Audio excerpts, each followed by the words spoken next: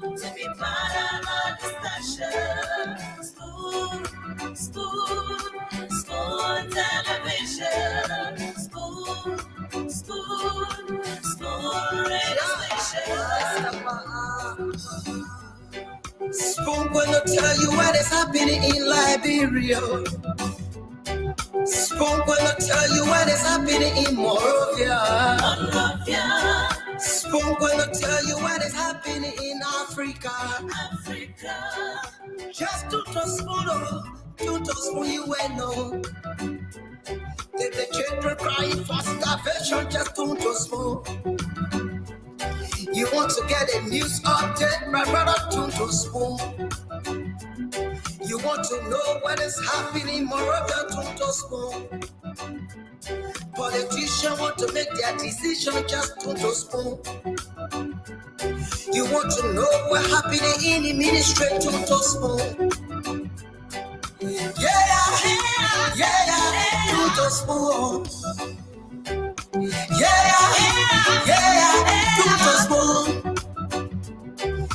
You from Funjama, Maryland, to spoon. Yeah, to spoon. If you eat keep my congratulate my brother, to spoon. You got a spoon TV, you got a spoon radio, to spoon. Yeah, to spoon. What? Yeah, Rastafari. Kilibamba.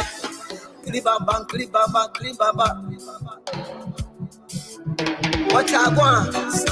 Yes, what you got today? Spoon TV. Yes, what you got today? Spoon TV. Spoon.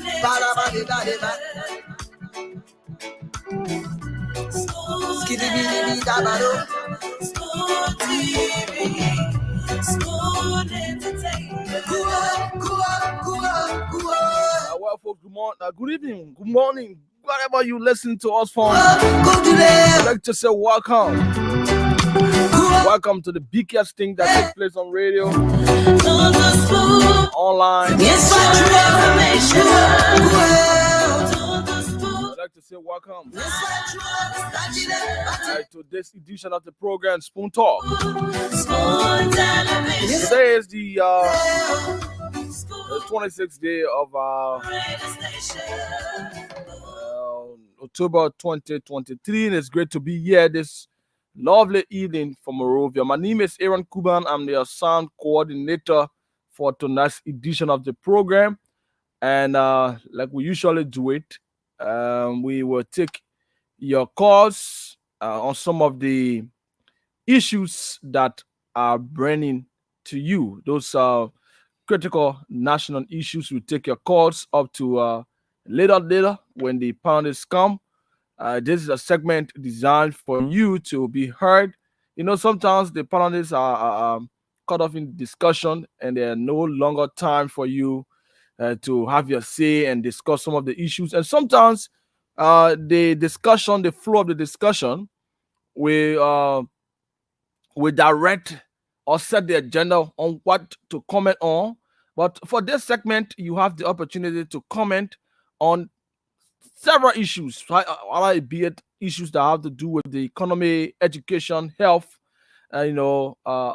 social related as well, political, and all other aspects of life. You have the opportunity to comment on them.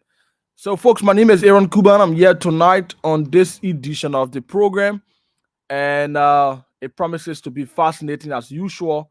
The panelists will come here. There are lots of things already being cooked in the kitchen, and obviously they're going to be dished out here this lovely evening from Congo Town, from Spoon House. So let's take your calls now. We will take calls from across the globe, including Liberia, and let's see if we can pin this number. Yeah, for those of you who might want to call us on this number here, we will pin this this number here for you to call and be live on the program too as well. And so we will take calls locally on 0 777 That's 0 0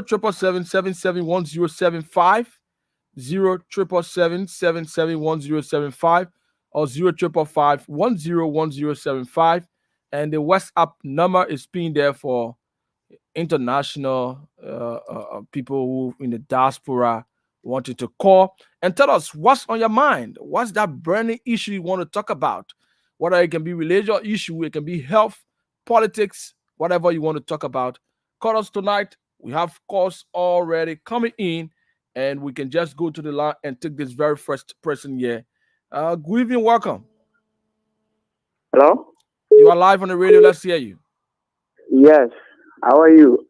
I'm fine, thank you. My name is Joseph. I'm calling from Mambagle. Go ahead, Joseph. Yeah. I want to appreciate the panel or the radio for your good job doing for us. But actually, my point this evening got to be with the panelist guy on our studio. I can be preaching concerning about the ruling party. This radio is just, like for instance, he was there as position. Now the way he gets in to be preaching for ruling party, it really break my heart when I hear him talking some things that are in place. Is that what? You said you get boy your heart when you hear he talking in favor of the CDC? Yeah, it can really break my heart. I thought the CEO has made it clear that this radio station belongs to Liberians. All Liberians is for Liberia and not for a single political party. I thought he has made that clear. Despite their political alignment, he has made that clear that this radio station is for all Liberians. Yes, I understand, but okay, thank you. Yeah, I understand. Thank you for understanding. Thank you, my brother. Okay, thank you too. All right, let me take this person here. Hello, welcome. Yeah, good evening. I'm Saki calling from Togo. Go ahead, Saki.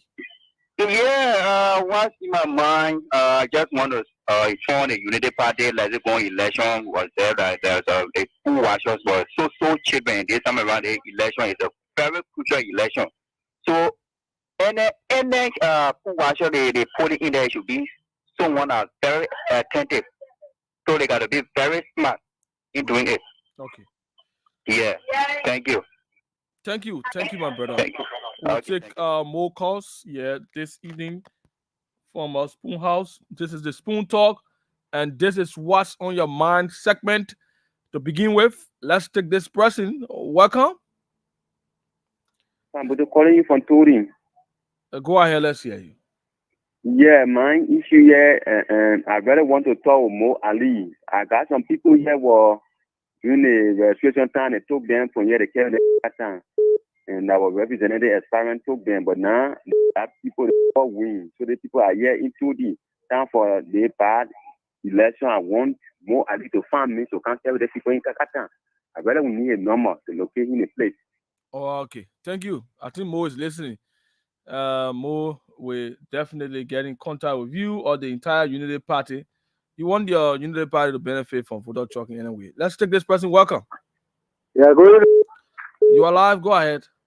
My name is Andy M. Siaka, and I'm from Johnsonville Township, and this is my debut on the show. Thanks for joining us today. Go ahead. It has to do with Madam Konglowe. Okay. She does criticize the Coalition for Democratic Change and its government. And today, seeing her endorsing people, it proves to me as a Liberian that today there are people who believe only in themselves. They just don't believe in their country. Their interest is just about they and their families. Today, you criticize this regime. Today, you hate this regime. I just want to say, do what is necessary for your country, what your country can do for you. It is what you can do for your country. Thank you, my brother. Let me see if I can take this next person. Yeah, welcome. You are live. Call on this line. Let's hear you. Hello? Hello, yeah, go ahead. How are you? Go ahead. Yeah. I'm Abu A. Kaba. Hello? Go ahead. We're hearing you. Go ahead. Yeah, brother, are too short we using for going to parliament. Okay, go ahead. So Ali see what Benin looking at. So he had dropped the system already that will not be seen now. At least they will not come a mail watch for the donation of the voted media. I'm not ready to get to you, but what are you saying? They're not supposed to do the sooner. That tomorrow we can use money there and there. We want to soon talk for us to be monitoring a view. Oh, okay. Thank you very much. I think they are also listening, and let me take. Too short of that. All right. Thank you. I understand. Well, Mr. Dwalu is already here. Mr. Dwalu, good evening from my end. Okay, so I think Mr. Dwalu wants me to take more calls. Yeah, sure. Take call, Aaron. Welcome, brother. Okay. All right, so 077 just 0777 771075 5101075. Good evening, welcome. Good evening. I'm Magic calling from Pakistan. Okay, go ahead. Yeah, what's on my mind is that I believe one of the mistakes United Party made was when Georgia went to the Southeastern, then in your hometown, and people said they wanted a rescue. When I received rescue, the Honorable Joseph Human Worker was to try by all means to get there. And then it was easy for CDC to tell the Southeastern that you see the rescue people say you want, they are not come here, they are found you people when you win, they'll do the same. Go around, I urge the United Party to do everything possible to get to the Southeastern. Okay, thank you all so much for having us say on the program tonight. This is Spoon Talk. We do this up to little when the entire thing arrives. Welcome. Hello? You are live on the radio. Go ahead. My name is Blessing Alexander, calling from Lower Margini. Okay, go ahead. Okay, I'm 100% Seditian, and I want to urge every Seditian in Liberia to actually vote for the right, vote for change, because our standard bearer have lied to us, steal us. So we're not going to look at faces and say, yeah, I love this man, so let me put him back. We have to vote for our children. We have to vote for our children's future. So we need to change him and put another person. And after fifth that person do well, whether it will be Joseph Brother or any other person, we change that person again and put another person. We will not allow for Joe. We have to marginalize our right, our children's right in this country. I'm 100% citizen. Nothing can change me. But I'm not voting Georgia. My husband will not vote Georgia. My family will not vote Georgia because Georgia is a liar. He lied to us. He's a damn criminal. No. You gotta be careful now. Let's take this person here. Welcome. You are live. Hello? Yeah, go ahead. Yeah, I'm Daniel F. David. I'm hearing myself in the back. If you can lower the radio, it will be disturbing. So Okay, all right, thank you. okay, All go right, ahead. I already lowered my monitor. Yeah. All right, I'll say I'm Daniel F. David calling from Riverview County. Okay, go ahead. I really want extending this message to Big Brother Fagon for him to come back here on the show. So I'm really missing him. Yeah. So anyway, yeah. So let him come back on the show. Okay, Eugene Fagon should come back on the show. All right, thanks. Let's take this person. Good evening, sir. Sorry? Good evening, sir. No, I say I hope more people from the Southeast can call. Okay. Yeah. Are you there? Yes, I'm here. Go ahead. Okay, I call from Lower Margini County, and my name is Daniel E. William. Okay, go ahead. Look, I just want to say something to all the Unity Party partisans. From what we are hearing and from what our eyes can see, these guys are coming with the money. The money will come, but grab it, eat it, and give them red cards. Only if this country was my private farm, I would tell you that for a president to get second time in the country again, it will be very hard. Because from all indications, it has been proven that second time is not good for our country. Ranging from Manasseh all down the line. So we should not give President second time. We should vote for JMB, and the same first round, it must continue in our trash. Thank you, my brother. All right, thank you for calling. Let me take this next person here. Welcome. Hello? You are live on the radio. Hello? You are live on the radio. Go ahead. Yes, all my concern is to Dwalu. Let Dwalu know show. Let him tell him what the problem for using for what benefit using for what now account store show. Let Dwalu media to you Dwalu. Really clear out man why we really making it for what now account because the thing that happen and let's be back what left for what let me think.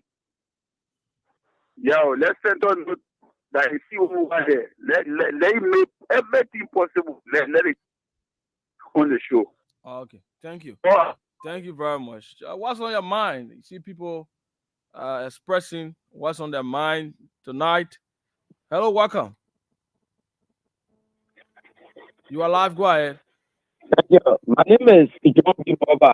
I call from Nipple Street. Okay, go ahead.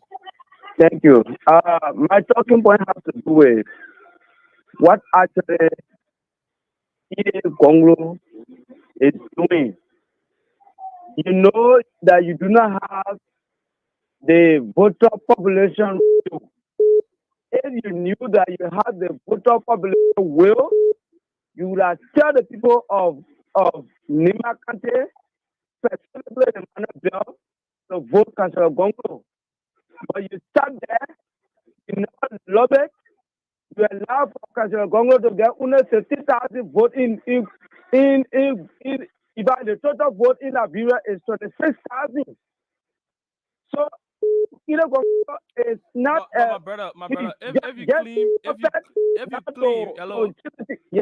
if you claim this woman does not have the number, what should you be concerned about how pleasant support to the city? No, it should not be your concern. I was supporting because I said, Gongo. But I expect her for us to go according to the agenda in our plan. But now she chooses to go to the side that we all criticize. What is the way that it is? You could tell people, especially other people. Why is it going to tell people? All right, thank you. Thank you, my brother. She's a big she can't be in a particular place. There's a problem for us that are taking. So don't see we're going to market and force to get up. Thank you, my brother. Thank you, my brother. Your voice losing you. Said, welcome. I told you to hold on. Just hold on a little bit, please. Yeah, Hero, how you doing? Go ahead now. You are live. How you doing, Hero? I'm fine. Okay, my name is Dube Nadube. I'm calling from the borough of Kutown. Go ahead. Yeah, I want to employ people on this particular program, but my concern has to do with the spoon, Canton. You know, when there are issues to be discussed, if I order a topic to be discussed, let the topic be discussed after the other one can come in. But Stanton will keep wanting over like the last night. You had the endorsement of either Gongo where, you know, you're keeping on wanting the questioning existing. And you know why there was another topic that was there to be discussed, which is how they call the Beson Pine on an endorsement. But Startup just keep wanting over, you continue to ask, then you go and ask the same old thing. I mean, sometimes you can lose the essence. And sometimes Startup to please give chance to those that on the panel, let the panelists express themselves. Thank you very much. Thank you very much too as well. Thank you ever so much. Let's take your calls up to 8:30 and I'll turn it over to Mr. Dwalu. Let me take this person here. Welcome. Hello. You are live. Go ahead. Good evening. Yeah, good evening. Good evening. Yeah, this is Pizarro Copa. I'm calling from Greencool to be specific those ones. Okay, thank you. Go ahead. My issue has to do with someone saying why Mana Ide Gongo have to give her support to CDC. Okay. You know, sometimes back, the same Spring Jersey was supporting, we did the party today was supporting let me say, he was against Joseph Yuma Boaka at the time. Even Jeremiah Fanku. And today they are supporting Unity Party, but no one has problem with it. But if somebody giving their support to CDC, then nobody have problem with it. I'm a typical nobody residing in Green Cook. And we will give a support to CDC, and CDC will win this identical election. We are waiting to vote CDC everywhere in Liberia. Even we, the Nibarians that are based in Green Cook, we are in high gear to give our support to George Manos. We are, because we know what he's been doing and what he is about to do for Nibari. Thank you. Thank you ever so much for having us here on the program. Let me take more calls from this line. Hello. Seems like, okay, welcome. Let's hear you. Yeah, my name is Musa Kone. I'm calling from Habel. Okay, go ahead. Yeah, chief, my call concern got to do with what we're heading to now. For me, I call to recommend to Nana, Yale, our CEO, we are sent on. Yeah, you see our best to tell the opposition for any on the land now, because that man are defeated are speaking in a land of our discussion. It really bringing serious discussion for our people. The time also to take to educate our people now. Do you believe or agree with the things he's saying? Is it those things are they true? What?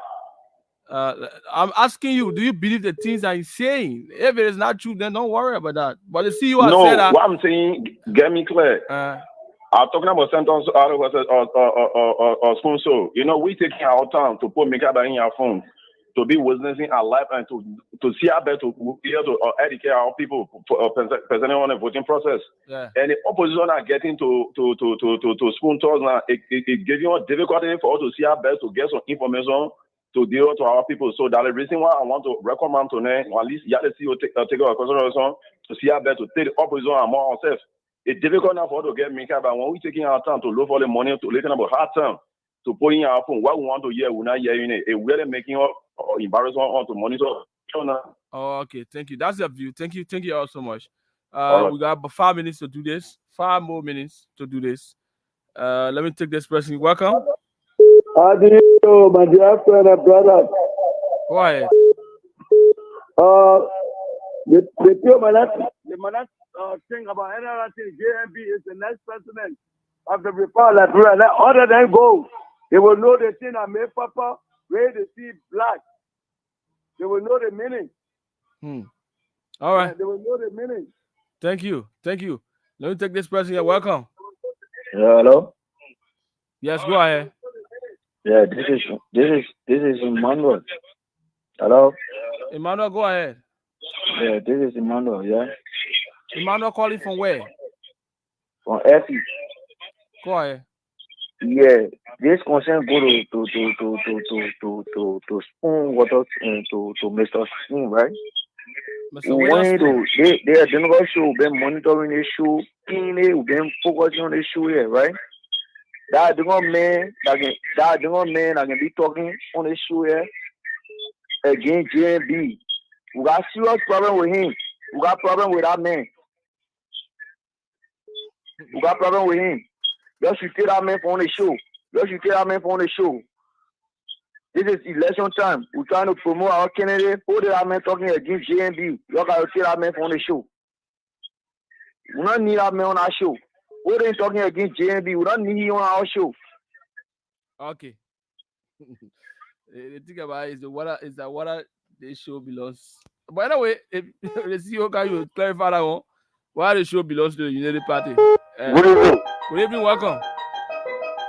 I am Ture Aliyu calling from River G. Yeah.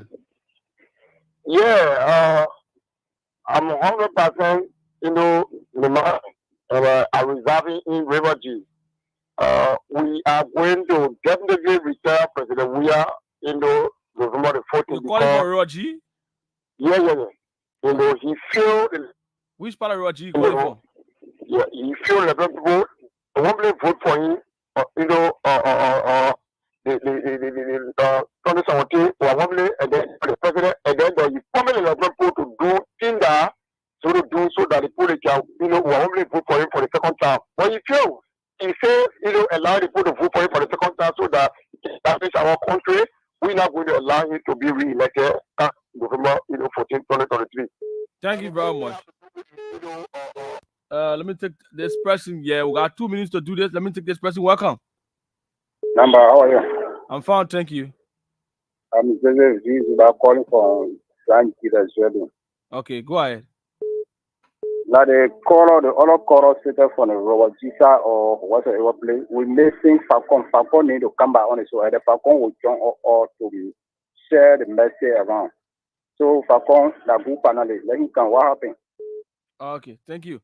Final pressing here, then we go to the panelists.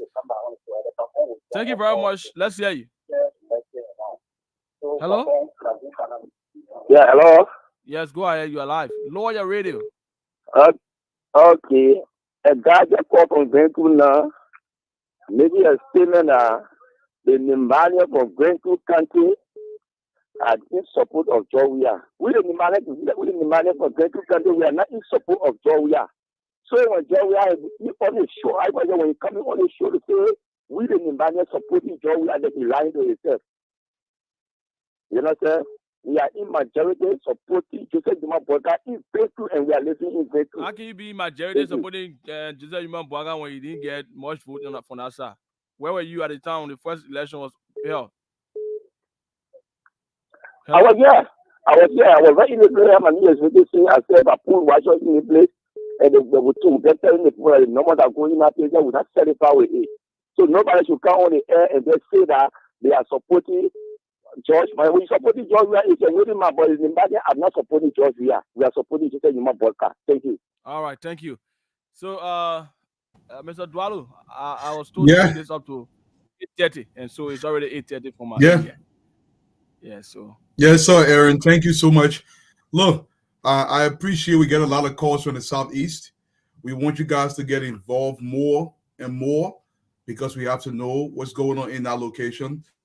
But I want people to rest assured. I know some of you are worried about Honorable Fagon coming back. We've reached out to Fagon. I've called him more than 10 times.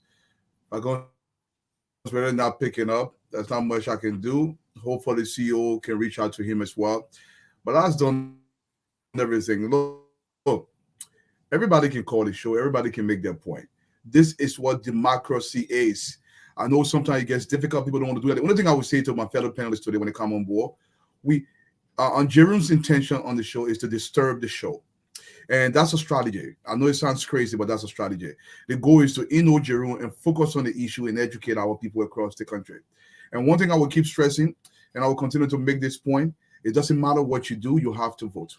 CDC agenda is to discourage the vote because CDC believes that if they discourage the vote, it increases their chances of winning, which is not true. But our people must vote. You have to remember, you cannot sell your voting cards. You have to do every single thing in your power to make sure you vote. And remember now, if you voted in the first round, you must vote again. But you are on an obligation, a political obligation, to find 2 people who did not vote in the first round, to bring them along with you so they can vote as well. So we have to vote. All you can do in this election is to actually vote. You vote. The UP organization has employed different measures, different mechanisms to make sure the votes are protected, to make sure there is no possibility in a way, shape, or form, all the malpractices that went on in the first round happens in the second round. And another person calls, say, listen, there's a lot of children at these polling places. We are hiring people that are adults, grown men and women, responsible men and women, to go to these polling places because we know how important this is. It's very important. In the Southeast, every single precinct, every single room in the Southeast, there will be somebody there across the country.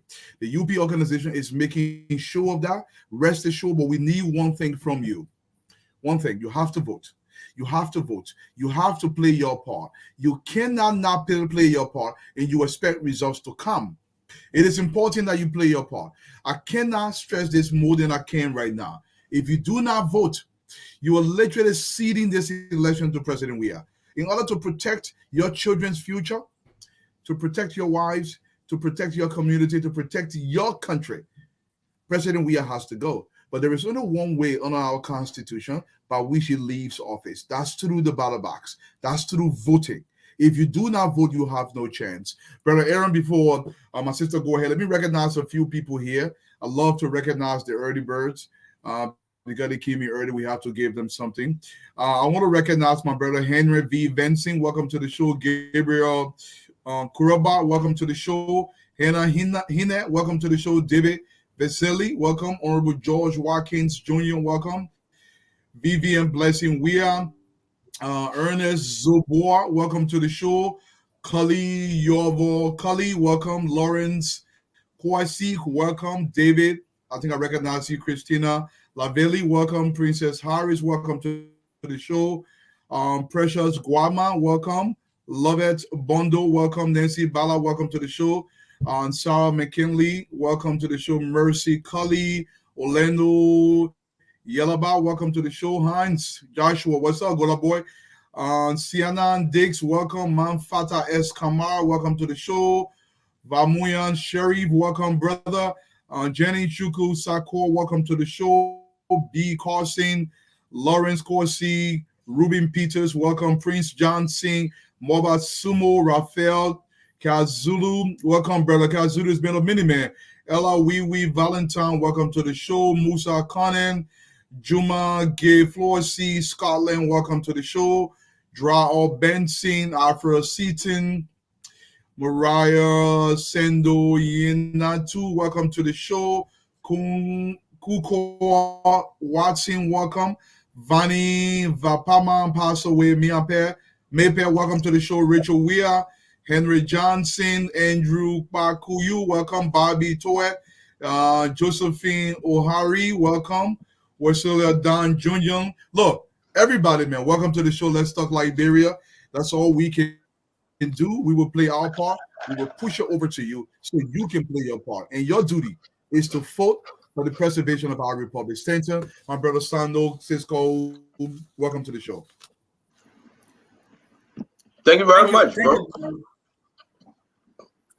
Thank you very much. Are we on? Test the mic. 1, 2. Yes. DJ Blue. Oh man, my man DJ.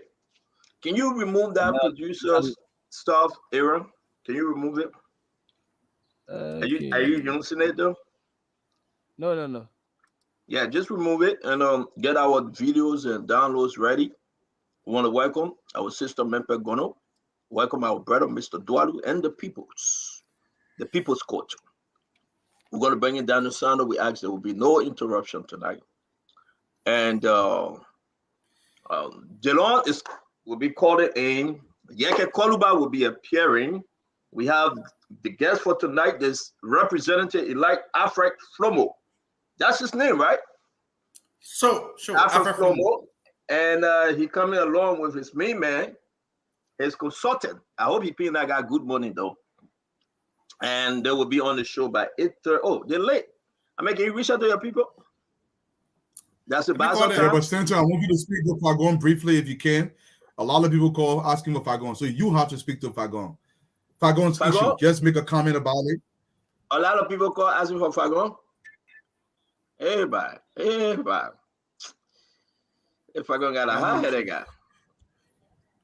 I got hot headache. He said Stanton, they're in the background. What? No, they are not, bro. I'm looking in the back. So you not.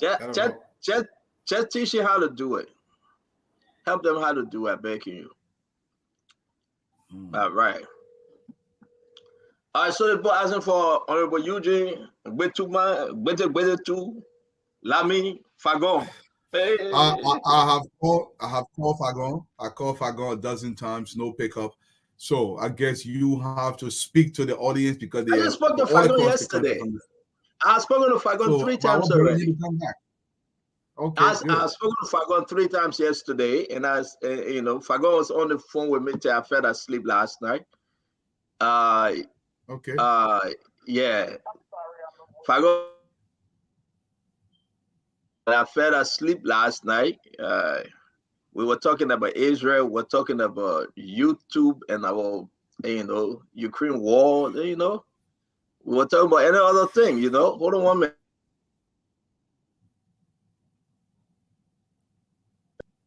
What's up, brother? My man. Dwalum say I'm gonna check on you. He calling you, not picking up your phone call. Dwalum call it. My man, I just wake up. Dwalum call it, sing them up. Guadu, what happened with your other phone, my man? That one phone you get? No, I have my SIM code number. Dwalum say he call you, only female you answering to. You're not answering to any of the mail. Why? And the main phone number, the last four, that 4389. Only female you answering. I didn't answer I see no missed call. Why I call you back? I mean, you didn't see my own missed call. Oh, you see, the people know that I told you that I asked you. My person, you see your missed call or you very well? I know. Maybe number calling different number than my phone. Now your number. I got history. This man again says that your number should not text you, should not call you. But yeah, my man, your people asking for you. Yeah, now I'm talking to Fagon talking you all right now. Fagon will come on the show. You're waste more, you'll come.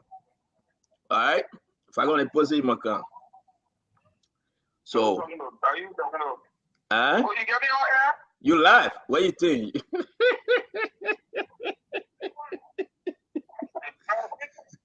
You are sleeping? All right. Amen. But check that stuff we took care of it. Amen. Let me get off. Hold on 1 minute. Let me get off. I'll go ahead, take care of the show. Let me talk to the guy. Dwalum. Yeah. Hello, Sando. Welcome to the show, Fadiga. And my sister, Nape, you want to do your first 2-minute intro? Yeah, thank you. Yeah, thank you. You can hear me, big brother? You can hear me now? Yes. Good afternoon to all of my panelists, esteemed panelists. I'm always happy to see you here. Thank you to all of our listeners. Thank you, big brother, for sending shout out to them because they were so loyal. They always here before the show can even begin. So we appreciate them. Today was on my mind. A lot of good things. I've talked to the people on the ground.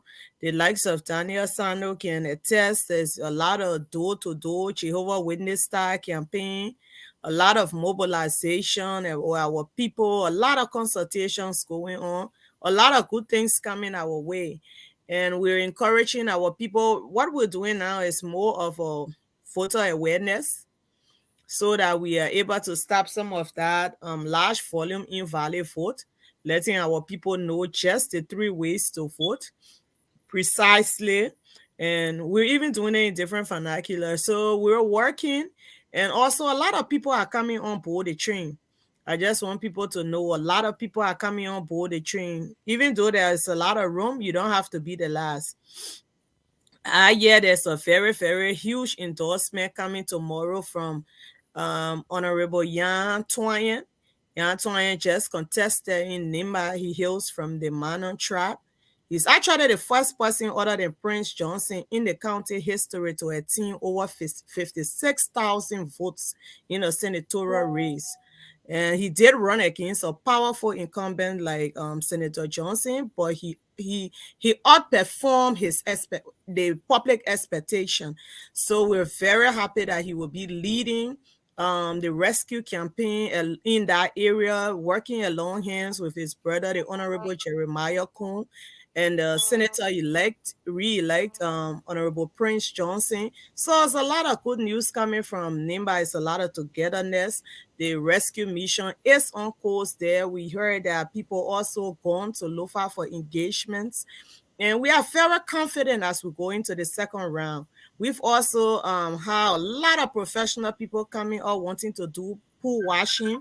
We are encouraging them to precisely vote in the morning, and they can still be pool washers. So a lot of good things are coming along our way. But this is what I want to advise my brothers and sisters in the opposition.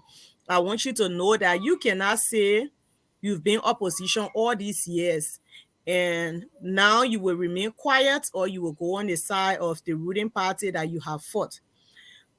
If you are opposition, it means you are opposed to something. And sometimes your neutrality, your quietness, it only helps the oppressor.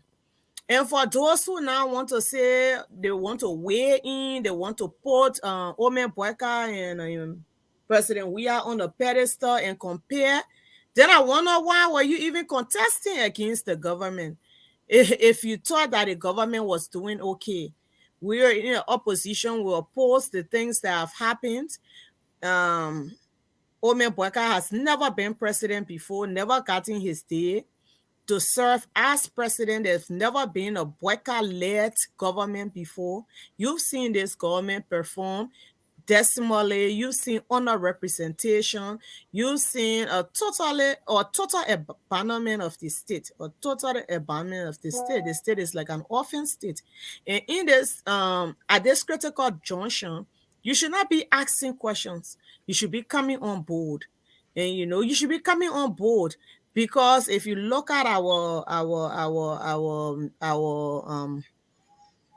mandate as a party, or if you look at our platform, it encompasses all of the things that you want. So we're asking you to come on board. We're telling you do this for the Liberian people. Forget Omen Boyka. Forget what myth you've heard of him, what beef you heard of him.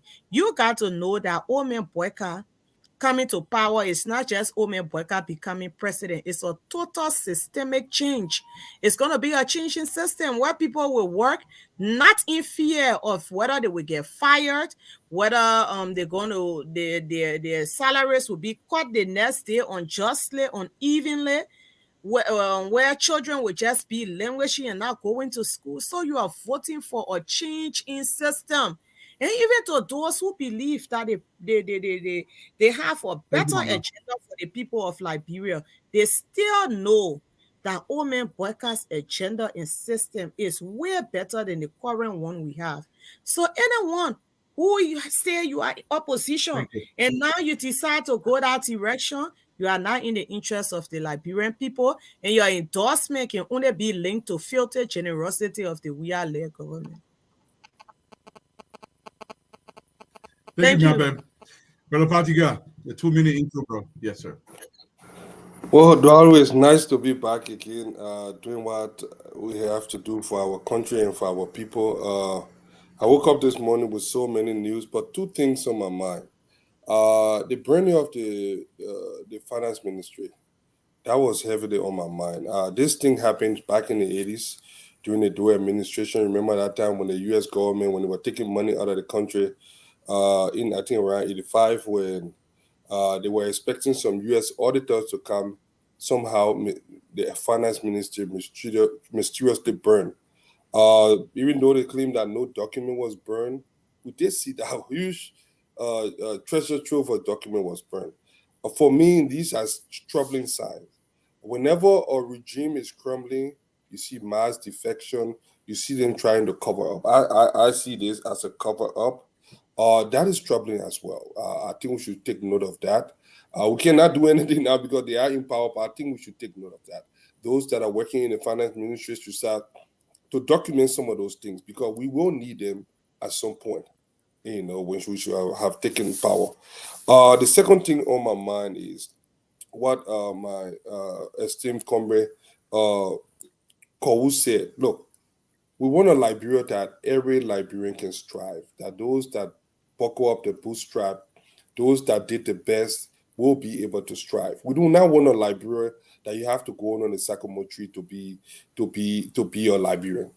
You do not have to be a we-ashamed to be a Liberian. Look, I've heard countless stories of people that never work a day, that never, support the Unity Party, but was able to serve in government. So many countless stories. One of the stories that I heard a couple of days ago was this Vanyaba from the Ministry of Foreign Affairs. This guy used to be an elevator operator. And as this person was telling me his story, he used to come in, the foreign minister used to come down, and he would be wearing all these CDC, something, arguing with people that, oh yeah, we will beat you guys, man, and nobody bothered them. Liberians didn't have to fear. People didn't have to be threatened that they would lose their job. Now they are going to a ministry. Yeah, this one year, they went carry a whole list to LRA saying that if you from Nima, you will not be able to vote. They started up again, going all around targeting people. civil servant are afraid. They came with a rest list that if your name was in certain government agency, you will not work. The government spent thousands of dollars, millions to send people outside the country to be educated. These are career civil servants. They shouldn't lose their job because we changed power. Why did we spend all those money? But people now feel threatened. So, when I think about the current situation in the country, I just pray that our people should go to the ballot, the polling places, and something. And then lastly, I want to talk about the invalid votes. What I noticed, the numbers came out today. I will look at the numbers. The invalid votes is consistent with what we have been seeing over the years. What we need to do, when I look at the numbers, what it tells me is that we need a lot to do with voter education. Honestly, it's consistent with the lack of voter education. So we need to do our part. The Kawu said we need to start reaching out to different people. We need to carry those ballot paper. Start educating the people using those ballot paper. Like, this is how you're supposed to vote, and this is what you're going to be doing. What am I talking to my man? I mean, Jay coming eating. No, Jay coming. I think on the show. I'm waiting for you to tell who you're supporting today. You think I turned it over to the sound now. Because of who I supported, a lot of people coming around. And Fagon said he's coming on, by the way. So but listen.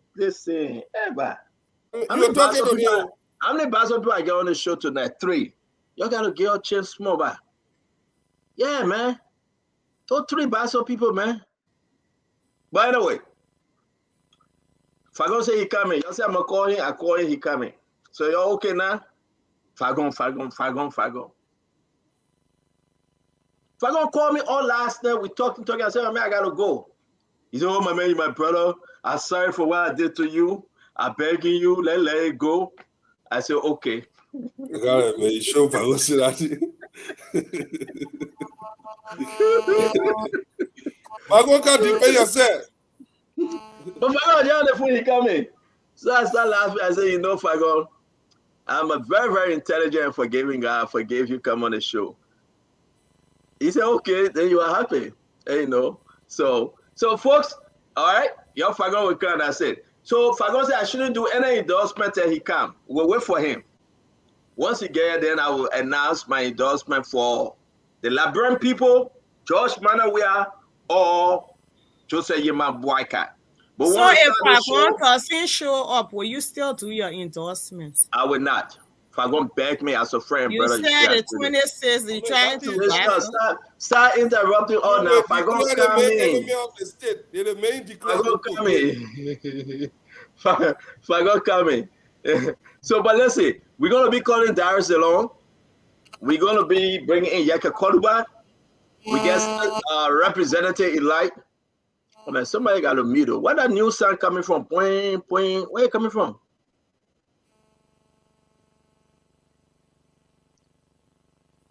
Aaron, can you come on the show? Yeah, like something going near. Maybe that is studio. Somebody's cell phone. It's from you, Stanton. Yeah, it's not from me, brother. Brother, you always put it on me. It's from you, Stanton. Yeah, because you're the only person that I'm muted. Aaron, if you mute yourself, I will not be having this problem. Don't fatigue. I think stop. Aaron, you got anybody coming in studio, Aaron? Yes, that's what we were told. Okay. So, can you take that person off the set? If the person comes, then you can bring them back. You can bring the screen back on. Okay, I'll do that. Okay, I've done it. Yes, that's the problem. I don't think that person coming. So leave it like that. Now, you guys hearing anything? No. So because Aaron have another computer up, that's the interface. Duado, you are wrong. You wrong me, Duado. If you guys continue to pick on me, I will leave this show like I'm going to leave this show. You're looking for one other important check. Get rid of him. So I want to say welcome to the show, Abula Mame. Welcome, Don Fadika. Welcome, Dan Osano, my brother. Mr. Dualu and the people, Mempe Gono. Maybe I look that you're the only woman with us tonight because Aunt Jemima, she lost her voice. She's now too well. We wish her well. Fatima asked to come on the show, but AB said Fatima shouldn't come. You know that story. I'm not getting there. I don't know. AB, he called me. He said, my man, you're getting her in trouble. Don't bring her. And how you call our own daughter is working today, Dr. Chinwe. So therefore, you want among all these men. We want to say you all are very welcome. Thank you for joining us tonight. We are pleased to have you. You've been asking for Fagon. Fagon is getting ready. He's going to join us. We will be placing a call to Darius Dylon. Darius Dylon said, before we get our guests for tonight, Daniel Sandro, are they working on it? Are they looking good? They are good. They were just in the background, but then Aaron took them off, so they're trying to re-log in. No, the thing is that they are not going in studio. Are they going in studio? No, they're trying to log in from where they are. Okay, what's the name coming up? Momolu Johnson. Okay. And Alfred Flumbo. Okay. So are they coming together or separately? They will come separately. Okay. So we're bringing Momolu Johnson first. Once he show face, he's not up yet, I can see. So, folks, we want to say welcome to the Spoon Talk. Thank you for joining. It's going to be a very beautiful show today. Dylon will be joining us by way of the phone. Yeke is coming. We have sent the link to Yeke. We're going to talk about what is happening at the Capitol building. Today, you saw Samora Wodokori, who was kicked out unprofessionally, presenting himself as a deputy minister, no document to show, coming to lie to the Liberian people that, guess what, Dwadu? The man said they started to pay the county development fund money. They said, but what the document? The man said, I'll bring it back next year. What the hell going on, folks? Dodo, I don't even want to do an intro. You know, we don't with the intro. No, I haven't done my intro yet. I know I'll bring you guys in, but you came late, so we're not doing intro with you. We're just going to the conversation. I've been here ever since. Yeah, that's true. That's true. According to the rules and regulation, if you go and come back, you're late. But anyway, we'll get to you, Brother Sando. Yes, the fact, Duadu. The man walked in there to tell the Liberian people that we're giving you guys county development funds. But he carried no documentation, not one. Duadu, where in the good heaven George Manuel would take such a man to be a deputy finance minister? And then he want to promise the people to say, I will come back with this document, Duadu. Look, I want people in the Southeast to listen to me and listen to me very carefully. 6 counties in the Southeast. Your money was stolen by President Weah. Samara Wolokoli did what he did because he realizes that the legislature, most particularly the Senate, will not do anything to him. And they never do anything to these people. This is not the first time, second time, third time. Samara Wolokoli knows exactly what's going to happen. Next week, when he comes back, he will tell them, listen, because of the fire at the finance ministry, we are still gathering some of the information. He will bring 2 sheets of paper and show this to them. The county development fund for the last 6 years has not gone to any county. The southeastern portion of Liberia is suffering massively because President Weah has taken their money. He used this money on himself to travel across the world to ride private jet to buy himself a $500,000 vehicle, and yet and still, they are taking their children's future and say, our son, if your son is destroying your own son's future, he's not your son. No man that destroys my children's future is my son. Tamara Wolokoli knows what he's doing. He knows nothing will become of this. The legislature, they're so spineless individual. They sit there, they're getting paid over 10,000 United States dollars every single month. We pay for everything for these guys, and they will not do their job. Why do people just suffer? And you're voting for President Weah after he stole it from you. Wake up, Southeasterners. Your roads not paid because President Weah stole your money. Somehow we'll call it facilities that. Stenson. No, go to Daniel Sanders. Daniel, man, welcome to the show. Let me welcome Abula, but talk to us, Daniel. This issue about this guy walk in, they're knowing very well. He's supposed to go and answer question. No regard whatsoever. And you're going to promise the people say, I will come back with people. Hey, man, where are we, Daniel? Stanton, I I have repeatedly said on this platform and other platforms that the legislature under George Weah has become like a cemetery. It only receives and doesn't give back to the Liberian people, except for a few people who try to distinguish themselves. They are standing up for the Liberian people. But let me say this. What we witnessed from Samora today is absolutely exactly what the CDC government has planned to continuously use the legislature as a ballot of people that can be manipulated, and therefore anything you throw at them, they will accept it. Ask yourself, Stanton, Senator Dylon has been pushing for the government of Liberia to present the list of people who receive payment for every year. They put in the budget payment to domestic debt. They cannot reveal that list. But you know the secret there? They have entered into cahoots with people, they organize their own firm, and they are rebuying this debt. And so therefore, they cannot publish the list of people who are being paid by the government of Liberia. Senator Dylon has cried for that list. But this problem about the legislature being so manipulated and sidestepped by the executive, you can blame individual lawmakers, blame the leadership. How many times haven't we seen Buffer Chimba come to the aid of Minister of Government? A police officer alarmed that a member in the lower house of the legislature is involved with drug dealing. What did they do? They invited a DA officer and began to harass her. And out of fear, she had to faint. And they rushed her out. But it's no joke that a representative of district number 13 is a known drug dealer, Edward Papi Flomo. Why hasn't the president seen fit to say, look, Mr. Minister of Finance, my government paid legitimate debt to Liberian people that we owe. Publish a list. They would not do so. The last time I checked, when Samuel Tua went and unilaterally decided to use the road fund money, what did they do?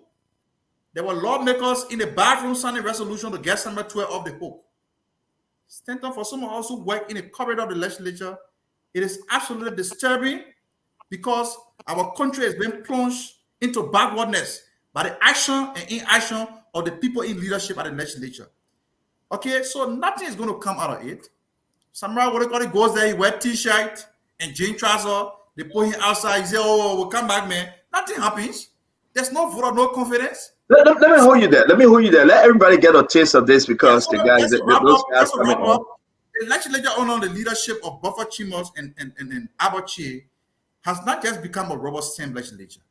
It has become so passive that nobody respects the first branch of government any longer. Imagine Samurai Wolokoni marching in there with t-shirt and jeans. Thank you. Throw it out, nothing comes out of it. Thank you very much, Daniel. Daniel, thank you. Fadiga, though, again, you know, this is nonsense. But I will ask you this question to add to what Daniel just said. Election is over. Those guys will be there for the next 6 or 9 years or whatever. You think these guys will work like required by the Liberian people, Fadika? Oh, yeah. Something will change. Honestly, if you listen to, I don't know whether you listen to the tape. If you listen to Senator to Snow, he says something, and I've not heard that from him for long. These guys have been taking the Liberian people for a joke. I think the Liberian people just punish a group of them. 50 of them will not be going back. And Senator Snow made mention of that. He said, look, 50 of our colleagues will not be coming back. And then he alluded to at least common money that 200,000 we couldn't pay those people. And when they called the fiscal superintendent, he said that they did not pay the money. These guys have been taking the people, Liberian people for a ride. They have been feeding George Weah thirst for wealth, his addiction to luxury. They have been using company money, the government money to pay for his lavish lifestyle. So something want to happen because the Liberian people, they speak. On October 10, they punished a lot of them. They fired a lot of them. They gave them red card. 50 plus of them would not be going back, including the chief the buffer chimmer that was doing nothing. So I think it's a rude awakening for a lot of those guys. They are seeing that the Liberian people are not playing. They are seeing that the people mean business, and this will even be extended to the presidency, the presidential election. So I think something is happening. The Liberian people are catching on to this. Look, everything that is happening here is to feed Georgia a thirst for material wealth. Buy, fly private jet, build condominiums around the world. That is why we need to rescue this country and take it back, because this is not going to stop. They do not. It's something that they have gotten accustomed to. For the last 6 years, we have had a laissez-faire legislation. So even the U.S. ambassador said it. You said money that they were appropriating for in the budget were not as little as 10,000 were not going out to those different agencies and government. Thank you, Fadiga. Guys, I'll beg you guys, just look at your own watch and look at the 2 minutes. We're begging you, please. Thank you, Fadiga. Let me bring in Mepe. So, Sister Gono, you too relaxed. You are on the show. Everybody watching you. No, I don't lay back. I'm on chair. So let me ask you a question though. This thing about Samurai, I want every one of you to watch this thing though. Seriously, it's very, very disturbing. Yeah, watch it. It's very, very disturbing. It's very, very disturbing. Liberia need to hear this. But talk to us, please. Yes, Fatiga couldn't have said it better that the legislature now, which is the first branch of government, they are so subservient to the executive. It's like they have no independence. And this is because of the kind of executive we also have. This is why we're encouraging our people to go to the polls and vote number 1. So we have a president there who understands balance of power. And these are just bad governmental practices. That's what I was saying yesterday when we talked about the LPP endorsement, where people don't understand why the former standard bearer will be sitting and the chairman is reading. We have a legislature who they feel they work for the president. They want a call from the executive. They respect the finance minister. Was it out on their show? We were talking how the finance minister just walked into the Senate session, whispering in the ears of people, and the entire session was off. So these are precedents that have been set, and what you saw today, Stanton. So today, now that we are at a crossroad with elections, maybe legislators are able to speak out. But it happened before to the Senate, the very Senate. And in that one involved the pro tem. But at the end of the day, these guys will understand that our government is not being run with class. They will understand that there's a new government coming soon that will hold people accountable, that lawmakers, the people themselves are firing those lawmakers. They are holding those people accountable for some of the things they were doing. It's just that they need to be elected. So it would take 6 years, it would take 9 years, but our people will get there. So, Stanton, that's not only with the legislature, that's even with the judiciary, where people feel they can just influence the court system. They can influence matters at the level of the judges, because you probably have also a southeastern leaning when it comes to our courts. But these are the things that we're fighting for to change. And the way to do that change is to vote number 1, vote Joseph Yima Boyka, come the second round. And he's going to send a message. His independence, his understanding of how government works. He has presided over the Senate before. And then those lawmakers now want to know that they have to work. Thank you very much. Thank you very much, Mepe. Thank you. Let me bring him up, Meme. Meme, I beg you, help us here, please. Yeah, to add to what he's saying, I just want to give this update. First, the Liberia People's Party had a meeting today, constituted a committee to work with the Unity Party and set up, activate our different structures across the country, campaign structure, to ensure that the decision we made yesterday as a party is not just a decision on paper. Our leaders, including the former standard bearer, will stand behind that decision and move from communities to communities to ensure we prevent George Weah from becoming president. I just wanted to say that. On the scenario in the legislature today, I think about 2 or 3 days ago on this show, we spoke about the deliberate intention of George Weah and his people to break down institutions and empower individuals, and use those individuals as power brokers across the country to maintain power for 18 years. What you saw happening today is just an example of the breaking down of institutions. Forget about Samurai Wolokoli going there with T-shirt and putting it out. They were trying to hide the real message. The real message is what Aaron Snow delivered. Counties across the country are not receiving their county development funds. From 2018 to today, the counties have been deprived of the resources they need. Because we raised the issue on the show, the government realized that they were making mistakes. They ran back and said, okay, let's go now and give them the county development fund. But here is the cash. They do not have the money in the bank to pay for the county development fund for the checks that they issue to these people. The checks are bouncing because the resources are not there to give to these people. So they put them under the impression, since we have like 3 weeks to election, that we're coming to give you county development fund. They issue them the check, they take the checks to the bank, no money in the account to cash the check. They're putting these banks under pressure to release the funding under credits.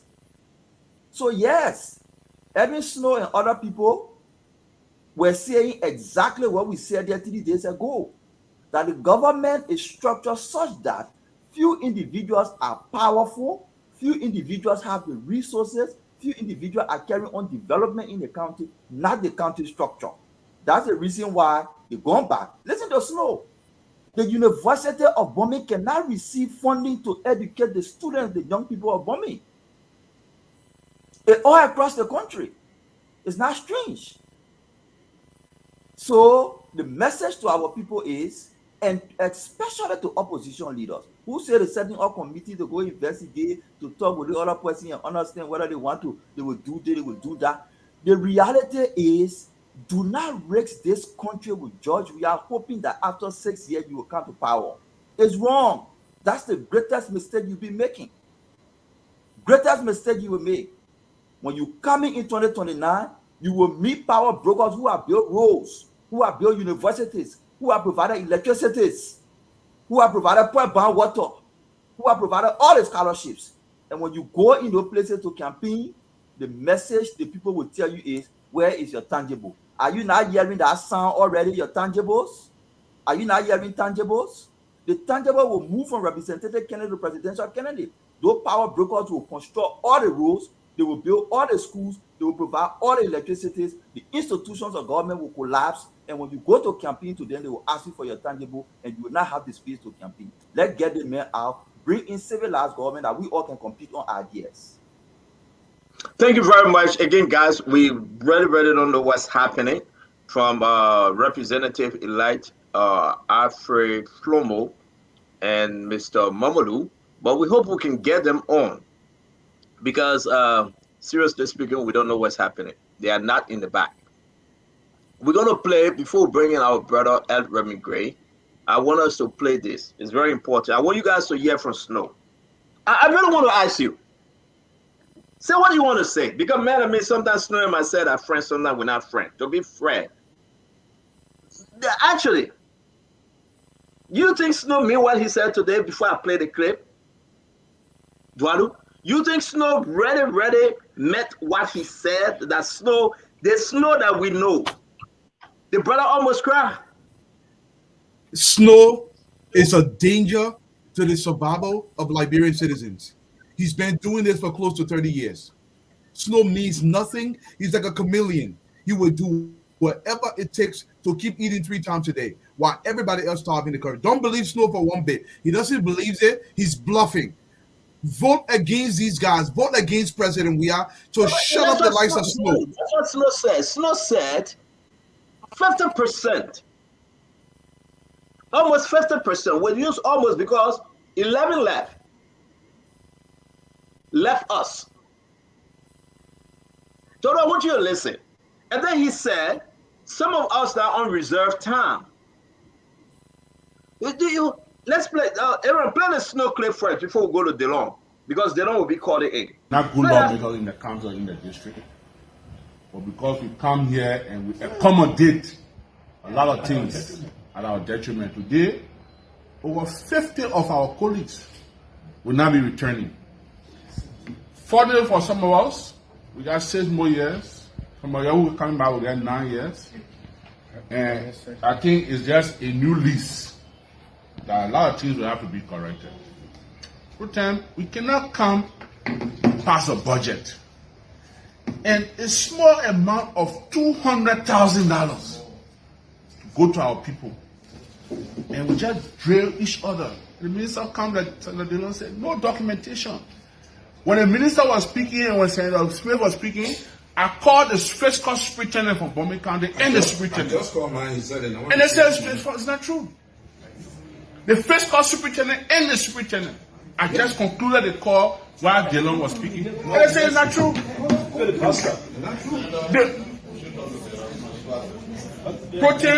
The Bombay County Community College, for example, they have been chasing. I've sent Mr. Wolo calling over 10 messages. Thank God he himself came here to open that school for students to go to school. We can't get money. Government subsidy. They just gave, the president just sent me a text. They gave $10,473 US dollar with 1.2 million Liberian dollars on Friday. The college went to the bank said no clearance, they can't get the money. When Mr. Wolokoli entered here, I sent message to the county health administrator to ask if they have paid the county health team in the Liberian government hospital. They said no. Amen, President. How much can how far will our patronage take us? How far, President? If you have election here, the likes of Senator Dylon and maybe Senator Prince only as usual and Paul Charles, they will easily be elected here. But those are always say, well, let's work together, let's break bread together. It's really hurting us, Putin. And I hope the remaining years or months that we have together, we can correct it. So I will close again by agreeing with Senator Dylon. I don't know where they pay this money. But the superintendent said he even went to the final ministry yesterday and told him they were fired there, so nothing happened. So the information, maybe 14 counties got it 100,000, but Bombay County have not received it. The information is not correct. So let minister either say the truth on oath or bring documentation or something. But pretend we got to stop it. The patronage has really hurt us in this legislature. Over 50 of our colleagues are going home. And those 50 are 50 that were, most of them, almost all of them, were working in similar direction. I submit.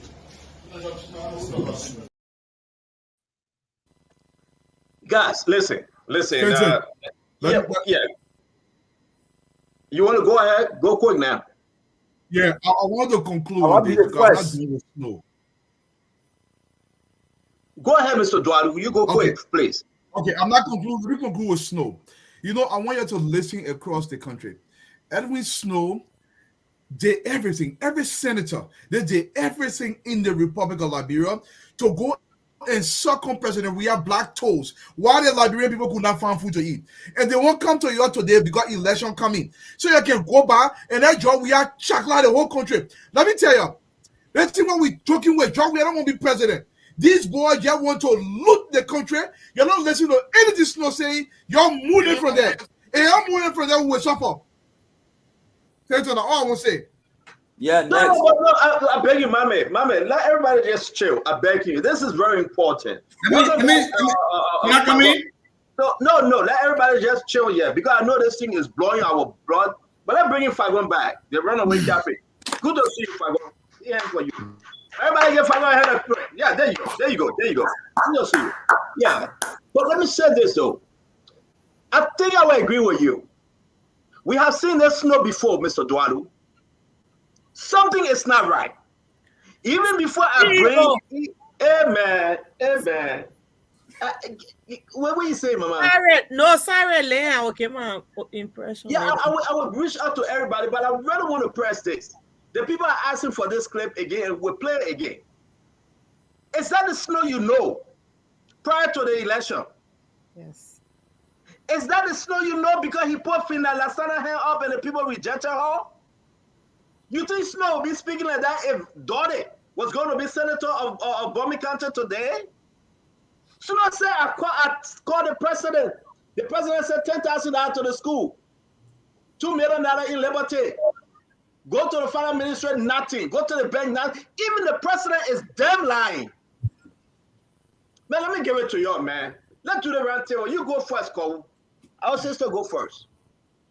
Well, what I see is looking at from a political standpoint, I think the United Party should be celebrating this. I see things falling apart. This man has been a strong political ally of the government. This man has campaigned and supported the government with play clips here when they were booed in bombing. So when you hear him sending a caveat out to his colleagues and saying that our patronage to this government has hurt us, that's why I want you to come to take into consideration. He's admitting that this government has failed. It has not done well. And most of our colleagues who did not return were people who acted in like manner, the manner of patronage to the executive.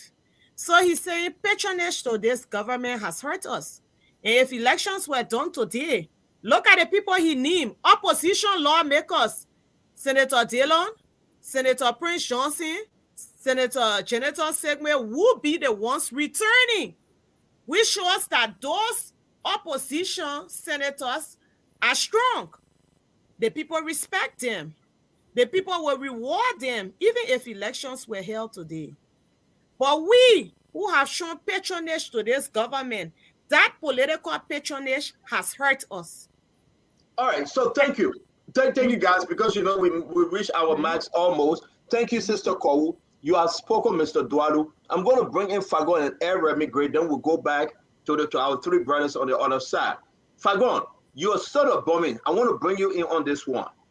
Snow is smelling something. I'm not going to put words in your mouth, but it doesn't look good. Even he had to reach to the president. He had to call the county administrator. The man said, we get money here. He called Joe Manor. We are getting Huawei and getting Vlad. How can Joe Manor we are take 10,000 from the packet?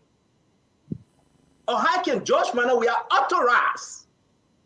Am I missing something, guys? But you talk to me, Fagon. Well, thank you. Good evening, lady. Madam Yape Gono. Good evening to you, distinguished gentlemen. Good evening to the Liberian people. You know, you guys are very important to me, and we'll continue to work for you. Let me go straight to the point because I know time is fast spent. I've been away for a couple of days. I think the Liberian people have put the United States on notice sufficiently. The Liberian people have put the EU on notice sufficiently. The Liberian people have put AU and ECOWAS on notice sufficiently. And by that, what do I mean? They've exercised patience in order to embrace democracy in the strongest possible terms. 6 years of misrule, 6 years of corruption, 6 years of drugs, 6 years of money laundering, 6 years of ritualistic killings, 6 years of extrajudicial killings, 6 years of underpayment that have led to extreme poverty, degradation, suffering, and if you like, redundancy in the country. And yet, they kept the 6 years because of democracy. They kept the 6 years because they were asked to maintain the peace, and they have done so. And so, to see that the elections were stolen in the first half, and they admit that the election was stolen in the first half. However, they're waiting for the second half. They will overwhelmingly go back. Seditions fired everybody that was from the CDC in Nimba. Everybody whose hands Snow put up as the CDC kingpin were fired. Go to any county you want to. At the end of the day, they said the legislature of 73, CDC 25. Those who did what they were supposed to do, the people maintained them. But Snow's confession that the patronage of this government has come to an end because it was costly, very costly, politically. Today, we see seditions at the party headquarters, booing and openly referring to CDC ministers and government officials as, quote, criminals and rogues. We saw the NTA set ablaze and every document burnt. We saw the Ministry of Finance, the office that houses what donor monies go and have gone for the past 6 years, burnt. And in our faces, the government say no document was affected. But we see the entire office charred. Irons melting, and you talk about documents in cabinet. Yes, I am from Bomi. I am proud to be from Bomi. But the people of Bomi said, Snow, you are no longer welcome here. And everyone that you have brought will be expelled. That's and all. Yet, we are waiting for Eugene L. Fagon to return under a Joseph Boakai government to have you recall. You will recall him? You will recall him. And I will give you the basis for the recall in 10 seconds. And that is... Wait, because we'll come back on that issue. I want to stick to this capital statement tonight. Somebody will have to give me the reason why Snow should not be recalled for leading a mineral development agreement that was to be rectified in the legislature and signing a memorandum of understanding giving $14 million away to the Western Cluster against the people of Bomi.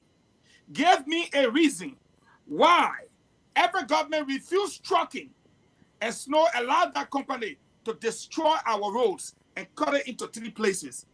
Give me a reason why that the company that came brought only 6 Indians, never even put a stake in the ground, used containers, old containers for offices. Give me a reason why they only brought 2 vehicles to take away $15 to $20 million a week.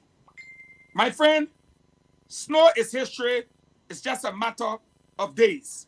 I want to hear more about that recall, but I will get back to you. Let me bring in the other guys, Fago.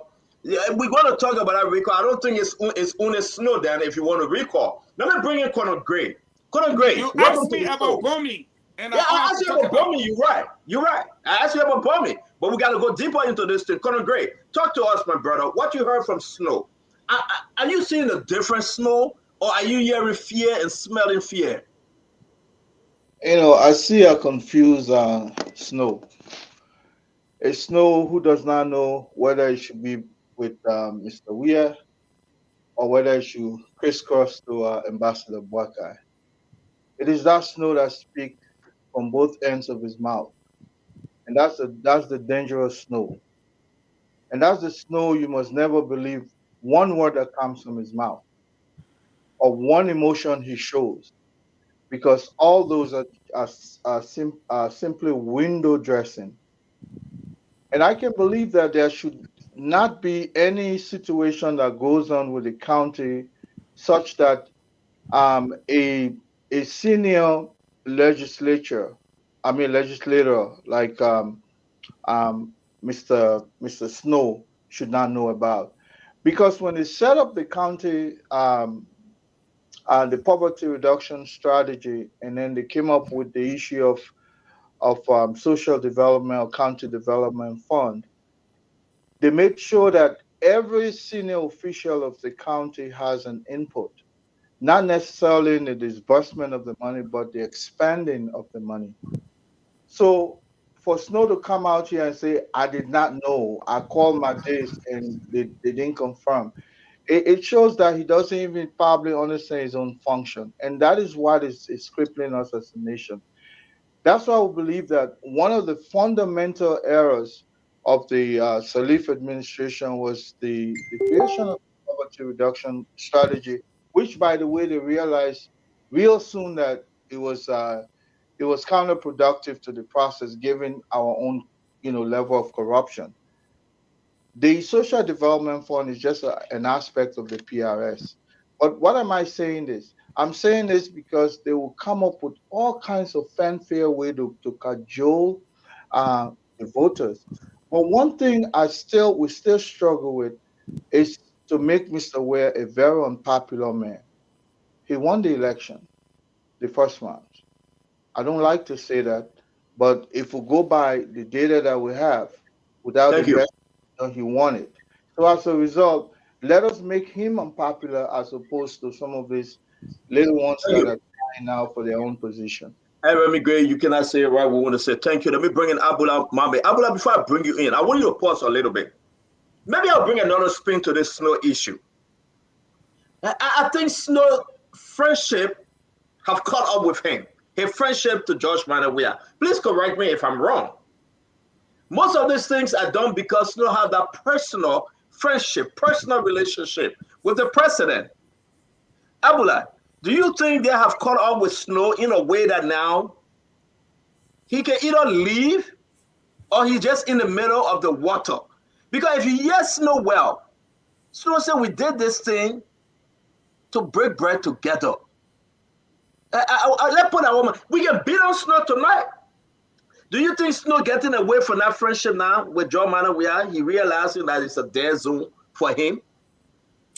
Two things, a lot of things happening, and everything the other panelists said, you can't rule it out of the puzzle. But what I'm reading is, and I want to add to the other analysis is, Snow is politically amputated in Bomi County. He has lost political capital significantly in Bomi County. So he's struggling for survival. He's on a mission to rebrand with his people. Prior to today, he joined the government, changed a mineral development agreement, and signed a bogus memorandum of understanding. He joined the government. They undermined the structure that was established, the institutions that were established in Bomi County. You see today, even the source of his information that government has paid money is the president of the country sending him text message. It tells you the extent to which these guys were successful in breaking down the institutions. That the president is sending him text message that they have made payment. But then when they went to the bank, no money was there. So the point I'm coming at is Snow is on a mission to rebrand. If he's successful in rebranding with his people, what will he do with that new brand? Will Snow go to the people and tell the people, oh, you saw I've been talking for you recently. I have settled with the president. We already agree. All the things that spoiled before we fix it. Going forward now, everything will be okay. So continue to support President Weah. Is that the mission he on? Is that the mission he on? Is he making these statements now, talking about the health workers' salary, talking about the education, the Bomi Community College, talking about county development fund? Is he saying these things so that he can go back to the people and tell them, oh, you see, recently I was talking for your business, me and the president settled everything, going forward, everything will be okay. Is he rebranding to sell out again? So we need to be careful as we use his statement as evidence of the system being broken down, as we use his evidence, as we use his statement rather, as evidence that nothing is working, as we use his statement as evidence that people align with the president to the disadvantage of the people, we must be careful that we don't elevate Snow to the point where he regained the trust of the people and then he trade that trust to Weah. All right. Again, you got Fagon and you got Abule here from Bomi, but we'll take our time because I'm putting into the chat room something that somebody wrote. Before I go to you, Don Fadika, then we'll come to our brother Daniel Sando. This is why they're telling Snow. I want you guys to listen and listen well.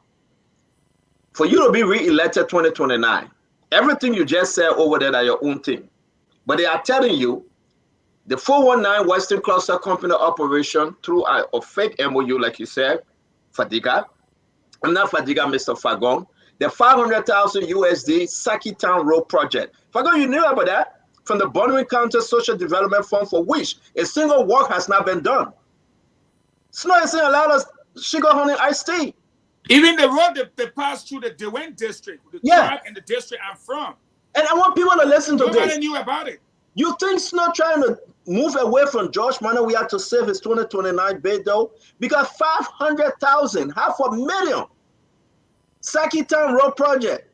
I think Abdullah beat me to this one. What Snow is doing now is cooking the soup to carry to the Liberian people and say, to the Gola people and the Dane people and say, Lord, listen, I talked to the man myself would tell and everything will be okay. The only thing if I holding their money said that November 14, right after the election, the man said you get everything. Snow cannot lie to the Gola and the Danes anymore. They made a decision, they've punished him, and they're waiting for the sitting new government to recall him. But the biggest thing that happened here is Snow saying we patronize the government. We did everything for George Weah. Look at Milton Tiaje today. Gone. Look at all the people then today. Gone. Everybody gone from here. They fire everybody. He know himself will be fired, but not by George Weah. He will be recalled. So like Abdullah said, what you saw Snow doing today, the man went to finance. They said they play point. What the project plays when they got to do with the people? No, that play is nothing. One more, then we'll go to the rest of the team because we have to move to Dylon. Dylon will be calling in. We'll bring John Fadika, Daniel Sano, who work at the building over there. He will explain further. Then we'll go to Dylon on a clip. Aaron, can you play this Snow clip? Ladies and gentlemen, I want you to listen and listen well. Take your side in this issue and tell the Liberian people, because you know why? Snow double dipping. Is he playing this game again? Is that the kind of Snow say, oh, then in the back he negotiated with George Manor Weah? But I'm hearing also the president is mad at Snow because of those remarks. He's extremely mad at Snow. I don't know whether it's actual madness. But Aaron, let's play the Snow clip again. Not good lawmakers in the council, in the district. But because we come here and we accommodate a lot of things at our detriment today, over 50 of our colleagues will now be returning. Fortunately for some of us, we got 6 more years. Some of you who are coming back will get 9 years. And I think it's just a new lease that a lot of things will have to be corrected. For time, we cannot come pass a budget and a small amount of $200,000 go to our people, and we just drill each other. The minister comes like Dylon said, no documentation. When the minister was speaking and when Senator Smith was speaking, I called the fiscal superintendent from Bonwin County and the superintendent. I just called mine, he said it. And they said it's not true. The fiscal superintendent and the superintendent. I just concluded the call while Dylon was speaking. And they said it's not true. The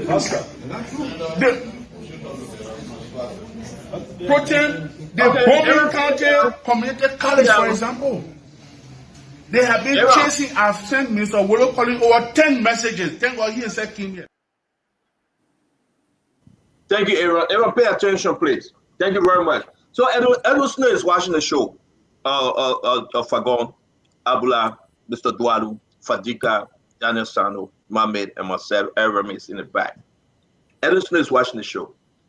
Edward Snow said, it wasn't President George Manor Weah. He said, please make the correction. It wasn't President George Manor Weah. The president he made mention of was the Bonwin County College president, not the president of Liberia.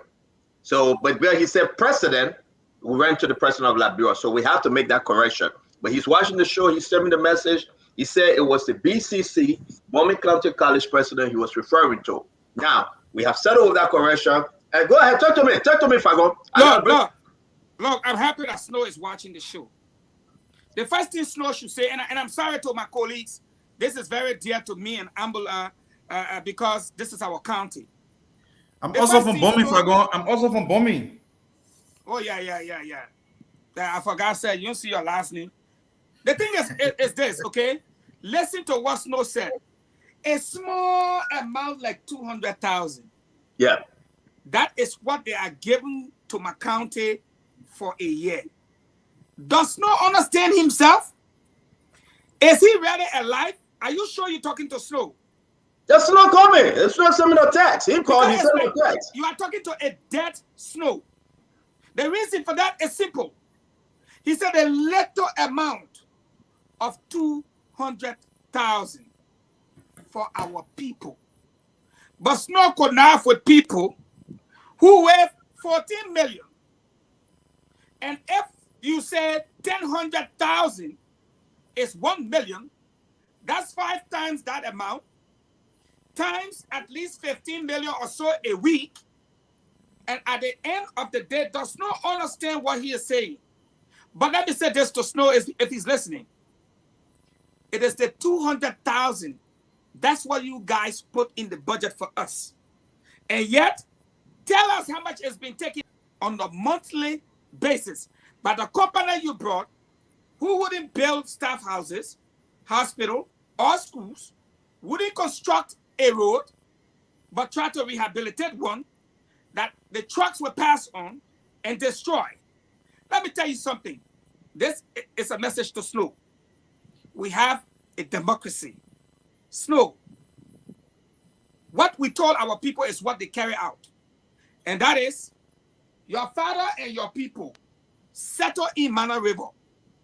Your dad was the school bus driver. Father Gary brought you down. You belong in the Basel Belt, but we say, come. You grew up among us. You live among us. You were no stranger to us. It wasn't a bad thing that we did for you to mortgage our county and its resources. The message I have for you, if we can change every single person that you brought to us, your days are numbered as a senator. Unless there is not democracy, you will be removed from our country. Again, let me say this, Fagon. Snow, you're welcome to join us on set to call in. You're welcome. This is the Spoon Talk. You know, something is shifting, Duadu. Let me bring in Fadiga, then we'll go to our brother Daniel Sano. Fadiga, something is shifting. Something is shifting. Election is getting hell. What we saw over there from Snow, I'm getting a friend for George Manor. We are. Stanton, election have consequences. That is why it is important that you vote. This is your power. This is the people power. During my opening statement, I mentioned this about Snow.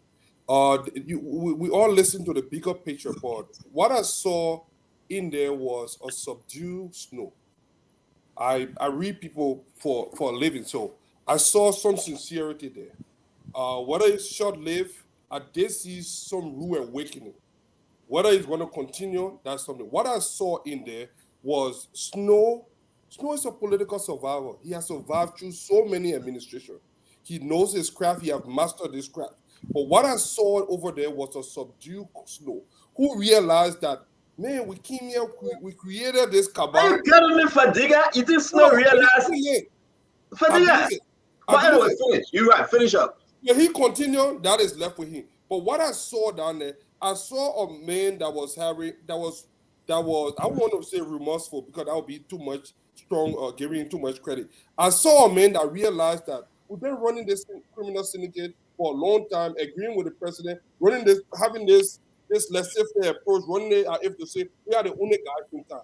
The Liberian people punish us. He made mention of 3 people in there. He mentioned Borchas, Senator Borchas, Senator Dylon, and somebody else he mentioned. And the reason he referenced those people, at least those people created some semblance of working in the interest of the people. What Snow was actually saying is that for the time that we have been here, we have been sleeping, we have been taking the Liberian people for granted. And look what has happened.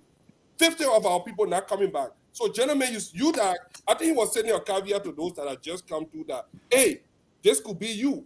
And that is what I admire about it. But we all know Snow. He has survived for a long time. You can say what you want about him, but I think the Liberian people spoke very loud on October 10. And this is a rude awakening for our legislator. That if you do not do the people work, they will punish you. He sounded like he was speaking for the ambassador. Because everything Snow was saying is exactly what the American ambassador said when he went around the country. Little money. Thank you. Thank you very much. Please, 5 seconds. No, I forgot something that I wanted to say. 5 seconds. Just information. You know, Stanton, you and I know this for a fact. They like Snow told the people of Bomi that he was going to Sierra Leone to go rest. Allah, He said you're not going to come back in the campaign, Allah. He came back in the county and campaigned for George Weah. That is what pissed our people off. I just wanted to provide that information. He did. He said he was going to rest. You're quite correct. Let me bring it down to Sano. DOS. Thank you, Stanton. And I think the speaker before me have made a very significant point. I would just like to add by saying to the Liberian people that everything you heard Senator Snow saying is against you. It's a confession of the bad things they've done over the last 6 years against the interests of the Liberian people. For those of you who are listening to this show, you are under the sound of our voice. You are a voter in Liberia. You have to understand that one of the lead campaigners for George Weah in Western Liberia has admitted that the patronage to the status quo, the patronage to the ruling party has not helped them. That's why over 50 of their colleagues have been defeated in the election. It's a frank admittance. Even though it comes at a time when the country is at a critical juncture, that's why we got to welcome it. He may be a bad messenger, but the message is good for our people. They've admitted that over the last 6 years, there's confidence crisis in the government. I mean, come to think about it. How can the whole government of Liberia issue check and the check bounce? I mean, it is disgraceful. And Stanton, just in case you don't know, this has been a normal routine over the last 6 years. Government issue vendor check, the check bounce. I know that for a fact because I'm in the corridor of the legislature. There are times we don't even have stationery because the vendor are afraid to supply us because the government is a 419 government. When they issue you check, the check will bounce. So I'm sorry for our people who didn't know all this while that they were being used as a pawn by people who support the government. And you listen to Senator Snow. He's lashing at the president pro tempore. That this thing is not helping us. It's killing us. And that's what I said from the beginning of this conversation, that the senators, the lawmakers who are trying to distinguish themselves are on the side of the Liberian people. The Liberian people will stand by them. Senator Snow admitted to that. That if you have election today, Dylon will get elected. Prince Johnson will get elected. Bocha will get elected. Why is he pointing out fear of a colleague? You know why Abacha got re-elected? Because he used our country money to buy out all of the competent people from the race. He almost went unopposed. I'm told the only person who even contested against him was campaigning for him. So like Mama said, this thing about George Weah getting a second term is beyond just a second term. They want to break down every facet of our democracy and allow power to be in their hands. They will determine who talks in Liberia, who owns radio station in Liberia, who owns businesses in Liberia. They will determine everything. That's why it's dangerous to have a man that we are be given a second term. The whole country, the Liberian state, issuing check to vendor and check bouncing. And it's disgraceful. So they're now making wild promises. They say they will pay the people, they will pay the people. The Liberian people are not stupid. These are the money. They will take the money, they will vote against George Weah. He cannot win this election. Thank you very much. Again, to our brother, you know, we cannot take you while you're driving or while you're in the car. So we will wait. When you get home, you can join us again, Mr. Gibson. Jerry, this is something we do here on the show. So I hope you understand. All right. Thank you, brother. All right. So let me move. Let's make this thing real quick. Dylon should be called in, and we are uploading Dylon video. But I think the video ready. Aaron, can you play the Dylon video? You guys have anything to say about Snow before we move on? We're going to the second Dylon clip, though. Anybody guys any 30 seconds to? I just 30 seconds. I just want to add that. I've not spoken, Stanton. They making go again. They already spoke. I mean, you know, all of them got to speak too. There's something else, write it down, and then talk about it later on. You're not keep with the core. Yeah, Dylon, go ahead. With Snow, Snow is like a black mamba. Okay, you know that big black snake can run behind people that every Snow he will wear you over and over if you allow him. That's the kind of person Snow is. No, Snow will not change.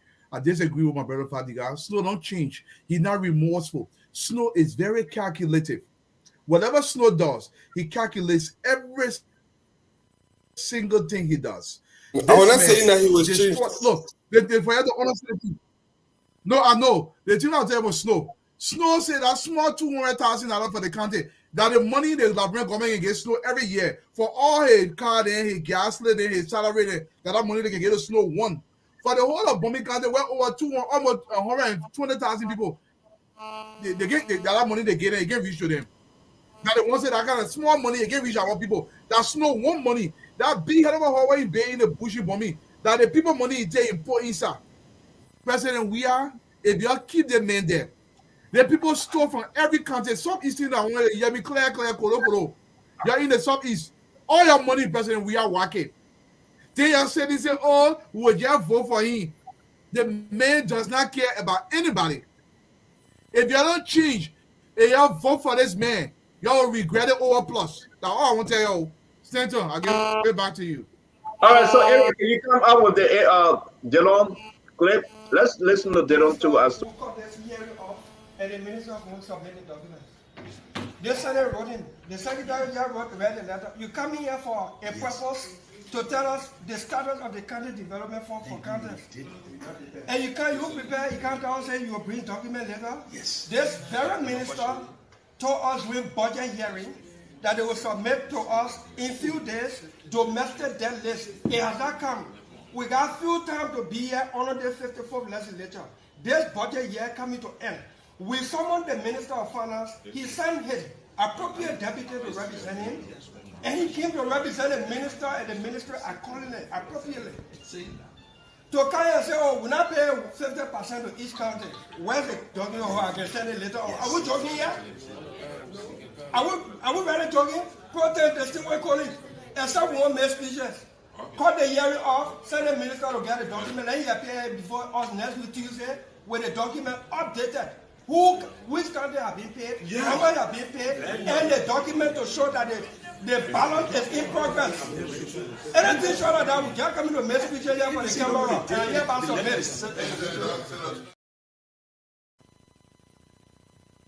Anything short of that, we just here for the camera photo. We just in the photo. Anything short of that, okay. We just in this photo. So all right. So let me move ahead now to ask you guys. Maybe you come in first. This is very, very concerning for our fellow Liberians, though. We can sit here and talk and laugh and joke, but there's a huge thing. That's a disrespect to that body, a complete disrespect. He was very unprofessional. The man after that, he won't even know whether to be there. Will he bring document next week? No, he won't. He doesn't respect the people over there. He doesn't respect them. My bad, so we played the Dylon clip, and I think Dylon was right. Dylon will be joining us by 10 o'clock in the next 7 minutes. But again, let me give you 1 minute. Talk about this whole issue about the money. They got lie. He said we're paying the people. We're not getting any money. Can we call some of those county senators, Javon Smith, Prince Johnson, Yombli Kanga, all of them, and ask them, have the people received the money? Snow did it. He did. You're right. Some of them, River says answer that they did not receive. Some of them were answering under. Yeah, but why you saw Senator Dylon did the right thing. That was a very brilliant representation. But what you saw is just everything we're saying. What Mame said, complete system collapse, where someone goes to the legislature unprepared, and then we're looking at how professional it looks out there. You know how professional it even looks out there, and at the end of the day, money is not there. The records, I think it goes back to the fact that there is not much money to pay these people. There's no money. So that's why the records are not intact. And what Senator Dylon did was absolutely the right thing. Instead of us just being here for the photo op, go back, come back during the next session time and bring us those documents that show that you've paid this money out to our counties. And those are small amounts of money when you talk about our county development. So this is what I want to tell our people. I shouldn't say encourage our people that the reason we come on Spoon, we play these videos, we show you how much the government is not working, we show you gross negligence, to duty. It's because we want you to make the best decision going forward. You have days to go to the polls. And that's why we're playing these videos. That's why we're having stakeholders coming and speaking to you. That you vote number one. That's why I told you earlier on in my opening that electing Joseph Boyka is not just Joseph Boyka. Your focus is too much on Joseph Boyka. You are electing a systematic change where professionals will occupy positions, where people will serve professionally, where the system, the engines of our government will start to work again, where the legislature will look like an honorable place to go, where buildings, our government ministries will not just be dirty, and buildings and documents are getting burned. We don't even know if those things, documents were kept in terms of computer storage. We don't know, the nature of everything that got burned, even though I heard papers were not burned, impossible as it sounds. When we talk about electing VP Boyka, we want you to elect him because there's going to be a system change. We're going to have professional people. And professional people like you in the opposition, that would be your place you can go and compete to serve your country. Because the Unity Party government under VP Boyka, we are not afraid of competition. We want to borrow our best brains, home and diaspora, to make sure that we put things back into place. So, CEO, as you said, we listened to the video. Senator Dylon was right, but it shows that this is what's happening all across, cut across. People are not functioning. Government is not working. This is why we need a system change. This is not us disliking a president and Thank wanting you, a my friend. person. It's about changing a system, CEO. Yeah, my friend, thank you. They don't come on, but guys, you brought this up. Are those documents on the decks when the government said there was nothing burned? Are those file cabinets? When you go first, and we'll go to Mr. Duado, to Ed, Reverend Gray, Mame, and the rest of the team. What are you saying? Let's talk about this finance ministry. But you are what you are looking at over there. Let you and I do an analysis right there. You see the long decks, and you see a couple of chairs in front of the decks. That's the big director office. Does the roof look like fire hit it? Look at the glass cabinet to the left. I just sent you the real picture of the documents that were destroyed. Look what you are looking at. That place look like fire. Look at the flow. They took part of the paper, scraped the wall on the right side there. Look up. And let me show you the real place, like that window over there. I think I sent you 4 photographs or so. Yeah, that's wait. Let me put it up. Wait, this one is better. Let me put it up. That's the last room, which is the big bossman room. I'm thankful that you left the picture there so everybody can see. Look at the glass to the left. Look at all the chairs. Look at the nice flow. Look, that paper they carry in there. The rear room that got damaged, and you will see the same window. I don't understand. Read the what you call it, the press release. I also sent that to you. These people are hardened criminals.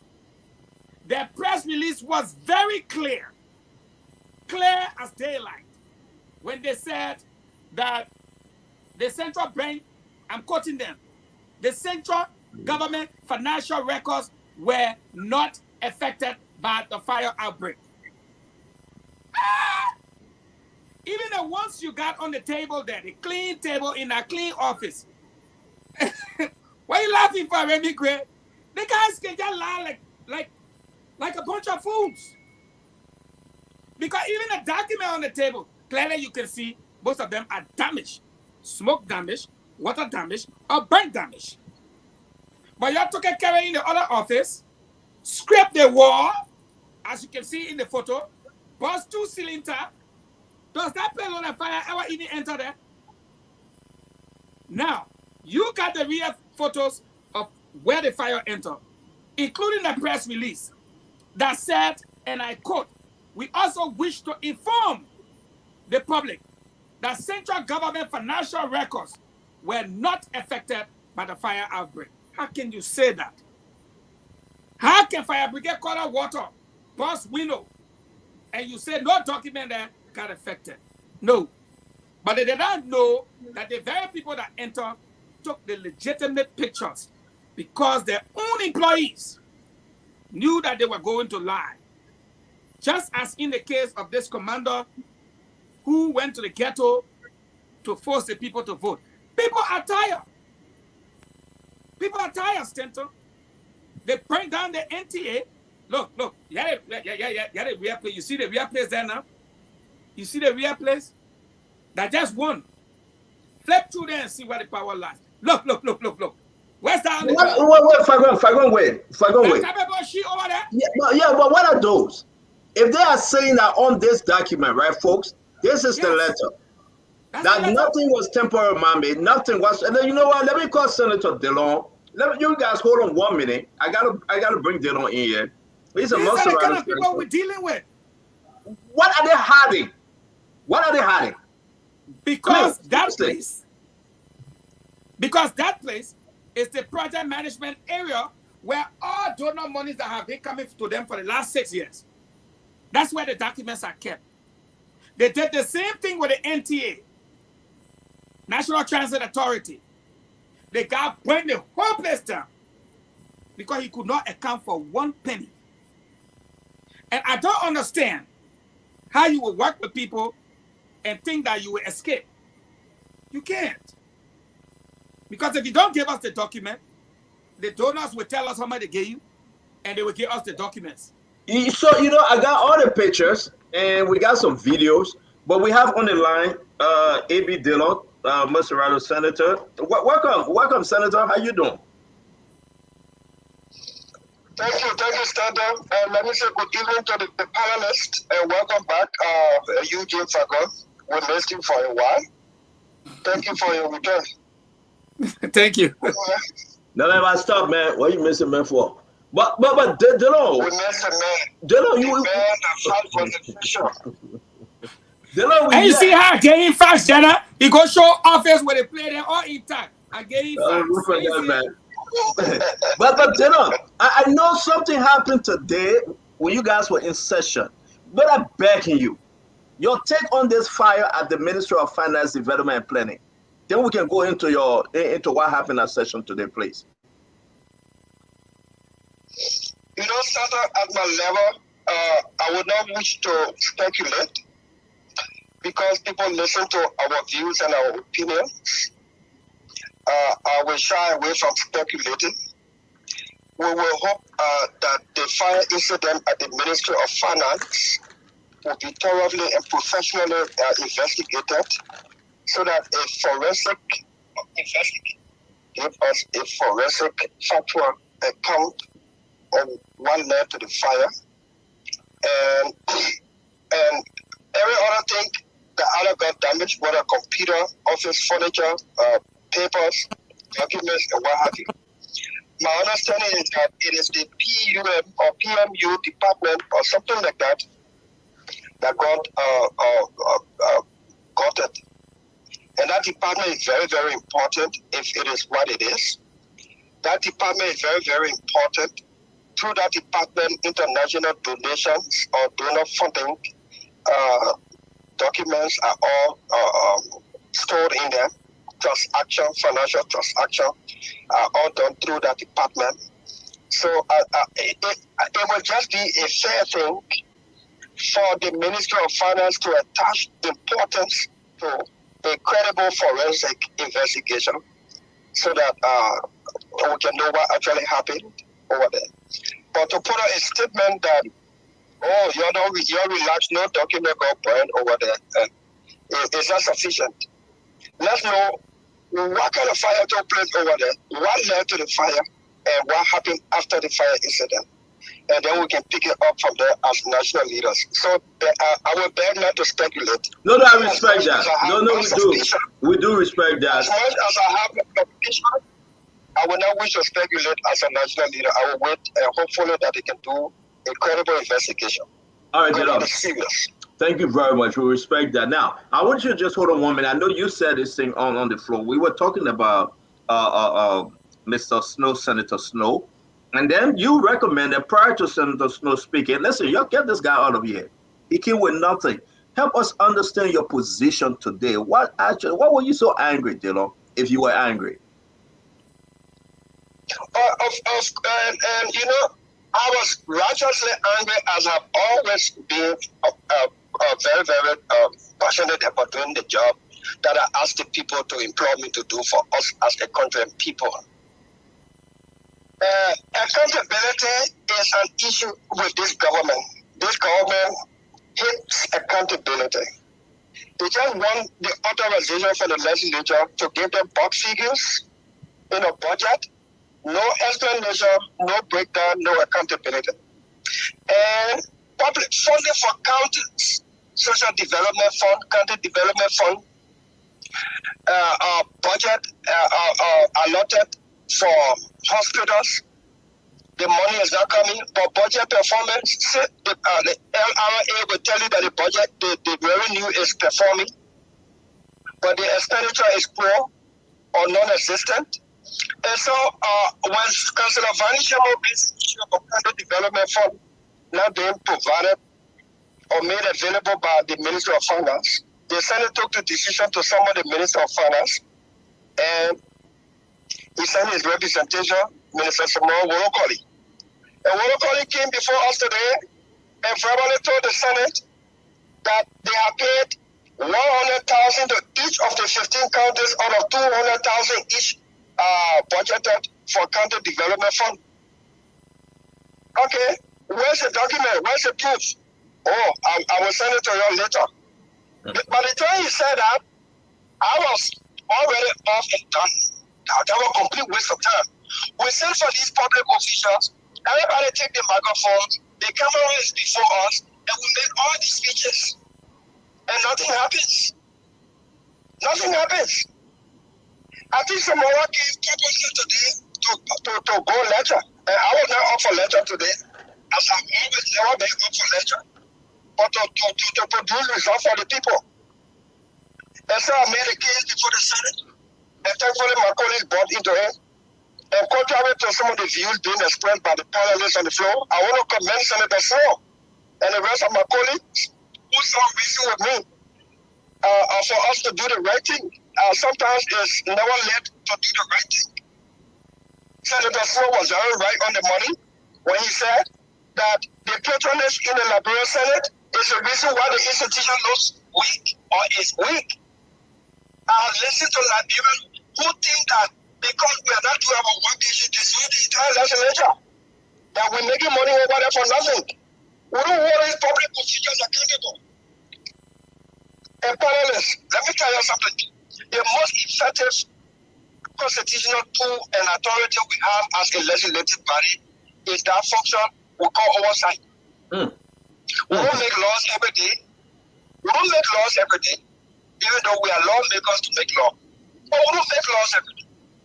Representation, yes, we go to state functions, we represent our people here and there, but in order for our people to feel the impact of our representation, in order for our people to feel the impact of the budget that is here, the big book that we pass into law, that's supposed to bring about development and improve their lives and the situation, it is only oversight, effective oversight. They will put partisan politics aside. If we put our selfish interests aside and stand up in majority to say we budgeted $1 million for this purpose, the money is not accounted for, we're only accountable, and if the president doesn't act for you, we will not cooperate with the president. That's the kind of push that we continue to take. I want to commend Senator Snow. I think, look, I felt something in every Snow's voice today. Everybody knows Edwin. Myself know Edwin more than all of you on the set there. But when somebody says the right thing or tries to do the right thing, at times, let's prop them up. If Snow falls down again, he will wake himself up. This is a wake-up call. The rate of return at the legislature is very low. Every time we go to election, the rate of return is very low. 50 lawmakers will not return because, and let me step on the record. I used to tell some of my colleagues in open session, they didn't do for John Biya, especially those of you from the opposition. You will put candidates against you. He will fire you. And if you continue to please John Biya, the people who brought you here, they looking, they will pay you back. And they put paying them back. They pay them back. And that's how I want to respond to you. Thank you very much. But let me hold you right there, Senator. Please allow us to ask you a few questions. It's very important. Let me start with Dwalu, Mr. Dwalu, the Honorable Fagon, my sister Meme, and the rest of the team. Let's welcome to the show Momolu S. Johnson. We'll get to you, our brother Momolu Johnson. Look, Senator, this is pretty. Dwalu, go ahead. Senator Dylon, thank you for coming to the show. But look, this is pretty. I'm sick and I'm tired of this. I don't know why the legislature does exist, but I want to ask this question directly. Why do you guys always sit in that place and allow people that are beholden to you guys, to the people, to do whatever they please every time they come to you? Then you'll be saying, your mail will come back and nothing can come from inside. Now my question now, Senator. Because the Constitution says the executive branch of government is one person. Equal 55 the Constitution. The executive branch of government is one person. The executive power of the republic is vested in the president, who is head of state, head of government, and commander-in-chief. The executive branch of government, where the cabinet ministers and other institutions of government fall under, that whole branch of government is one person. That one person was Ellen yesterday. That one person is George Weah today. Hopefully that one person, that whole branch will be Joseph Walker tomorrow. Now, Article 29 of the Constitution says the legislative power of the republic is vested in the legislature. You see the difference? Article 50 says the executive power of the republic is vested in the president, who shall be commander-in-chief, head of state, and head of government. Well, Article 29 says the legislative power of the republic shall be vested in the legislature. Majority of the members must agree on something before power is effective under that building. And when you have majority doing it their own way, that legislature will look ineffective. It will appear to be powerless as it is now. And the people will always even call for the abolition or dissolution of the entire branch of government on account of the failure of majority to stand up. The reason why the framers of the Constitution said people who go to the Capitol building must be elected within you is to protect you. It's to have your courage and your character to do the right thing without fear that you could be dismissed by one person. So the legislature is the way it is because we planted there, but majority think pleasing the president is the way, or lacking in firm. Just to stand up. It is sad. It is really sad. I hope we can improve upon it.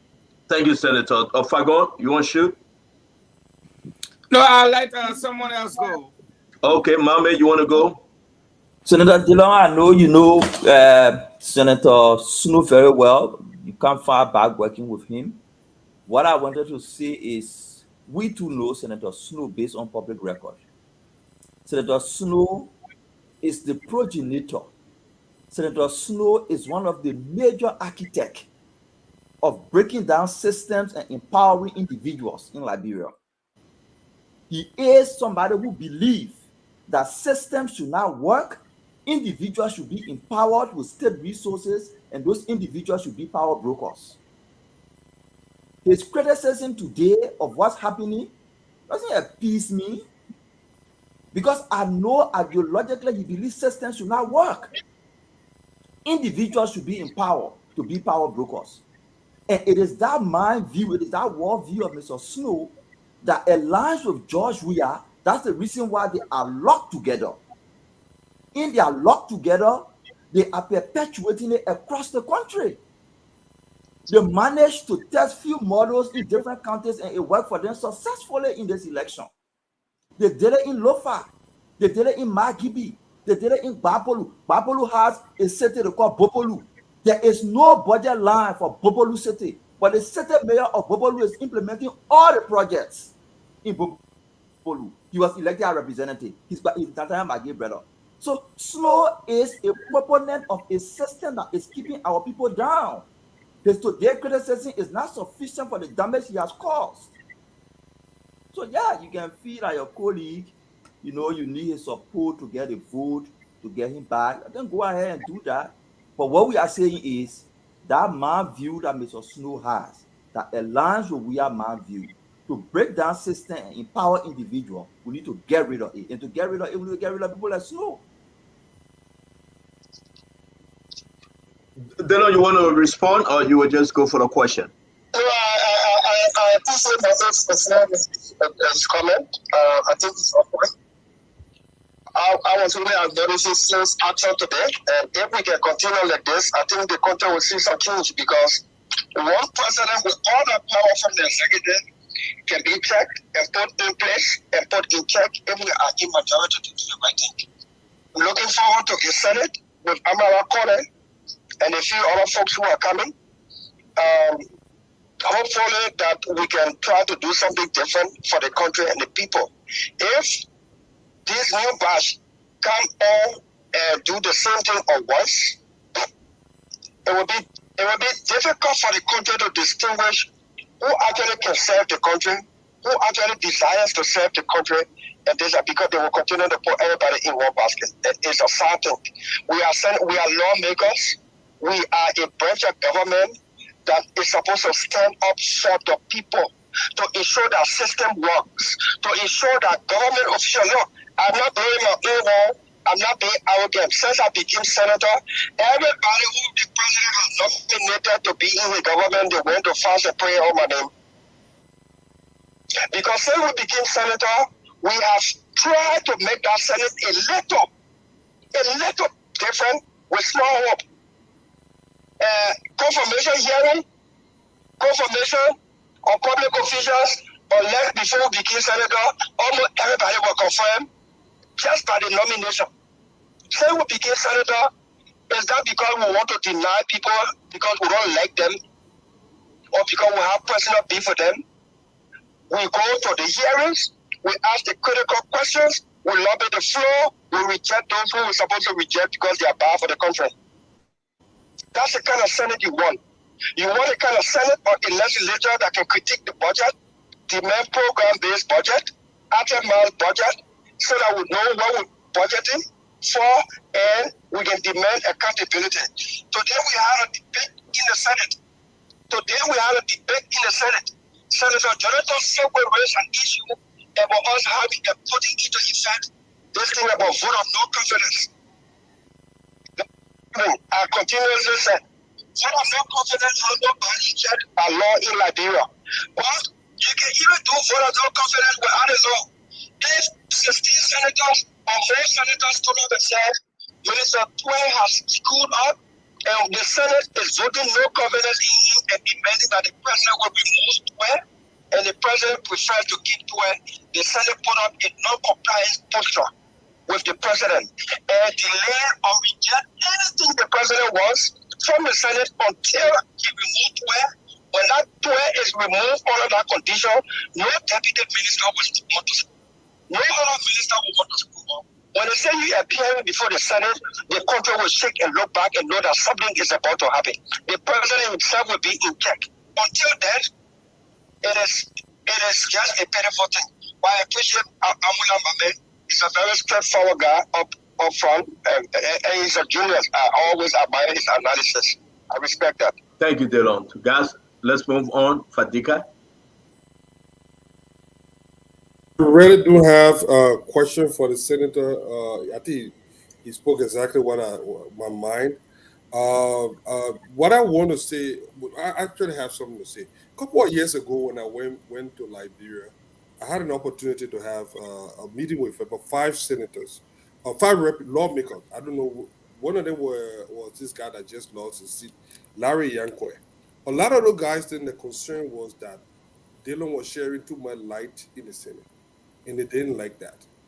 You know, and they were concerned that he was sharing the light. You know, when he came there, I said, like, I think Dylon did something that we should applaud him for. He has set a new standard in the Senate, and now I was alluding to that Senator Snow was also alluding to that. Hey, we've been sleeping here, we've been playing and thinking. Look, the legislature have always been an investment for a lot of our people. These guys spend a lot of money, with the exception of people like Dylon, spend a lot of money, and then when they go there, they just turn it back and get it in return. That is how it has been. But the Liberian people on October 10th showed them that, hey, no, we want you to work for us. We want you to work in our interest. And if we can have about $20 or $10 in that place there, look, it's a number game in that place. I don't care how many flowery idea you have. If you do not have the number, they will beat you anyway. So I think people are catching on to them. The Liberian people are paying attention, and I think we need more of this. Thank you very much. Thank you. Let me bring in Mame. Mame, sorry, my sister Gono. Go ahead, Mame. Thank you, CEO. Good evening, Senator Dylon, and welcome back. I hope you had a good trip. My questions to you will be more campaign related. I just want to use my time to ask that now that you are back, how is our pool washing and recruitment process going in Montserrat? He's back from where? He's back from where? He was on a family visit to Ghana and see his grandbaby. Okay, I didn't know that. Dylon, next time you tell me, please. Go ahead, man. All right, and then I business with the man going Ghana.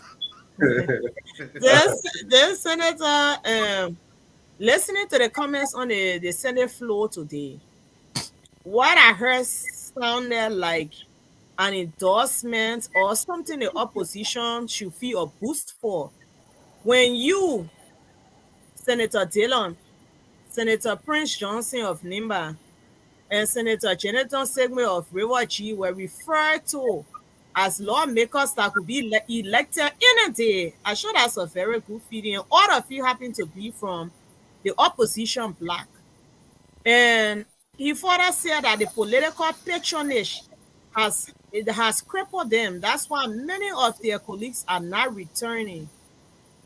Do you think with that comment coming from Snow, with that analysis coming from him, do you think there's a place you will go fetch for endorsement? Do you think that that's a campaign message? Do you think that shows as we go towards the second round that he's alluding to an opposition victory? You know, don't forget, I'm humbled to say that I was chief of staff to Edwin Snow when he was speaker. When your former boss, that what they call character witness, that's recommendation by itself.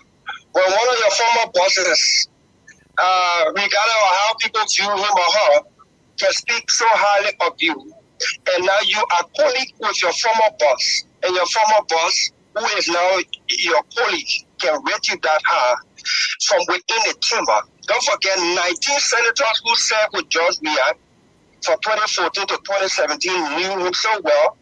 They endorsed Joseph Boakai in 2017 because they knew their colleague was not even fit to be a good senator. So that even then, let's talk about making him president. They will serve in the chamber with him. 19 out of 30 senators endorsed Joseph Boakai in 2017 because They say we know George we are. So when my colleague, my former boss, now my colleague, is telling the world that as much as the Senate is screwing up, patronage is killing this institution, people like Dylon that go for re-election, they can get easily re-elected because we know what they stand for here, what they do here for the country and the people. That is an endorsement without expressing. And from that perspective, I want to appreciate my former boss, now my colleague, Senator Snow, for making that expression. Yes, of course, you asked about campaign-related question regarding our pool washers. We want to thank our people who are trooping in daily, especially the quality of the pool washers we want for watching our pools. They are trooping in, the number is rising. And I have never seen that people volunteer this much. Professional people, career people, volunteering. Our pool washing will be on course. Not that we did not do pool washing October 10, but I think when you do something, you go back on the drawing board, you look where you didn't do too well, you beef it up and make it better. And that's what we're doing. I want to thank our people. Our people, man, our pools on October 10, we appreciate you. Those that we are recruiting, those are volunteering, the professionals, the teachers, the doctors, the nurses, the engineers, you name them, who are coming and saying, it is for the country I can give 24 hours to man the pool. I want my presence in that room to mean a lot. We appreciate them. I want to assure our people that we are giving it up. We are attending the schools. We are closing any loopholes that we can see regarding pool washing. Thank you, Senator. Thank you for Another that. Another thing I want to state. On November 14, there will be only 2 pool washers in the room. CDC and UP. Only 2 pool washers. Unless October 10, when there were 20 pool washers in the room. And they were distant from the Elections Commission desk. Where you enter the room, you show your ID card only to the Election Commission officer, and they just go and mark one paper and give you ballot paper. Now, we are pushing for our pool washers to be more closer to the desk. When anybody enter the room to go vote, whether you join me or Joseph Walker, no as you may be, we are making the demand that our pool washer will see your ID card and verify your name and your number and your particulars on the final voter roll, copies of which will be in the possession of each and every of our pool washers across the country to verify and check it before you are giving a ballot paper to go vote. Those are some of the things we are putting in place. Those are some of the measures we are putting in place to minimize whatever attempt, whatever happened before that we did not lay hand on. We are doing everything and other things to minimize any potential for cheating, for fraud, or for any suspicion of foul play. I wanted to state that. Thank you very much, Honorable Dylon. So we are where we are today because you make a promise, October 10th election, that you would give no less than 600,000. I would say counting on this 600,000, should UP say yes, they will deliver for Moserado County no less than 600,000 with these new ideas and strategy you are putting in place, Senator Dylon? So we set the bar and set a number. But what we also want is that we want Moserado County for the first time on a UP banner, for the first time for any political party since 2005 to win Moserado County from the hands of CDC. We won it from the senatorial aspect in 2019 and 2020. We won it now for the first time on the presidential ballot. Even though John Weah has never won the election 2005 11, up to 2017 he won. But the 3 presidential elections from 2005 up to 2017, CDC always won Moserado County. That always put them in the runoff. Now we've taken Moserado County from them. It's a huge one. And the lead that we have over Mozambique County, we are doing everything to improve on that lead. In the runoff, it is simple majority. It is not by percentage any longer. The simple majority, after you get your simple majority, then they will do the percentage. You don't have to beat 50% plus one vote in order to win in the runoff. You just need more numbers. And more numbers in Mozambique County, more numbers in Lima and Lofa, more numbers in Kabasa County, more numbers in the Western Cluster, more numbers is what we're looking for. More numbers. And the over 322,000 votes we got in Mozambique County, first time from CDC, we will increase that number. It is a commitment I can give to our people. We increase that number. The Honorable Senator Dylon, thank you very much. Senator Dylon, let me ask my question. I was bringing you last, Remy Gray. I ain't forget about you, my brother. Are you thanking the man like he's about to leave? Let me ask my question. Ed, I will bring you in. I can't do this to you, please. I just wanted to tell the senator that because Gibson came in late, we will not get to him.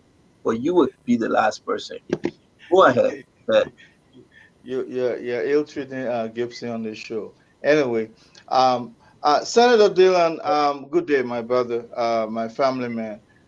The framers of our Constitution primarily give the authority for checks and balance to the legislature to effectively check the executive. And we all know now that because of a weaker legislature, Mr. Weir got away with a lot of stuff. And this is the second time Samoa Wolokoli has appeared in your presence and sort of defied the moment. To me, I could have held him in contempt. I remember back in 2019 when Mr. Fagon went to one of those hearings, he was ordered jailed. You should tell me why Samoa Wolokoli was not ordered detained after making false statements and hold him in contempt till Monday. Today was a perfect day for that. You should tell me why. Are you afraid? No, we're not afraid. You can hold people in contempt. The power is effective if you have the majority. Many times we attempted to hold people in contempt. We attempted to take appropriate actions against public officials appearing before us. Even if we manage to get the vote through, somebody filed motion for reconsideration. When you have an institution that says to itself, we will take a violation of the law and place it on ourselves so that one man can go free on the road fund money that was diverted to salary. Against the road fund law, it tells you a lot about the institution. Hopefully, the time is coming where we can make some improvement. Samoa Wolokoli or any other public official, it is not our pleasure to lock people up. Our pleasure should be to do the right thing, to get people to do the right thing. I would prefer Samoa Wolokoli fired than going to jail for 2 days and going back to work. For incompetence, for impropriety, for dereliction on the job, I would prefer people that Samoa or fired tonight if I had the power. If we had the power in by majority to compel the president to comply with legislative action, I would do that tonight. So what we do, we continue to make the case, and the people who put us in there listen to see what we do, see to see what we do, and then when the time comes, they reward us. They just rewarded 9 of our colleagues. They just rewarded them, so now the time can no far, but they just rewarded them. Thank you, Dylon. Thank you very much, Senator. We appreciate you a lot. Thank you for joining us on Spoon. Thank you, sir. Yes, sir.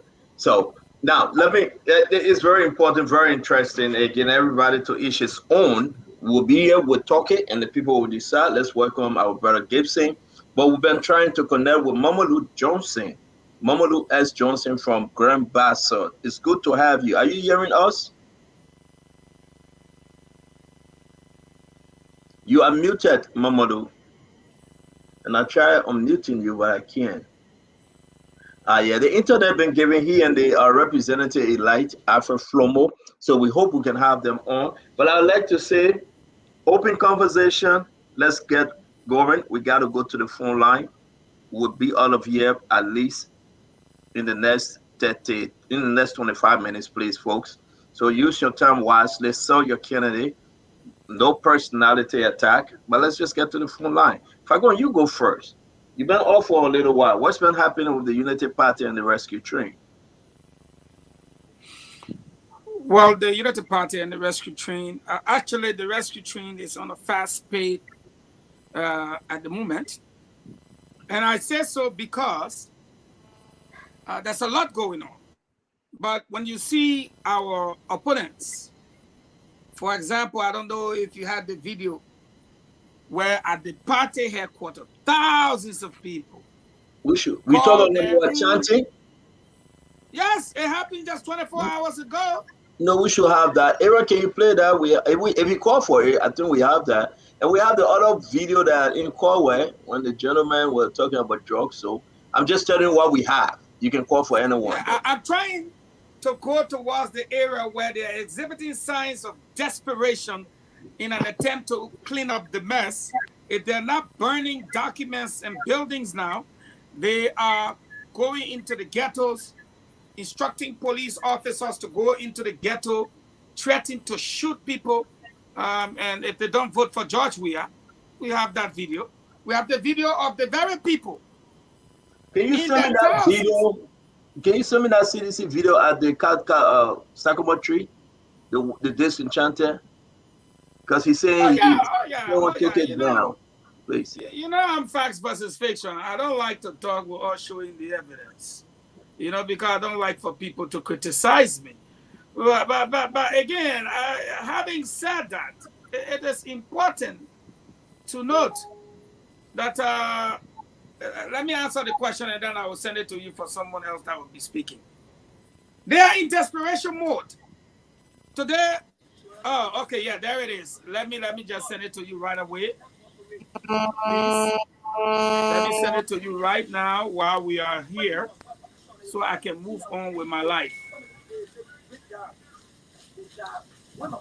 All right, I just sent it to you. Now, I am saying this to say that everywhere in the counties, for example, President Weah, Majun just spotted President Weah in district number 17 around the LEC substation. Majun just picked him up there. What is he doing in that area late hour like this? What is he really doing in district 17? I don't understand. And tonight, the guy who really was in charge of Prince Toll campaign, Joseph Boy Cooper, was nearly killed by armed men. He escaped for his life. They are in total disarray. Look at the amount of seditions crying. All of them say that they were betrayed by George Weah. So again, I can say to you, His Excellency Ambassador Joseph Juma Boakai left for Ghana, Accra, Ghana today.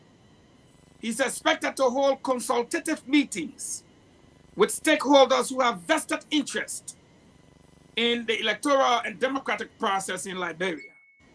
They will be coming from all over the sub-region to meet with him speculatively. And I can say speculatively, many of them will be thanking him for the level of maturity displayed during these elections in the midst of irregularities and fraud, which almost every political leader have signaled out. Yet, the vast majority of the people he kept in check. What is going on now is that we are making sure that what happened in the first round will not happen again. Senator Dylon touched on a few, but just to brush you up on a few. For example, people entered the hall, it was in chaos. You got the observers, the international observers, the NEC team, the NGOs that came, then 20 representatives, that's not going to be there. People entered the hall and was told that you finished voting, even though they did not have the indelible ink. will make sure that is corrected. People were giving unstamped ballot, meaning they intentionally let the people pass by the stamped man. The man who saw stamp it, they passed by the man, and the man voted that invalid. It will not happen. Again, we did not examine people's hands. Let me tell you this, Stanton. The person who checking the ballot, if they put ink on their two thumbs and they start to check the ballot, the left hand is what will flip the ballot. When they flip the ballot, if that person is against you, they will use the right thumb to mark in another space. Over and over like that, and it will be termed as invalid ballot. Again, the other thing we're doing is to make sure that tally sheets will be initialed. That is, when you put the 22 here, we'll make sure there is no way for you to put 1 in front of it.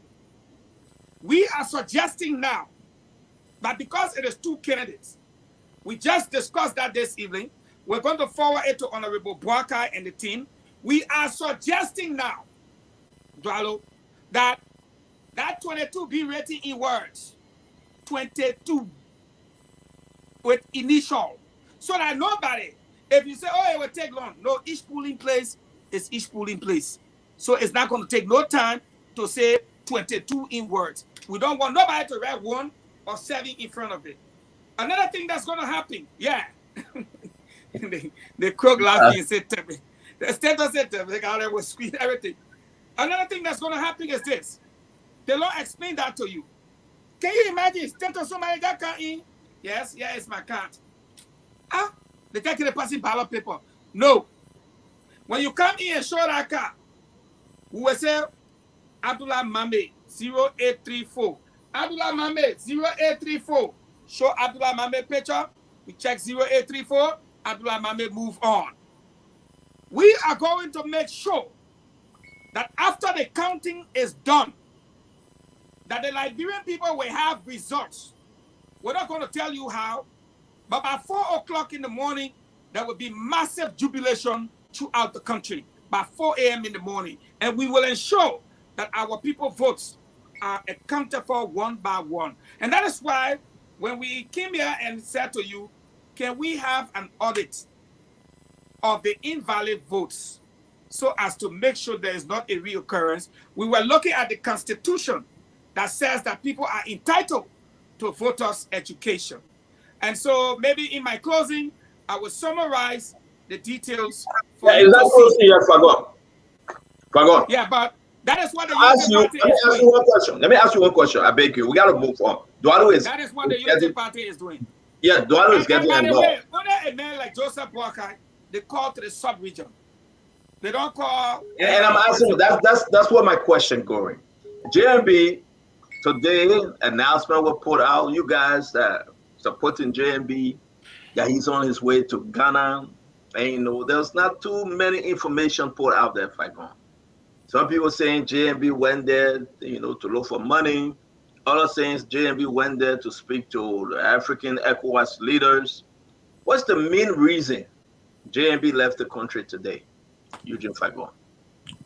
2 things. First and foremost, our Constitution guarantees a free movement of every citizen throughout the length and breadth of our country and wherever he or she may desire to go.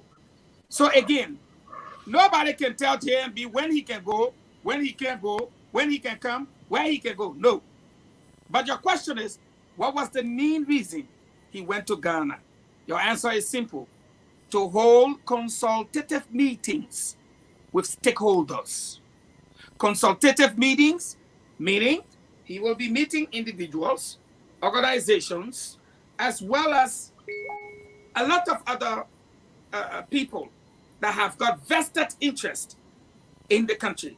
Now, we cannot name all those people, all those organizations, all those institutions, so we just said consultative meetings with stakeholders, with an S, that have got vested interest in the democratic process. And I think that is his right. This is not his first time. No, I'm not saying it's not his right, but for the sake of the first time he went, they say you are going to take out a hat. The second time he went, they took a picture and said, look at him. They holding him, carrying him. So let's move on. So this time again, you said less information, but I think what you're missing is that we compacted the information in a single sentence that made sense to the people who read it. Thank you very much. Again, let me ask you, Mr. Duado. And then I'm going to go to Mr. Duado. Mr. Duado, JMB is out of the country. We are hearing that Mo Ali, Patrick Horner, and the rest of them, they are traveling in the Western Cluster Belt. Yombly Kanga Lawrence, God bless her soul. I spoke to her today. She said, Stanton, I cannot even go to session. I'm here with the rest of the team.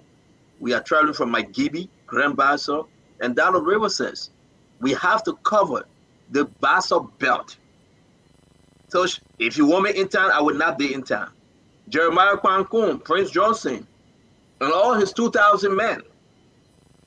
They are not all over in Nimba because Tewan Gonglo has endorsed Joseph Yima Boycott. So Nimba coming up with 180,000 votes. Now talk about Prince Modi in Bon County. I don't know how many men he got with him. Should we come down to Darius Dylon in Monserrate, who was just on the phone, saying that people are willing to say, we don't want your money. Professional people, doctors, lawyers, mechanics, businessmen and women, saying we will stand up. We are not sending our children. We are not sending our house girl and house boy. We are coming ourselves to mark our vote. Let's talk about Lo-Fi. Former defense minister for 12 years, Samukai, Clarence Basekwe, former Senator Steve Zago, Galipa Katima, they have put up the renewal picture and saying that dare any monkey to try it, they will lock Lo-Fi down. With this momentum, Mr. Dualo, talk to us today, the strength of the opposition right now. Is it one shot, one goal, sir? Well, it's not just one shot, one goal. It's a guaranteed win. But I want to say this. The UP organization is working every nook and cranny of this country. We are going everywhere. The message is the fight for the soul of this country. It's a total fight. So we will go everywhere. We will speak to our people because they have to vote. But Stanton, I must send this message out. I want to speak directly to Seditians who voted for President Weah. And I want you to listen to me, my brothers and sisters. If somebody tells you because you voted for President Weah, that means you don't love your country, that is not true. You love your country. But I want to remind you of something. You must love yourselves more than you love an individual. You must love your country more than you love an individual. You too must have a future in Liberia that is worth something. You cannot, under any circumstance, subjugate your well-being to that of people who do not care about you. Seditians, I want you to open your eyes and realize that your children must have a future in Liberia. President Weah cannot provide that future for them. He does not know how. The way is Honorable Bwakai. I want you to reconsider, because it will be better for you and your children in the president of President Weah as opposed to, in the president of Joseph Yuma Bwakai as opposed to President Weah. President Weah has not done it for you. Most of you are disgruntled. Most of you are disenchanted. You're refused. You're seeing what President Weah has done for you over the last 6 years. He's done nothing for you to change your lives. Nothing is going to change, my brothers and sisters in the CDC. Those of you who voted for President Weah, reconsider and vote for Honorable Bwakai, because this man has solutions to our problems. President Weah has no original ideas. He's going to destroy your future. I want you to listen to me. Your children must matter way more than you love President Weah. Your children must matter way more than you love President Weah. Yourselves must matter. You need jobs for your family. You need proper communities, proper children to be raised, and not to be zogorazed as it's been done under President Weah. I want you to open your eyes. You love your country. You love your community. But you must love yourselves and your children more than you love an individual who does not care about you. Please, my brothers and sisters, we are speaking to you directly because we want you to change this country with us. Come on board the rescue train. Stanton. Thank you. Thank you very much. Let me bring in that. Sorry, guys. Let me bring in Mame. Mame, go ahead. Are we closing?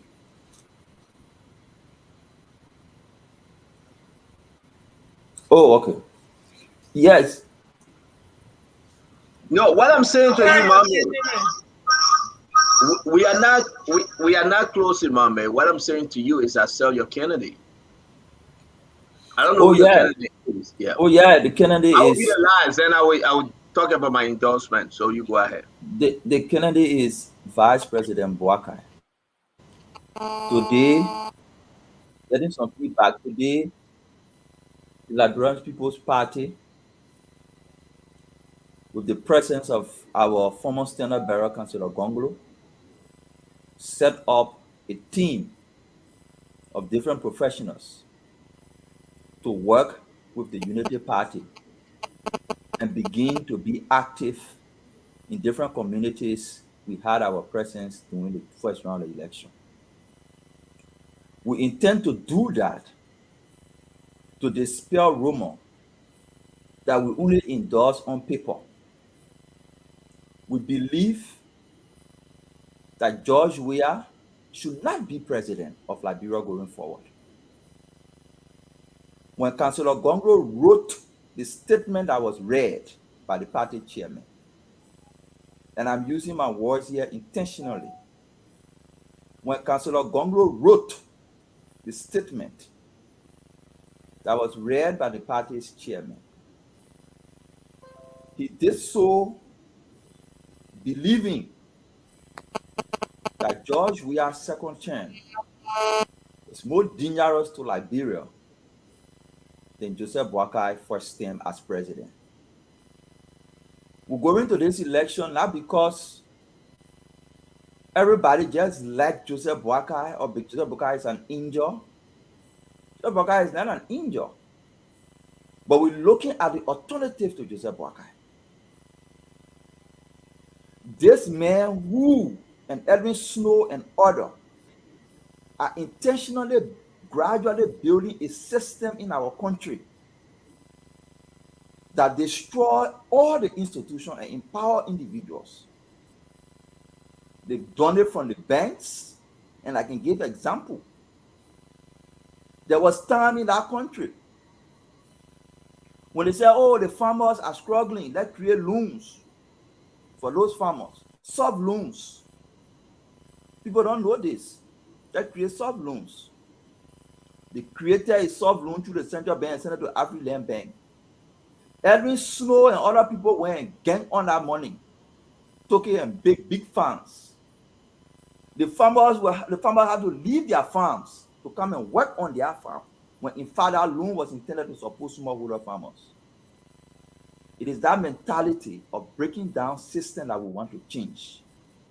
Joseph Boakai presents the best option now. You're talking about fighting corruption in Liberia. You see John Molu on a team, and you still doubt? You're talking about fighting corruption in Liberia, and you see Kofi Woods on a team, and you still doubting? In as much as we believe then that Councillor Gongolo was the best to fight corruption, we are hopeful when we see the likes of Kofi Woods, when we see the likes of John Molu sitting with Vice President Boakai and his own track record over time. We are hopeful that we can bring corruption under control. Create a system where the likes of Mr. Cummings, Gongolo, and other people can come in 2029 and compete on ideas and compete on improving systems that improve the lives of our people. We don't want a hostile environment in 2029 where you go to community to talk to them about how you can create systems to improve their life, and they're asking you for tangibles. Because one man in power under George Weah have built all the rules. We don't want that. We don't want a hostile environment. And that hostile environment is what Joseph Boakai prevents. And that's the reason why we support him. To those people who believe that politics is about self-interest, families and friend interests before country interests, those people who believe that when you are engaged into politics, your interests come first, your family and friend interests come second, before country interests come, are those people who want to tell that no, politics is about country's interests. Because when the country interest is achieved, everybody benefit. But when your personal interest is achieved, not everybody will benefit. Thank you. I seriously didn't know that you know how to throw jabs. I thought you were quiet, but I'm going to leave that one alone. Let me bring in from Fadika. Stanton, just to buttress what Mommy is saying, look, I said a couple of days ago that we need to build a unanimous, a coalition of the willing. Look, Liberia, we all know it is no secret anymore that our country is at a dangerous crossroad. I look around, I see a lot of people joining the rescue train, but there is this one particular individual that I have admired for some time, and I want to speak to him.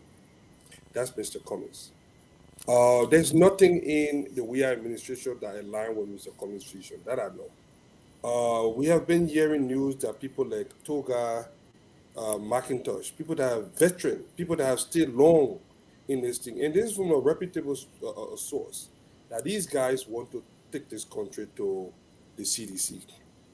While it is true that they have the constitutional right to do whatever they want, but they need to be mindful. Because what Senator Snow experienced in the Senate today is coming for, it's just the beginning.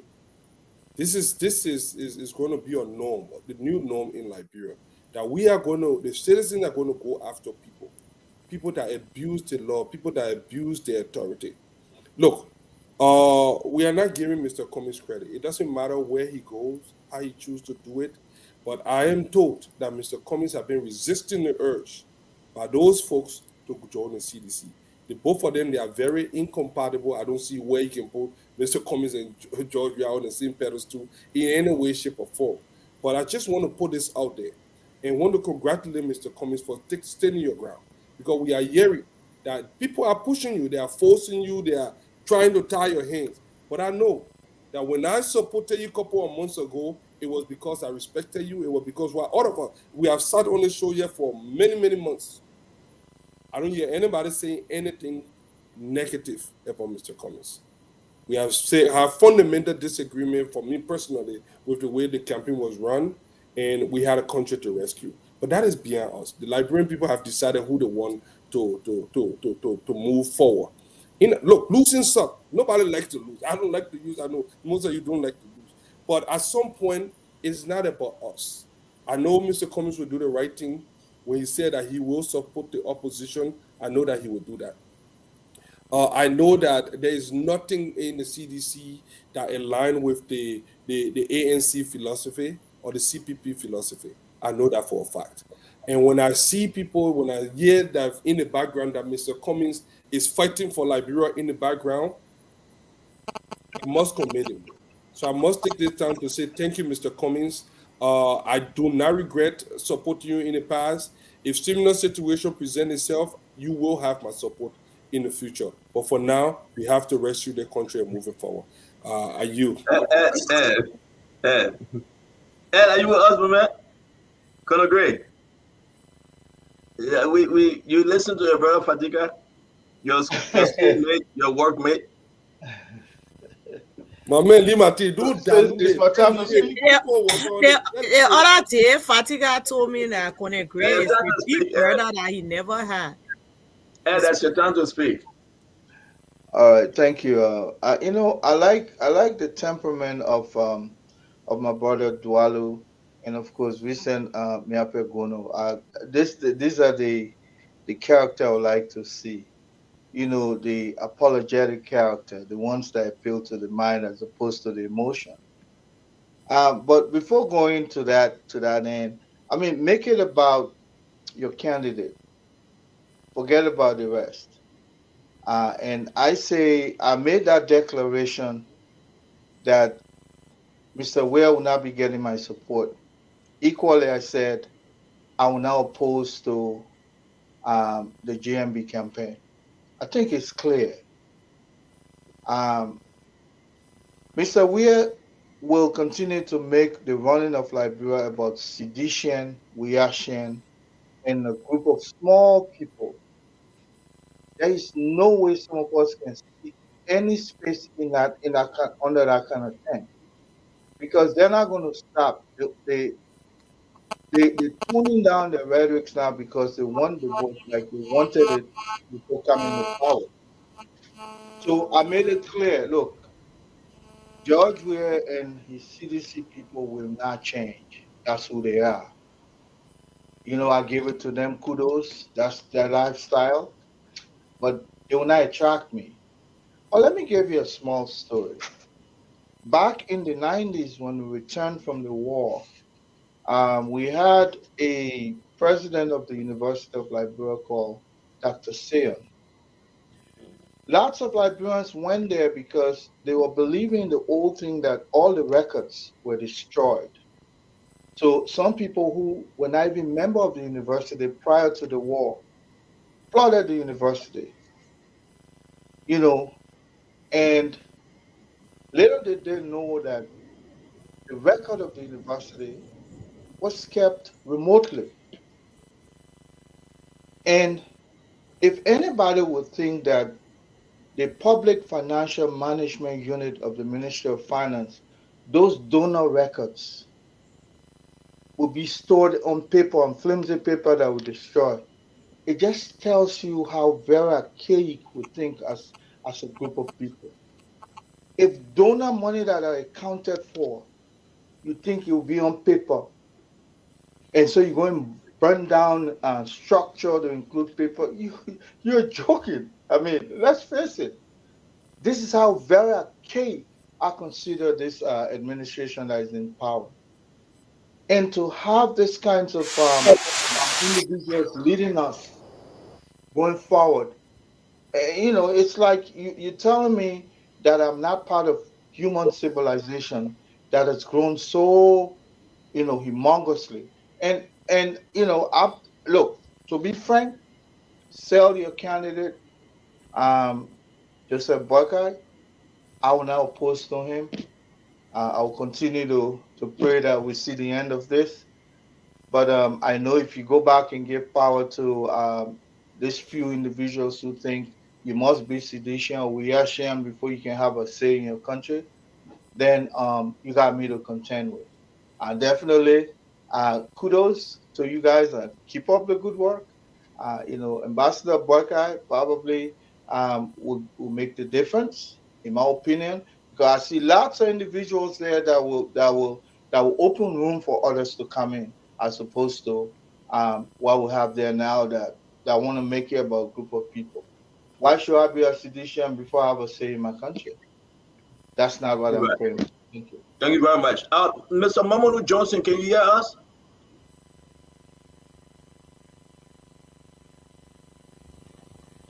Whenever Mamadou go unmute himself, he can go up. Is this what you guys do in Buchanan, Dwalu, in Basel? I think Mama is there. But talk to me, Sir Kennedy Gibson. Welcome to the show. You know, Stanton, so many things were said. I was watching the show. I don't know whether these guys, what kind of mouth they were using. I don't know. They got new mouths that they bought that they are using to talk. I just don't know. Look at their faces. Look at them. Look at the people. Let's say Kennedy lead the people faces. Hold on, just play my video that I put in there. How you can start, you get personal. You ain't able to Gibson, we have a good show. As a matter of fact, I get a video to play. You want to tell people to look out for it on a great farm by you. Back home. But if you don't cooperate, trust me, you can't graduate. And let me just say something to you. Everyone, increase the volume now. The volume is so low. Increase the volume. Is that when my officer team of 3 hours old, meaning I get a portion to get up, then your fee. For God, I come in. For God, I come in. So you feed yourself, you will fight. They weapon will go to be the. But hold on, hold on 1 minute, guys. Hold on 1 minute, Gibbs. I'm begging you. Aaron, can you please increase that volume? We are not hearing the word. Come on, man. Y'all got amplifier in the studio. Amplifier is in the studio on the keyboard.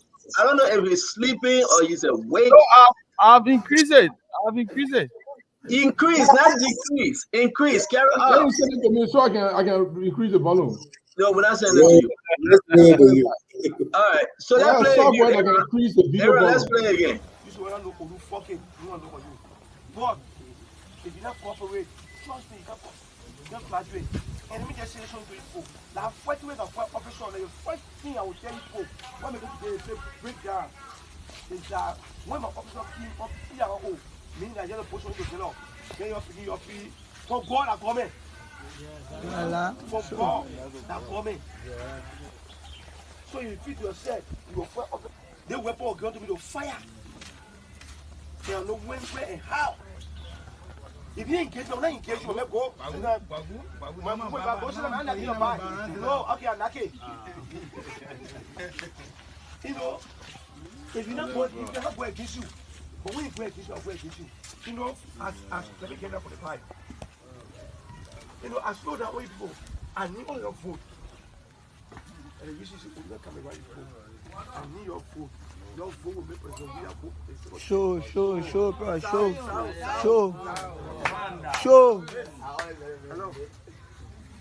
Hello. Okay, your food will make president. We are go. And don't agree. They put the we are on the wall to sign the drug law. Yes, you will sign it. But the implementation, they keep it made in a meeting. And the meeting go. They say that he will push the country. I guess of Europe here, if you see the people in America now, they want to zombie. All on the road. So the family is there for accusing person we are and him doing jobs or pushing in this country. Not less. Because as a dealer, all party will go you. Maybe I hope you go here. My beginning of production is there. Olu, Olu can be there. 2-3 more, Olu can be in Korea. Olu and Fancy is there, all tuning out, tuning. For a beginning of time, he said, Olu. So I saw, hey, so let me get the don't fight officer. The first priority is that what officer said, when you come in, hold it, they drug men plastic. Then maybe president, you talk to him. They say A-R-R, and red, investigate and believe. It can happen there. And they're smoking. When you feel that, you can beat that man. When you come in, only thing, you will be friendly with the man, say, wait for that man, I will hold you. I will show you fucking. Protect the officer. When you put, first of all, someone like feeling we are taking the feed that. They say, as an officer in the environment, you should be with what the Zogo, community chairman. They say, don't like me, community chairman, chief, you leader. And also be cooperative and work together. Through you, I cannot beat him. But every now and then, I go against you. You see that you say, I bring myself pompous. I want to see that when you go. That what you call like zero tolerance to any officer that do that one. And I'm good officer. But when many days, we'll go against him right on your. Many days. Yes. They tell you to send drugs, I can't arrest you. Hey, stop. Yeah. Let me get any people. They tell me say, they run and tell me say, because you send drugs. Your freedom of movement. You think, okay, let me say that I live here as an officer in the house here, so I can cut my window. They take my food for them. They carry it. Then you go to help line in the counter. Here, grab you. But many the officers when they carry get blind. They tell you say, once you a big TV in the neighbor 2 o'clock, 1 o'clock, freedom of movement. I'm gonna go for you. No, you don't take me down. Let me tell you something. Yeah, I know. Now, only one officer will train. Falcon, who's this guy? You muted. I hope we will get a sound engineer, because today I play it very loud. They have the amplifier that you can use to amplify the sound. He's the commander in the Kawa area by the name of Olu. Olu went down into the gap or the ghetto, or he went in the Bagaya, where the strong substances are sold. That's his area. Olu made a lot of startling confessions over there. Just to name a few, he said Joshua was put on the wall to sign the drug bill. But what the people did not take into consideration was the implementation. He talked about the guy who always gave him 1,000 LD a day. He talked about shooting the guys, and he made it quite clear. He said, my reason for coming here today is to make sure that you all vote for George Weah. If you don't vote for George Weah, and I think those of you who got the tape can listen to it, he went on to say, many days we abuse your human rights. You don't know it? And he told them in the end of that video, which I hope again, the sound quality, I'll play it tomorrow for the Liberian people with it, got really loud and speaking.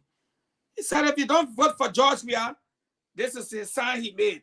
And you know in America what this means when somebody say, if you don't do this, I will, you know, and it's like he used the F word, you know. And it goes to say the allegations that people have been making, that 856 ghettos are run by senior police officers. And that somehow these very individuals go into the ghetto. He even hired a woman to cook for the people there. And he told them, yeah, you can go ahead and sell your drugs. You see, nobody have been embarrassing you. So I want you guys to vote for President Weah. That is the police commander. He even showed his weapon on his side, his radio behind his back, and his name is Olu. We have sent the video forward to our international partner so that they can see how these ghettos in the capital is run. So Olu in Kawa there have got his job caught up for him, runs all the ghettos. But what annoyed me is the fact that he threatened to shoot the guys if they don't vote for George Weah. He said, next to God is government. So my reason for coming here today is to tell you to vote for George Weah. If you don't vote for George Weah, you see this weapon? You see this weapon? They gave it to me to fire. It's what he said. I know when to fire, where to fire, and how to fire. Those were his exact words. All that kind of stuff is totally unnecessary. And that's why the video, since we put it out today, is gone viral. I hope tomorrow, if some sound engineer come and work, I'm sure it will be shocking to the rest of the country. Since Spoon is a bigger platform, they will be able to play it for the guy to be heard. I want to play. I'm still working on the Fagon, and I think Aaron is trying his best to give it volume. We need the volume. Yeah. It's very scary, though. What you hear in that thing? Can I claim my time to speak, please? Oh, I thought you were finished speaking. No, you just brought Fagon in to talk Tabata. So let me make my statement. Let me make my comment. You know, when I was listening, I wonder if intellectuals. That's a closing you're doing, right? I'm sorry? Now your closing we're doing, close down.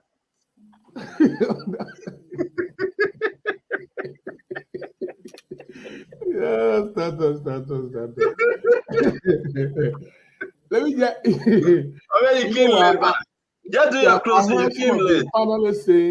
I heard some of the panelists saying all the sedition in the country are frustrated with Joshua. They are disappointed. Or the men winning you in counties, they are still voting for him. People who are not even seditions are voting for him. They may beating you in Basso, they may beating you in Bon, he beat you in the whole of Southeast.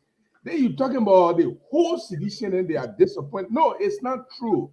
That's exaggeration. You're creating a bubble of fear tactics. If you don't vote for George, if you don't vote for Bwaka, then you are not a patriot. If you don't vote for Bwaka, you are not a human being. If you don't vote for Bwaka, you are evil. This is a bubble of fear. That's why I told people Bwaka election is an existential threat to our democracy. Because everyone who follow him behave the same way he behaved. Everyone that follow Bwaka, they behave the same way they behave.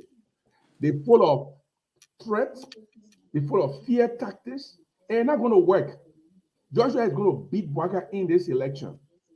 First of all, in this serial election with less than 16 days to go to the election, and Bwaka is traveling out of the country.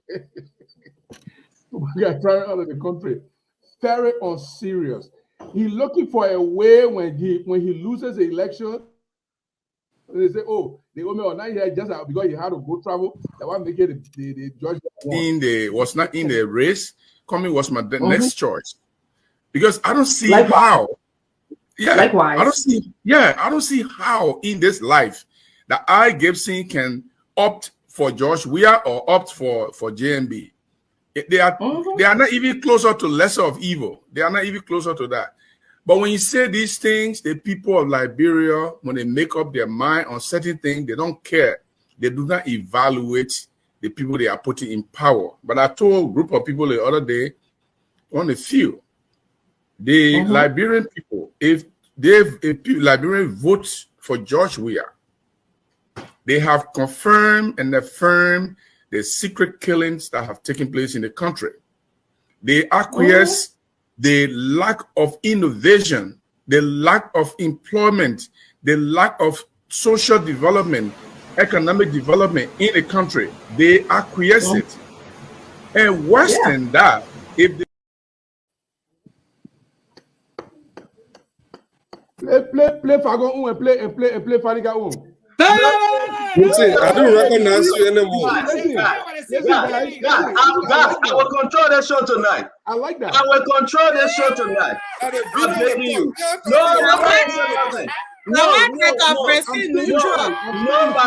Nobody will say no. Do not interrupt. I will give you time. I will give you a time. Okay. Great. I'm begging you, man. Let me enjoy myself small. Allow me to enjoy myself. Allow me. You have to run a game. I will. Ladies and gentlemen, if you're just joining us, this is the real Gibson Jerry. Where's Mommy? Mommy, come back. Take your time. I know you love Spoon too much, but listen to our brother Gibson. The reason why you shouldn't support George Manor, we are listening. Was not in the race. Coming was my next choice, because I don't see how. Yeah, likewise. I don't see how in this life that I Gibson can opt for George Weah or opt for JMB. They are not even closer to lesser of evil. They are not even closer to that. But when you say these things, the people of Liberia, when they make up their mind on certain things, they don't care. They do not evaluate the people they are putting in power. But I told a group of people the other day on the field, the Liberian people, if Liberian votes for George Weah, they have confirmed and affirmed the secret killings that have taken place in the country. They acquiesce the lack of innovation, the lack of employment, the lack of social development, economic development in the country. They acquiesce it. And worse than that, if they No. Everybody, please. I'm begging you guys. You guys will have the time to speak. I want to hear from the Liberian people right now. Aaron, come on the phone. Folks, you are allowed to call. We'll take 20 calls right now before Gibson say a word. I want you to know the real Gibson Jerry. You know, when we do these things, people thought that we just want to bring anybody on. Guess in our brother. Hello? No, don't say hello. Mute yourself. Don't tell Simon Toy hello. No. Hello.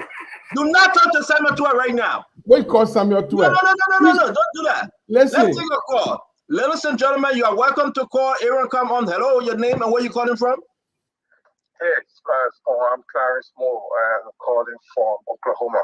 On the topic, you got 15 seconds. Talk to us. Yeah, just listen to Gibson Jero talking about George Weah and Joseph Newman Walker. And Gibson get the guts to come on every other day of recent to say for George Weah.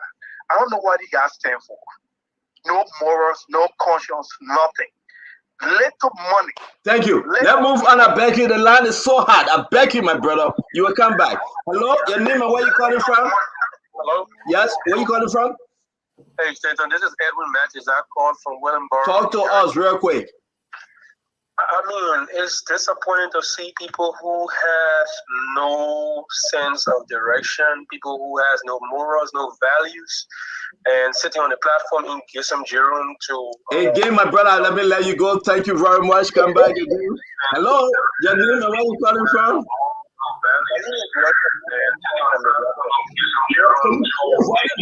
Something playing your back. TV already. I just want to tell you that Gibson is a double-minded man, and the Bible says a double-minded man is for still in your deeds. Thank you very much. Double-minded man. Thank you. Hello, your name and where you calling from? Yeah, my name is Elijah. I'm calling. Why are you laughing? Such a man. I'm here, Mr. Gibson. Mr. Gibson, I don't know. I think you are the greater evil here. You don't even know what you want, what you stand for. Man, come on. Gibson. Thank you very much. Thank you. Hello, your name and where you calling from. Let's talk about Gibson today. Talk to us. I'm Clarence and Benson, and I call for Hamilton.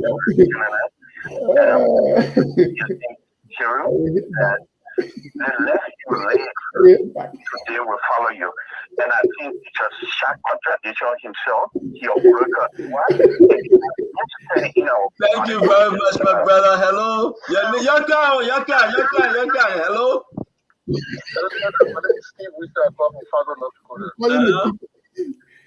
Yeah, please get fair to that. When you finish with this one, play Fadiga on, please. Thank you very much, Fadiga. Thank you. Hello, your name and where you calling from? Hello? Yeah, hello, Stanton. My name is Tranksy Gibson, and I called from Minneapolis, St. Paul, the Twin City of Minnesota. Talk to us. Yeah, Gibson just shot his own last, and you know, from the day Gibson came on this show, actually we know that Gibson was for CDC. See, he disgraced his name, also disgraced the family name. Thank you. Thank you very much. We got 10 more calls to go. Hello, your name and where you calling from? Hello. Yeah, talk to us. It's Frederick Babadi. I'm calling from Pennsylvania. Talk to us, my friend. Thank you so much for making me to be a part and parcel of this great discussion. Look, Gibson is a disgrace to this nation, and he should not even be sitting among you guys. This is a total disgrace to Liberian. Thank you. Hello. Your name and where you calling from? Hello? All right, let me take 2 more, then you can come in. Gibson, don't run, bro. Don't run. Come back. Wait, doing that for? Don't run. Don't put me behind backstage, please. No, don't run. Hello, your name and where you calling from? I don't run. I'm a young boy. I don't run. Hello? Yeah, talk to us. Yeah, this is Matthew Bosley calling from Atlanta, Georgia. Yeah. Look, let's be real. And Jeru is a disgrace to this country. He has said a lot of things. Disgrace the women are our beloved, beautiful women. Let me be both to you. The women are beautiful.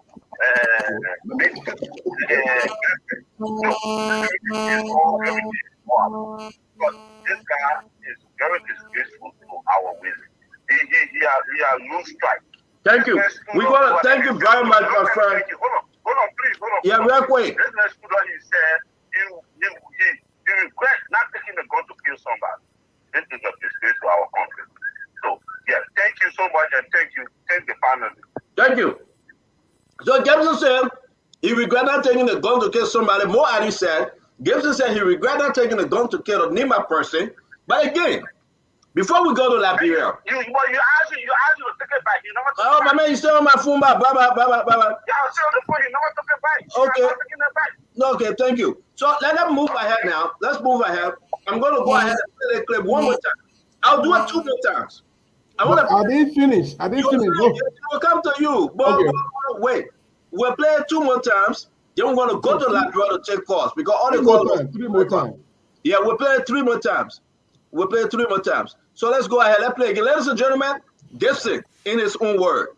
Was not in the race. Coming was my next choice. Because I don't see how. Yeah. Likewise. I don't see how in this life that Gibson can opt for George Weah or opt for JMB. They are not even closer to lesser of evil. They are not even closer to that.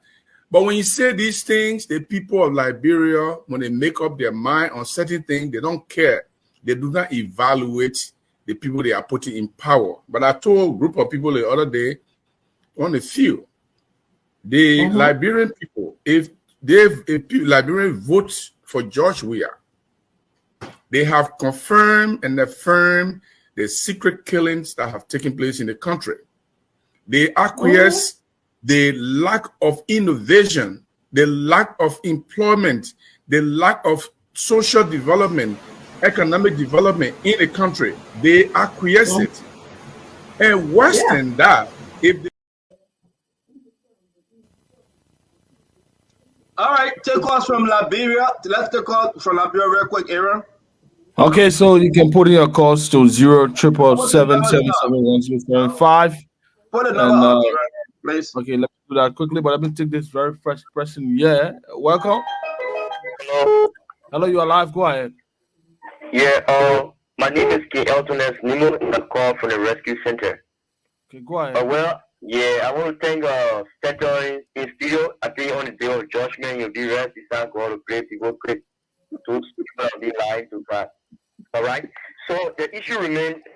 These are same people we talk about. That's one of the reasons for which nobody should give ear to this whenever you speak on the show, because these are people that don't mean good for our country. After the period of time, they have studied and know what this government means to our country, how painful and helpful this government have been into our country in this point.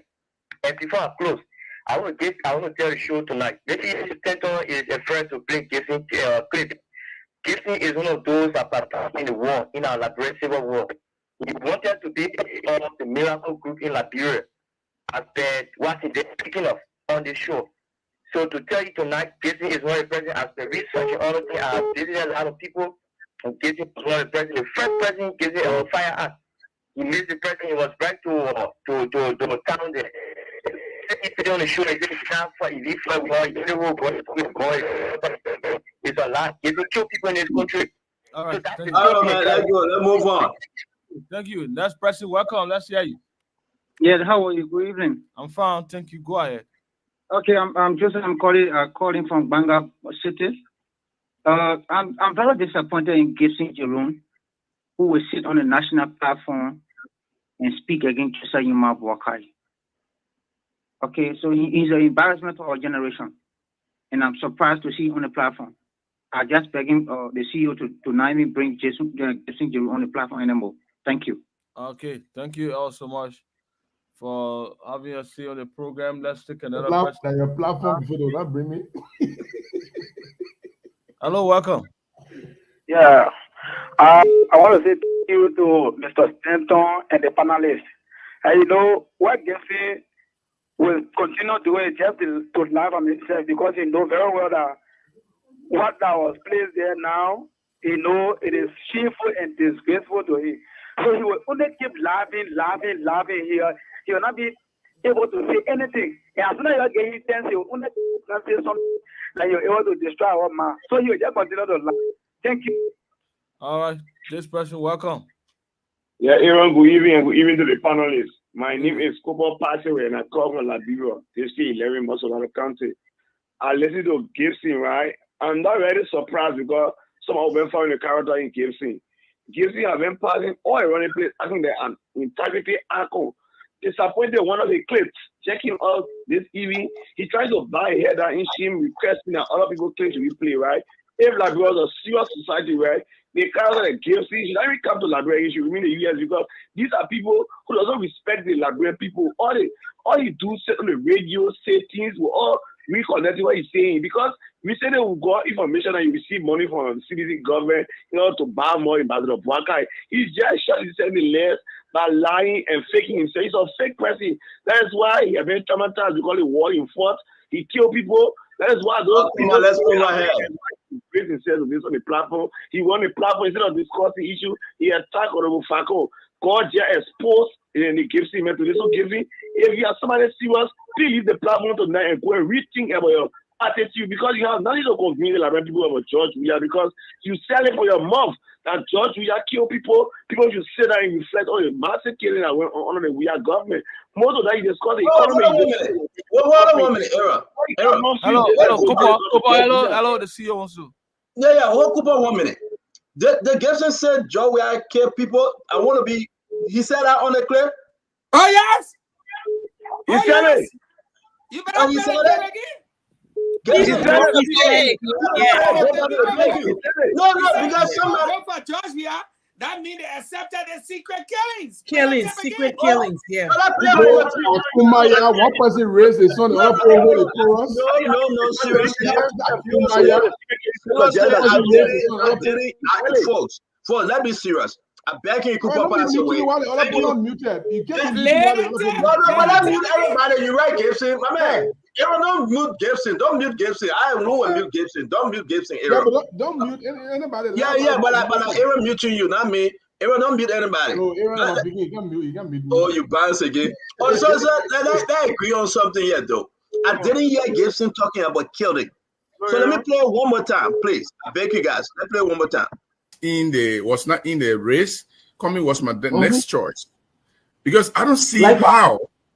Yeah, Likewise. I don't see how in this life that Gibson can opt for George Weah or opt for JMB.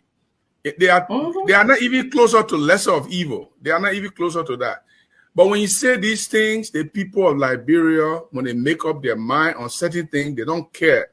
They do not evaluate the people they are putting in power. But I told a group of people the other day on the field, the Liberian people, if Liberian votes for George Weah, they have confirmed and affirmed the secret killings that have taken place in the country. They acquiesce the lack of innovation, the lack of employment, the lack of social development, economic development in the country. They acquiesce it. And worse than that, if they have confirmed and affirmed Wow. the secret killings they have taken place in the country. Did you hear Joshua name, Lisa? Did you hear Joshua name? Wow. Yes. Wow. I mean, we can't understand English again. Yeah, he said if they are a group of people on the Now field, what are we talking? What kind of traffic? vote for George Weah again. Hold on, guys. Hold on, guys. Let me end my statement. No, I beg you, end your statement, brother. There one part you can't run for it. We all in this together. You say you call Jowiani? If the Liberian people vote for George Weah, they have confirmed and affirmed. Listen. I don't see how in this life that Gibson can. Hey, man. They are not even closer to lesser of evil. They are not even closer to that. But when you say these things, the people of Liberia, when they make up their mind on certain things, they don't care. They do not evaluate the people they are putting in power. But I told a group of people the other day on the field, the Liberian people, if Liberian votes for George Weah, you call George Weah they name. have confirmed. You call George Weah name. No. I want everyone to hear this. So you called Joe Weah name. You said they have confirmed. So let's continue. So when you play the video, why I can't respond to the video? End of my video. Ladies and gentlemen, he called Joe Weah name. No, you must admit because you say you didn't call Joe Weah name. I didn't say George Weah killed. I didn't say George Weah killed. What do you mean by the secret killing that have taken place in the country? By who? Innovation. By George Weah, plenty. No, I didn't put George Weah name. Lack of social development evaluates. Now what I told you after the call I said don't call it the other day on the field. The Liberian people, if the Liberian votes for George Weah, they have confirmed and affirmed the secret killings that have taken place in the country. Hey! Is that Kempson? You charge President Weah of extrajudicial killing. You want me to respond now? You're not responding yet. You got no moral right to respond right now. What do you mean by that? What do you mean by that? Tato, why you doing it? People see through. No. You must hold your peace till we give you the time. We will give you equal time, Gibson. Gibson, we give you equal time. You have Fagon here. Gibson, no here. Who denigrated JMB? We will give you equal time. Gibson, my brother. Who denigrated JMB? Gibson, you know that my man said Joe Weah a killer. You just said Joe Weah was killer. Everybody see through what you doing. Everybody see through what you're doing. You just said a killer. Okay, let me finish my thought. If you Guess he just confessed. Just confess. So you just confess. I can respond. No, the thing finished. Okay, let me confess by speaking. No, we'll come to you. No, we're gonna come to you next. Seriously, I will. Let me bring you back. We'll come to you, guess it. I'm gonna bring Una Mamede. I will bring Una Mamede, you speak. Una Mamede, you speak. I say my candidate you. Stan, I know everybody beating Gibson on the recording. That recording is about maybe 4 or 5 months ago. I don't want to dwell on Gibson on old recording. I want to deal with Gibson on what he's saying now. Let's forget about it. No, let me not say let's forget about the past. We can talk about the past. We can bring it up, but deal with Gibson now. Look at the reasoning that coming from other Gibson. How poor they are. Look at the logic that coming all against him. How poor they are in justification for his support to Weah. This man is telling us that in politics, they were now all recording that recent recording, post George Weah endorsement recording. That in politics, you come first, your family come second, your friends come third, and their country can last. Don't waste our time on here. Let's move forward, man. So, ladies and gentlemen, on this note, we want to say thank you for coming. Jason, thank you for coming. Mama, thank you very much. Remy Gray, it's good to have you. We will be back again tomorrow. You can join the Late Night Show where you're going to have Nelson and all the young men and women discussing politics. We want to say, and I say I was going to cast my support for candidate. I said 3 candidates in the race, the Liberian people, JMB, and George Panelist. On behalf of my family and myself, my darling wife, my 4 children, my 2 grandchildren, we cast our vote for the Liberian people, and we pray that the Liberian people make a decision. You can lie. See, one thing I want to tell you before you go. We finish. No, I want to tell you one thing. If we not finish, I want to say one thing. No, we can't say one thing. You come on the show, you finishing nothing, CEO. Thank you, Fadiga, thank you. Gibson, thank you. My sister, Fatima, thank you. And Remy Gray, it's good to have you. Mame, thank you. Ladies and gentlemen, we are here because of a reason. My dear friend, Mamo Johnson, you couldn't be with us. We apologize to you. Aaron Kuben, come back on the set. Mamo Johnson, we hope you can come in the studio and join us. A wonderful program today. Now, guessing God, what you've been asking for. Let's play the tape one more time. Oh, my picking Kobasi in the back. Let me bring it on. But let's play that clip one more time. Let's do this thing one more time. Aaron, play that thing one more time. Let Liberian people see it. When you hear me say, I'm picking Kobasi, just join us. Play this one more time, Aaron. Was not in the race. Coming was my next choice because I don't see how. Yeah, likewise. I don't see how in this life that I Gibson can opt for George Weah or opt for JMB. They are not even closer to lesser of evil. They are not even closer to that. But when you say these things, the people of Liberia, when they make up their mind on certain things, they don't care. They do not evaluate the people they are putting in power. But I told a group of people the other day, on a few, the Liberian people, if Liberian votes for George Weah, they have confirmed and affirmed the secret killings that have taken place in the country.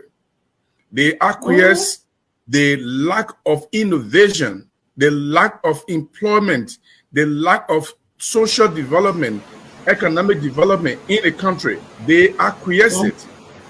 And worse than that, if they social development. Well, folks, I beg you, Aaron, can you put this on our page? Share on all of our pages, okay? The Liberian people are asking for it. I know Nelson will play it tonight again. My people in Kobasi, welcome, my people. Yeah. How you guys doing? How's your end? I'm great, man. And I just wanted to come out here and talk about some very important issue, and one has to do with, I dropped a record. It's called Call God, for those who haven't heard it. So that's what I came for. So you can go and download it. It's very important for you to listen to that record. In a time of political period, we know everybody and you know how, but at least you take a time, maybe you just get entertained by my new song. And I also did a song called Watching You Not Do. If I give you my future, 6 years, 9 years, not play. I've never heard that. I've never heard of Watching You Not Do. Trust me, it's the best play song right now. It's on all the radio stations. It was played on BBC. I'm very grateful that as an artist, I can contribute in a positive way. I'm afraid to play it though because I don't want them to take this very important show that get Gacy Oh, no, on no, no. I sent and it say to we you. went against community standard. No, but the radio station always play. I spoke Okay. to they got some, but or if you can still, it's online. I just came to talk about my song, and you know, the Cargo. I dropped Cargo. It's been like 3 weeks right now. It's a very important song, and I Just just play a want little bit of it. Just few, maybe 2 seconds, 3 seconds, a little bit. You got it on your phone? Yeah, which one? You talking about Cargo? Let's do the Cargo first. Hit me out with the Cargo. So the Cargo is speaking about especially people who you know as a human being when you help people, right, and they don't appreciate the things you do for them. Like people feel you are entitled to help them. So I did that song. I was in my big brother office.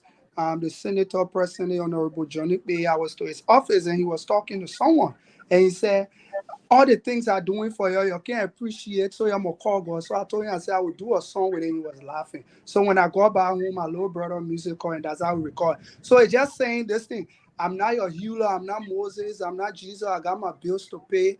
And you know, some of y'all want us to feel, but we'll keep on moving. Or you don't know the sacrifices we go through to make the money.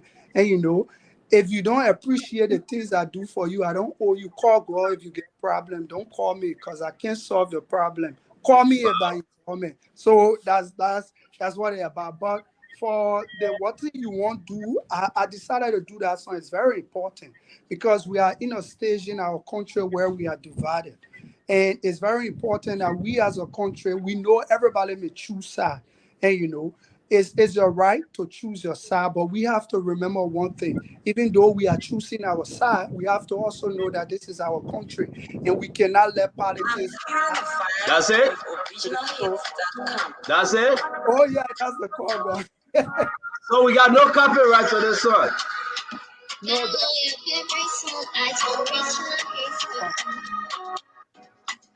I got my bills to pay, so much problems to face. Some of them want me to feel, but I keep on going.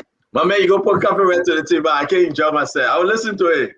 Yeah, so it's not really about the music for me. I know you will download and people can download. The link will be here. I will put the link in the comment section. But like I was saying, CEO, like I was saying, is very as an artist, I feel I own it to the people of Liberia because they gave me the opportunity to be who I am today. So if you could just give me like 5 minutes, let me just talk to them, I will appreciate it. So what You have the term. Go ahead. Yeah, I'm just trying to say to the people of Liberia, we have reached a crucial stage. And every 6 years, we come back to this scene and, you know, period. That is to express our political right. And you understand it? So I just encourage the music play. Can you? Who played it? Can you? I think it's a radio people. Aaron, don't play. Aaron Lloyd, we are discussing political issues now. So, like I'm saying, it's very important that the people of Liberia, you know, have to be peaceful. That's all my message I have to say. We have to be peaceful in this time of election. Listen, election will come and go, but we all have to understand that we remain as the people of Liberia. And I always told people everywhere that I go, listen, do not fight people for their choices. To respect people for the decisions they make. And I always say this to everybody listening. You as a partisan should be a reflection of your party.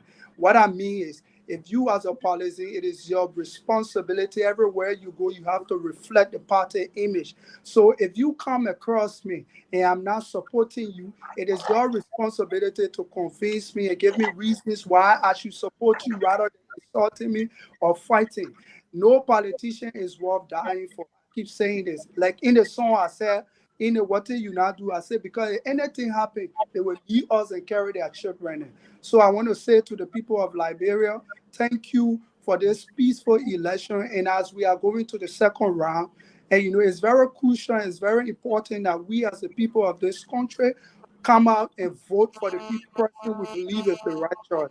So thank you for having me here. And go Basi. Yes, sir. My man, I look forward to seeing you soon, man. Ever begin.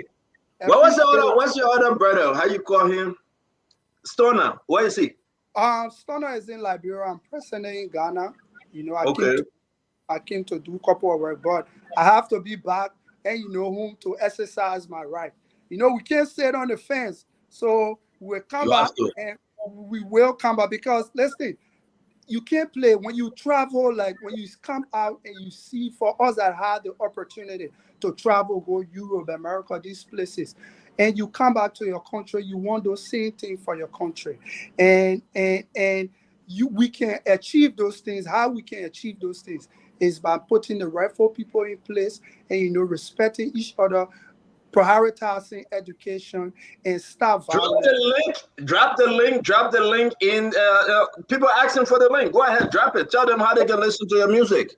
You can listen. My music is on Apple Music and Spotify. So right now I'm talking to you, so there's no way I can. But after here, I will drop the link and people can go listen. Listen, this is the only way you can support us as artists. I'm not asking you for money. I don't want that. All I want from you is just a like, just a subscription. Because if you subscribe to my music, if you have Apple Music, if you have Spotify, AudioMac, and the more you listen to my music, I can get paid. And before I go, I wanted to say, I know you haven't heard, maybe you have heard about it, Jezino, and I wanted to say publicly, I wanted all of us, to congratulate him. Even though we are in a political period right now, but it's very important that we congratulate Jezino because he's the first Liberian artist that have taken the Liberian music and exposed it, He's the first Liberian artist to have almost 40 million streams. That is very huge. So bring him on when he's available. Let's talk to him and let's appreciate him. I will be happy. So you see, if he can do that, Liberian music is going forward. Every day you text me, we in conversation. So you're always welcome to all your guys. They can come on. Let's make this thing. It's about Liberia. We're not charging you guys, but the people love you. And again, I hope you guys can be very clear. Don't be political too deep. Leave the politics with the politician. You are entertaining the entire Liberia. So whenever you think about taking side, just know that you're going to hurt other people's feelings. Seriously. Just you are serving both CDC, Unity Party, CPP, and all the different Ps. So if you want to take a side, then you bring that thing in your own business. And again, I would say thank you very much, man. As always, I look forward to seeing you soon. Thank you. Kobasi. Thank you very much.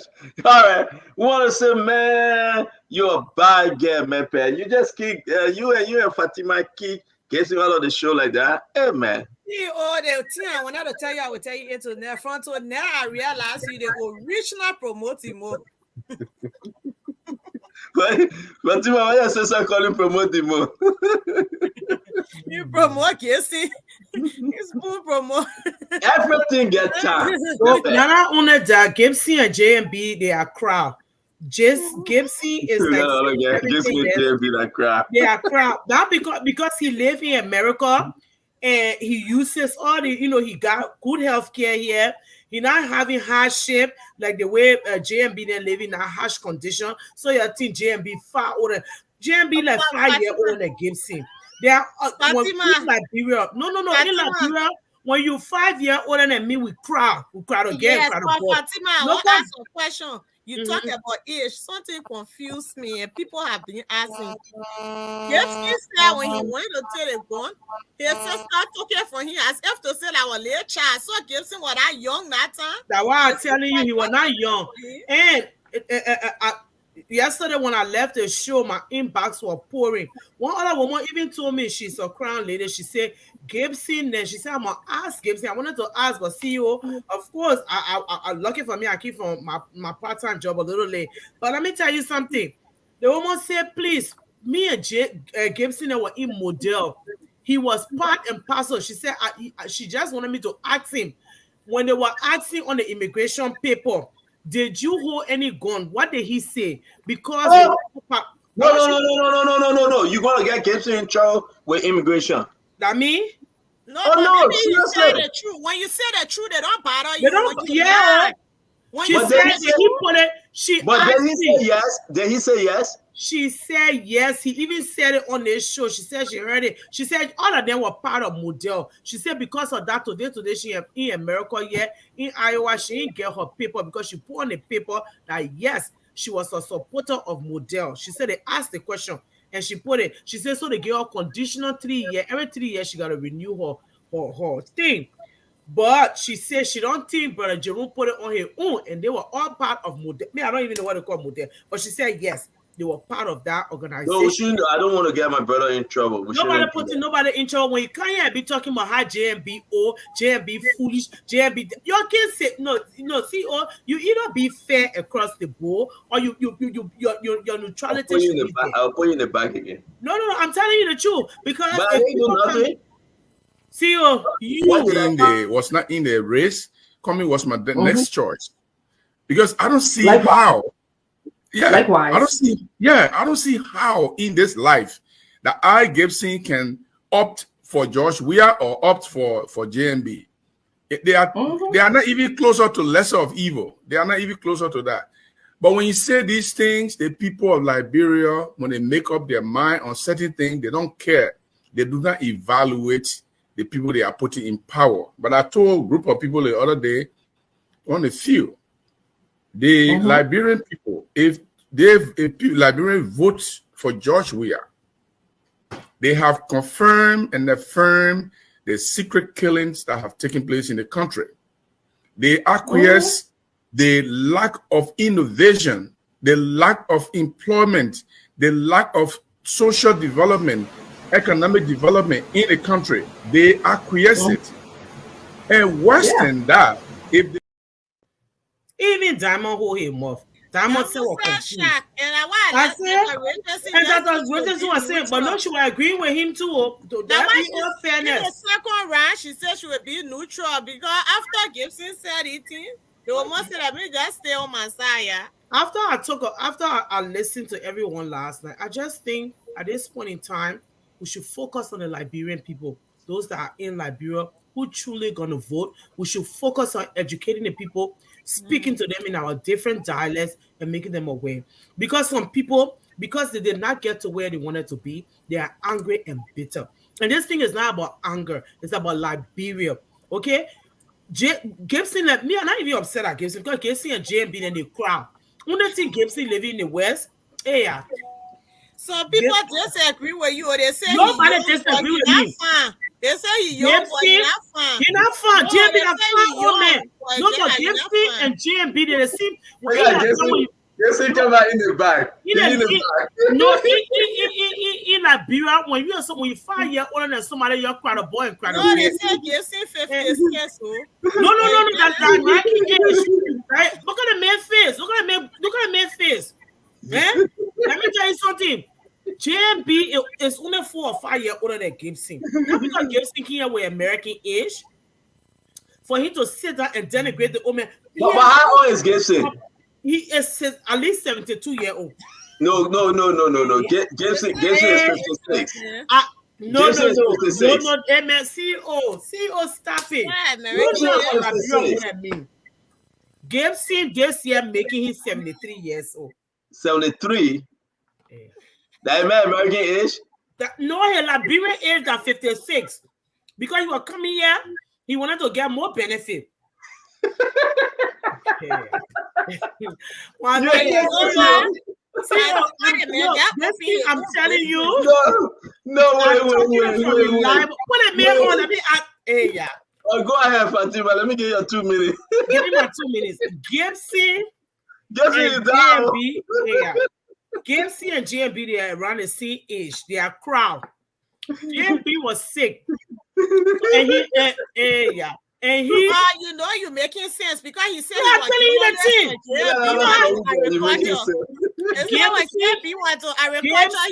our papa, you know that you look sometimes you can look at your life and think about the things that you thought you would have achieved by this age, and you see your Quadabona achieving that. It can make you jealous in some kind of way. But the jealousy beyond Gibson with the papa here today because he the made it stay crowd. Yeah. See, you can't even the papa not achieve a lot more. Now why you keep emphasizing the 40 years? in public service. Thank you. The papa now achieved a lot more than Gibson. Gibson, but what the papa is thinking about, national issues. Gibson thinking about if he had gone, he would erase the whole map of Nimba. Yeah. Whereas he even told us that he is from Nimba. Now some of the white men can do they say, "Oh, I'm dating you. How could I be racist?" Yeah, but you are. Even the thought process, we have to be serious. This is about our people's life, and this is a life and death situation. Giving George Weah 6 more years on top of our people, it will kill them. So our grandpa then, like Gibson and our pa Bwaka, since they all the same age, and he vexed because the papa now accomplished more than he has. He come here, CEO allow him to. I see Gibson in the back. Gibson say he won't come on. Now he come. I mean, I want talking to a face. Me, I like to talk to people in their face.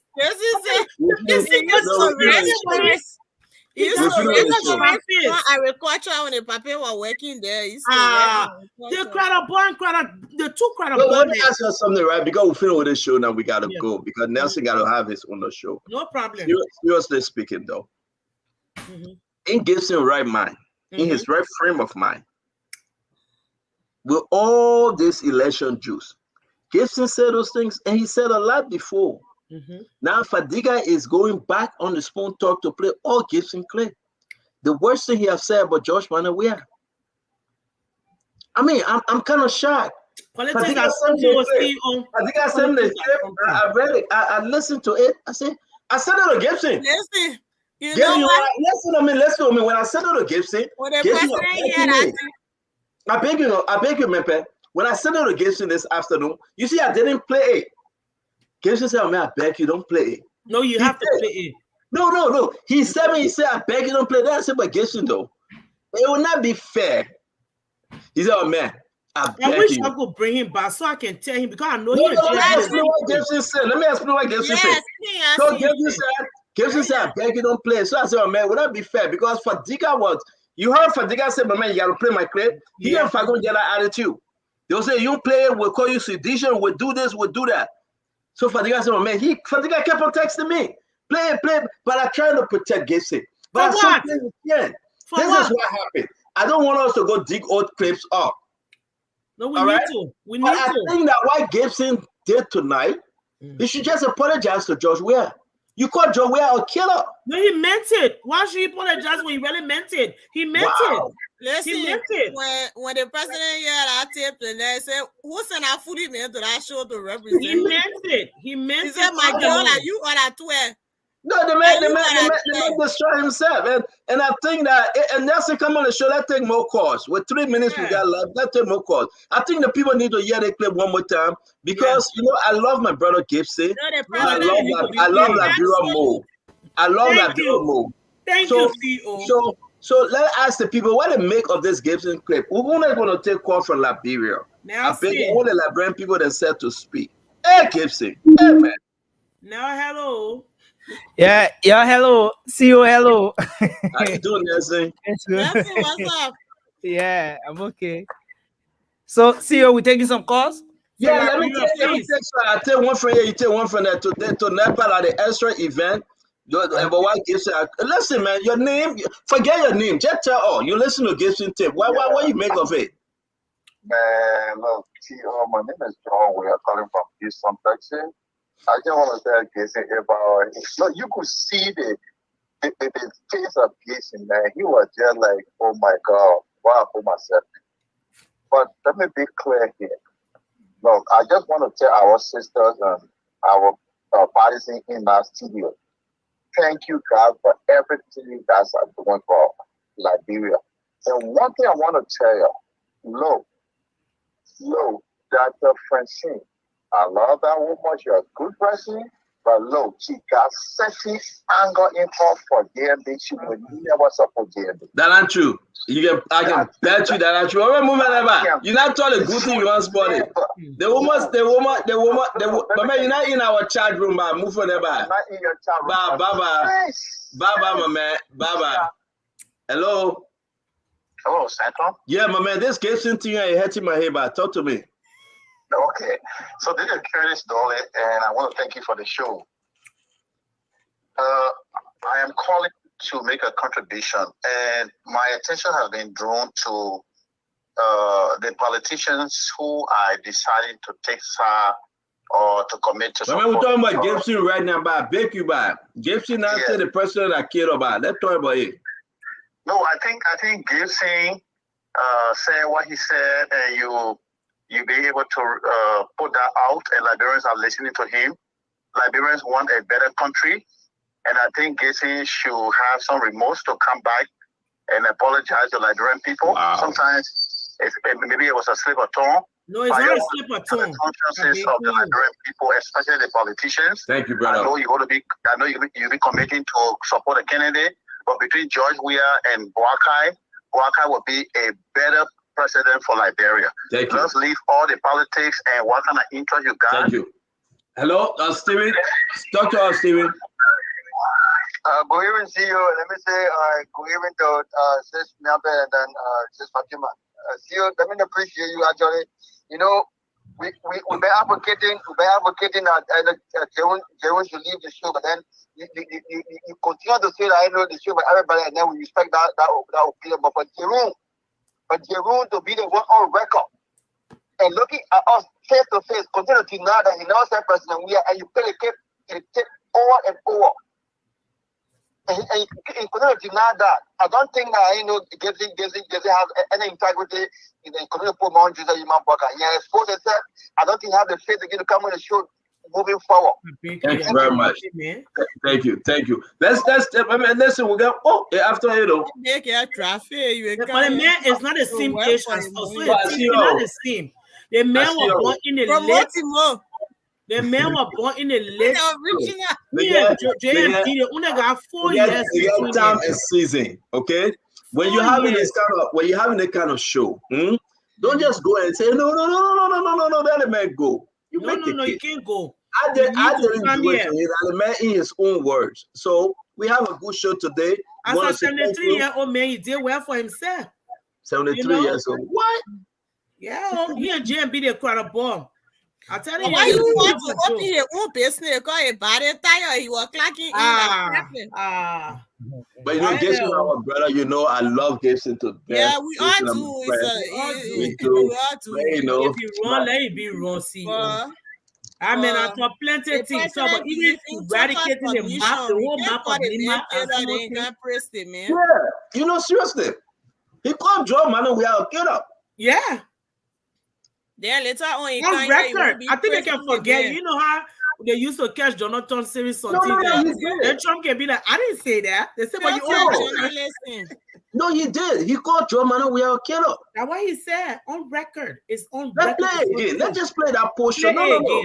Yeah, play again. Please. Was not in the race. Coming was my next choice. Because I don't see how. Yeah. Likewise. I don't see how in this life that Gibson can opt for George Weah or opt for JMB. They are not even closer to lesser of evil. They are not even closer to that. But when you say these things, the people of Liberia, when they make up their mind on certain things, they don't care. They do not evaluate the people they are putting in power. But I told a group of people the other day, on the field, the Liberian people, if Liberian votes for George Weah, they have confirmed and affirmed the secret killings that have taken place in the country. They acquiesce the lack of innovation, the lack of employment, the lack of social development, economic development in the country. They acquiesce it. And worse than that, our elders then are wise. This man knew what he was talking. As a 73-year-old man, he knew what he was talking. Thank you. That man said it. Yeah. This is the Spoon Talk. Thank you for joining us. This is your show. This is your program. This is not my show. Now, see the man said it was life and direct. He said it. For you. He got amnesia now. Ladies, I beg you, we gotta go. Bye-bye. We gotta go tomorrow. We're all hungry.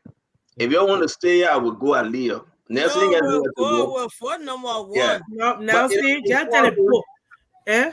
Let me finish now. It is important for us to know today that everything gives you message about personal wear is fake. If I It's Kato, It's seriously.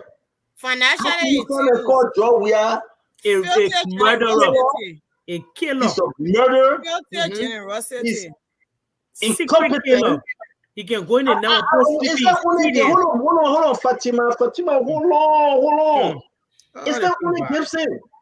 They make full bungalow. It's anybody. Like look at President George Manuel we are and said, you X, Y, and Z, and now they come back and say, Mr. President, please forgive me. And I'm willing to work with you. Campaigning heavily. I mean, I don't CEO or Joker, I told you something yesterday. The any chair that Gibson a bit Tiffany CDC where you never saw 73, that's more energy there. To be 73-year-old. Something honor it. Gibson told me yesterday when Gibson called me, he said Senator called him. So I said, what is Senator call? You know, Gibson told me. He said Senator called him. And he said, but at the end of the day, I know what I'm going to do. I said, Gibson, what are you going to do? He said, man, the position right now, we got to make the case. Gibson told me. Well, Gibson told me about either want to come on the show and either our founder will support George Manuel. Gibson told me before I confirm it from the either people, But I'm support you, CEO, for checking the side of the Liberian people. I am. But I will not cast anybody away because this network is not my network. And this network for the Liberian people, and I support the Liberian people. Gibson will continue to be here. We'll just remind Gibson. You know what Fadiga did? Fadiga is a bad dude. Fadiga brought out 23 different videos on Gibson. There are two things. And what happened? The 73-year-old man, when he said it, we have to call him out. You know he can forget his right? I think that because of the age. Let's on this. The dementia. Listen, a lot will play some tomorrow. Because Fadiga, the one that you saw is easy. The worst thing Gibson said about personal wear. And I asked Fadiga, not only Gibson used to have a show before. A show, yes, a show. Yeah. Some of those shows from I know FOS, I think they call them FOA or FO something. By the time you want Liberian person, we are refused to see his kid. They gotta come to destroy Gibson. If I were Gibson, I would leave Spoon Talk. If I were Gibson, I would leave. They're about to destroy Gibson with those place. Yeah. But folks, thank you very much. Gibson, stay my brother. I love Gibson. You know that my movie. And but this tell the truth about him. That anything can happen on Spoon Talk, as you see. Now, before I go, let me speak to the 5 people small. Every time the woman call me, I can make so. Let me bring her in. Hello. Hello. Yeah, Mama. Today I say I will take your call. So talk to the people now. Yeah, I just want to talk about Gibson. I know what Gibson is going through. If I try to pull up some of his recording for on your show, I'm really disturbed because I really don't know who Gibson is. Gibson says something on your show that brought tears to me once upon a time. You see, he talking about how George Weah killed. Gibson said it at the time too in another video how his son was killed. I mean, I felt it, and even you told Gibson, I'm very sorry. I didn't know that this happened. Gibson said, I don't know, and there's no justice. So, I mean, to see Gibson, identifying himself with this man, I am confused. I am confused. For a 73-year-old man. Thank you, Mama. Okay, I want to please ask Gibson, who is he? No, but you're not in the show now. 73 years old. You will come back tomorrow, you ask him. Yes. I beg you. I don't want to say behind here. Thank you for calling. Thank you, Mama. Thank you. Let me take one more call real quick. I got to bring in former Minister Obama Kamara. He been waiting on the line. I got to bring him on. My brother Gibson, We're 73. Minister Kamara, sorry to keep you waiting, but you are live, sir. Yeah, thank you, Sandon, and appreciate you allowing me just to speak in. Thank you. You're welcome, sir. Talk to us. It's important that just to highlight a few things that transpired today at the legislature. The statement by Senator Snow that made reference to patronage. It's important that we just take in this mode. Patronage is as in kleptocracy, is as in kakistocracy. Speaking of people, if you go to the definition of those words, a systematic corruption that is entrenched in thievery by the state, or is a state-sanctioned corruption. So when you patronize it, wherever that transpires in the system against the Liberian people, it comes back to bite you. So it's important to remind people now, this is the Liberian revolution that is taking place. The people are tired. If you can represent them, they will come to you through the ballot and take action. The situation with Gibson Jeru, he's part of what we call the kakistocracy environment. A government run by worst, least qualified, or most unscrupulous citizen.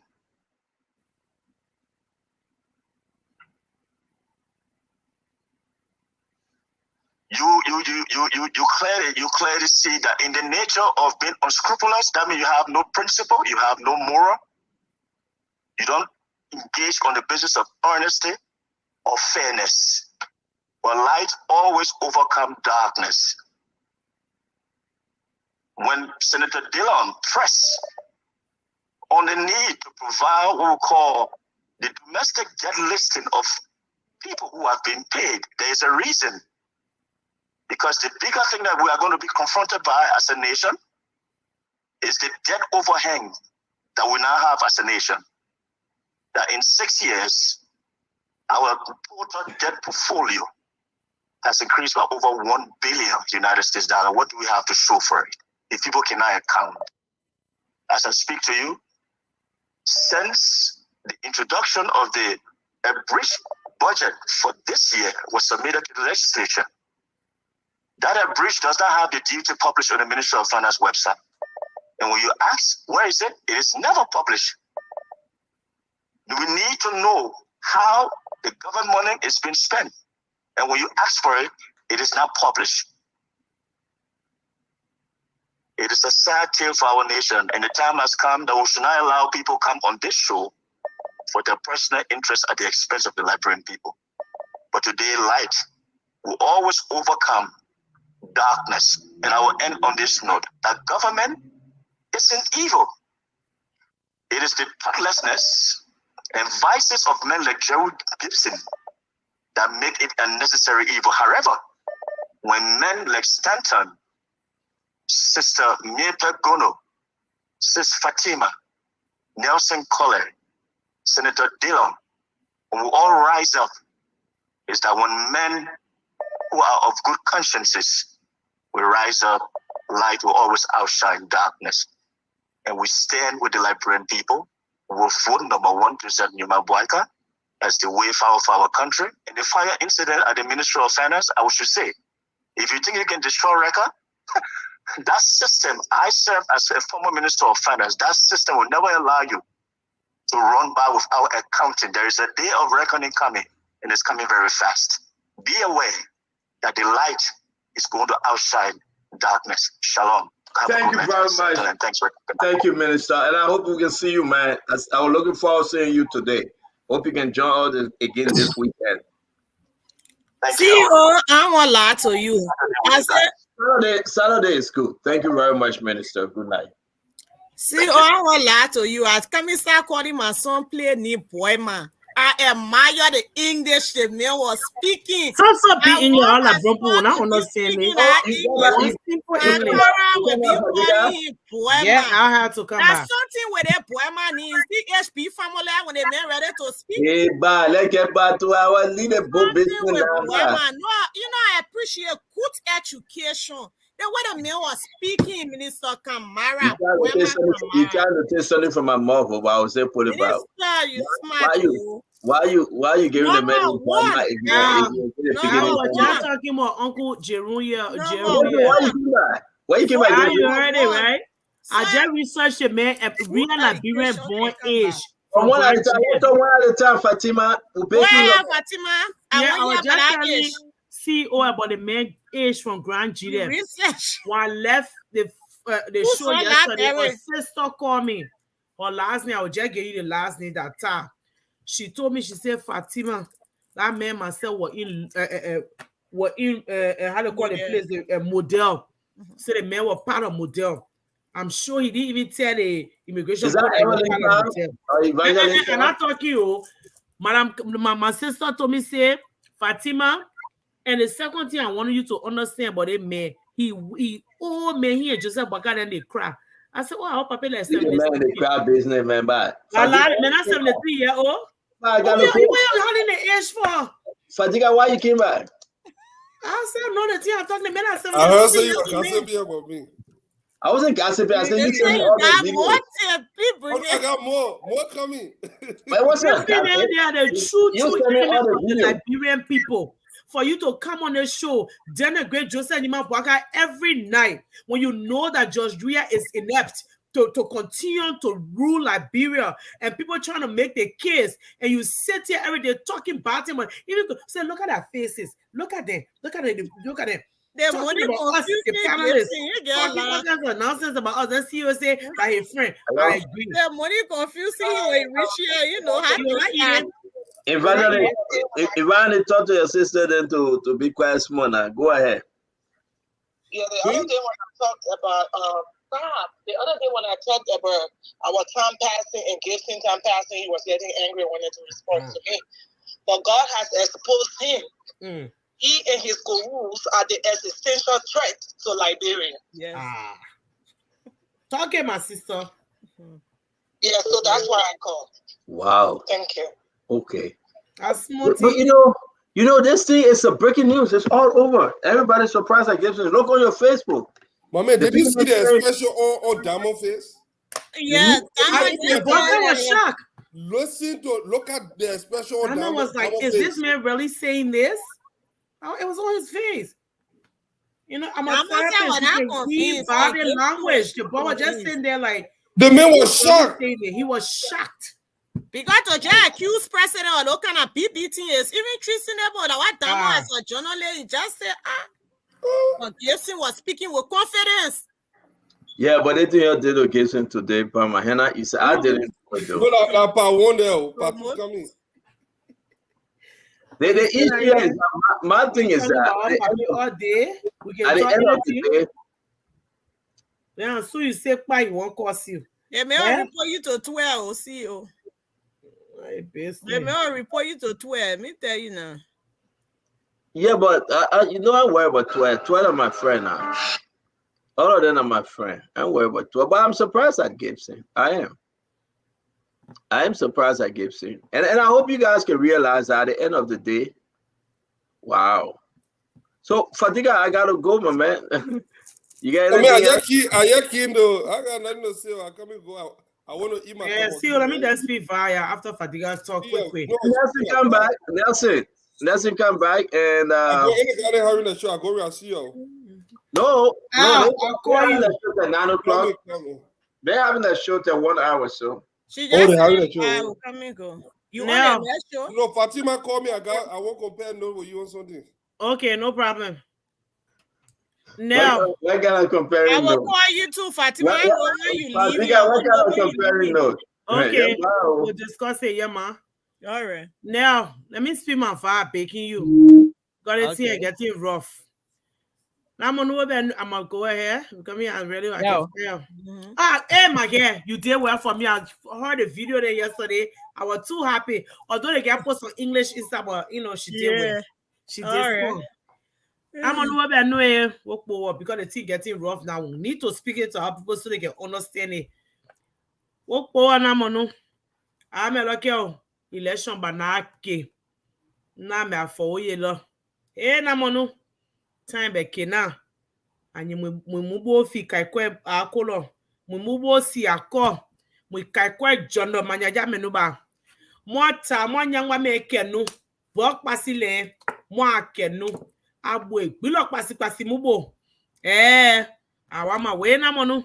Ata Allah wenye banange anako baba mono akwobi wapi amwa a penny ke kwobi ma amwa sign ke mo kai be kai anosi we musu be musu anisi wo ke be ti arodu ko mo egbi bana amwa je wo be wa so ana mi fe nyama menera duko jamba pa nyama bo ani fe nyama no bo ke alo ana be mo enu ye na monu mo enu ana tiwa ni be ake ani be la ke kwenu lo anati zambi nu ko we that on munu nu pebe wako na monu abe amenu abe that on no power na mo amoko enu abe take care bi na no la mo nesi enu abe anu basana mo data anu abe anu power na mo aki anu abe ajaw mo amono na ti mo panda ko o malawa ehe wo bo pasika me akolo amani boya kwa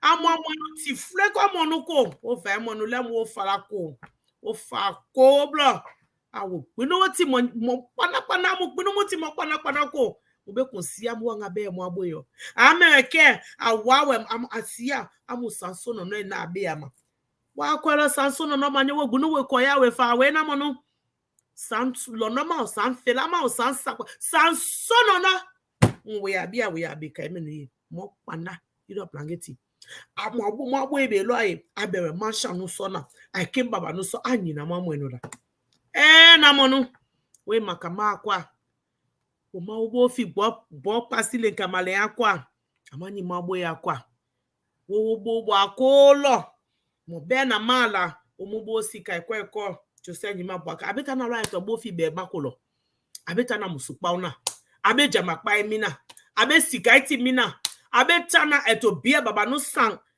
I pemi abobe pemi kolo abobe musukolo na monu wo mo agbo ekinije wo kone he wo mo agbo ekinije we makama akwa we boka jowi akomelo wo mu kaikwe jose nyima boakai abe Jeremiah pankun mo fi amenu we nana we ani mo agbo ekobi ani aje mu ma mo bunu mo soke na monu wo kone he wo kone no wo bona wo mata we to ma bo ka $10 kwa $10 sansono na $20 sansono na wo mala he anu ma wo ko $20 we voti ka ti ebi we abi anu ye wo kone he na monu wo mala wo ma wa fe nu wa voti ka ti menu wa reti menu wo ma be momo boy Nelson me be studio me lo ala me wo bo si olo me wo bo mo egbilo me wo bo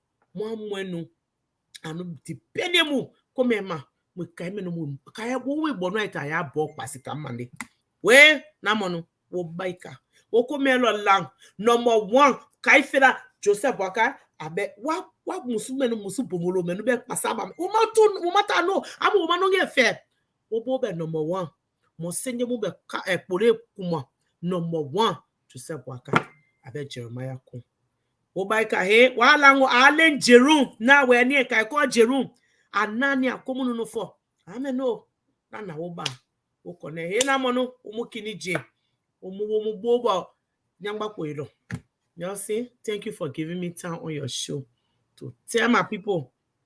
Yeah, thank you. Yeah, one thing I heard over and over was the Namonu. What it means? My people, okay. Namonu, my people. Namonu. I said, my people, you lead a football playing business. Even the football, the men are master of all art in the football. Our Liberia, they own a football team. He want nobody to shine him. The football say mess up in the country. I say, hey, my people, let's feel sorry for each other. We will not agree. My people will beg you. You will not agree. Your daughter, they're not getting paid. Your children are not going to school. Our children are attend to zombie in our own country. All of them, they're destroying their brain with no drug.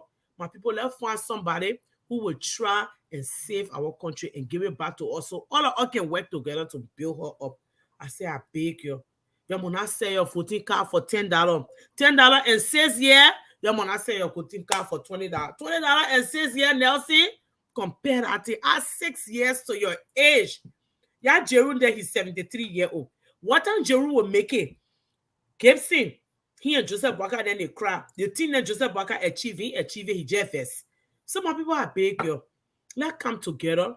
Let's try and vote Joseph Nima Walker. Number one. Yeah, oh, Jerome. I mean, Wow. and Nelson, I wanted to speak for you small on your show, but your show can be too much fire for my old age. You know me, I'm old. Interestingly, How I old said is it? interestingly, Mr. Gibson came on the show the other night. I saw him, oh. I wanted to jump in, but I didn't have the link. I said, hey, God, I didn't have the number to call you on the side. When I saw him talking to the children, but I let it with the children addressing. My girl, he play with him. Gibson, that you will come on the show and talk nonsense at your age. You 73-year-old, you can't try to take care of yourself. You're 73. Yeah, Joseph Walker, then they cry. Only because he's living in the West, he can eat good food. The other boy even say he's 75. He's 73. The crowd woman told me say he's 73. Yeah. For him to come here denigrating Joseph Walker when you say evil mean things about John Manewia. And John Manewia can forgive you. Ask people that know him. And my brother, he don't forgive you. Say something about him. He let Chani man 10,000 years ago. He came and filed an account of revenge. That Chani man story.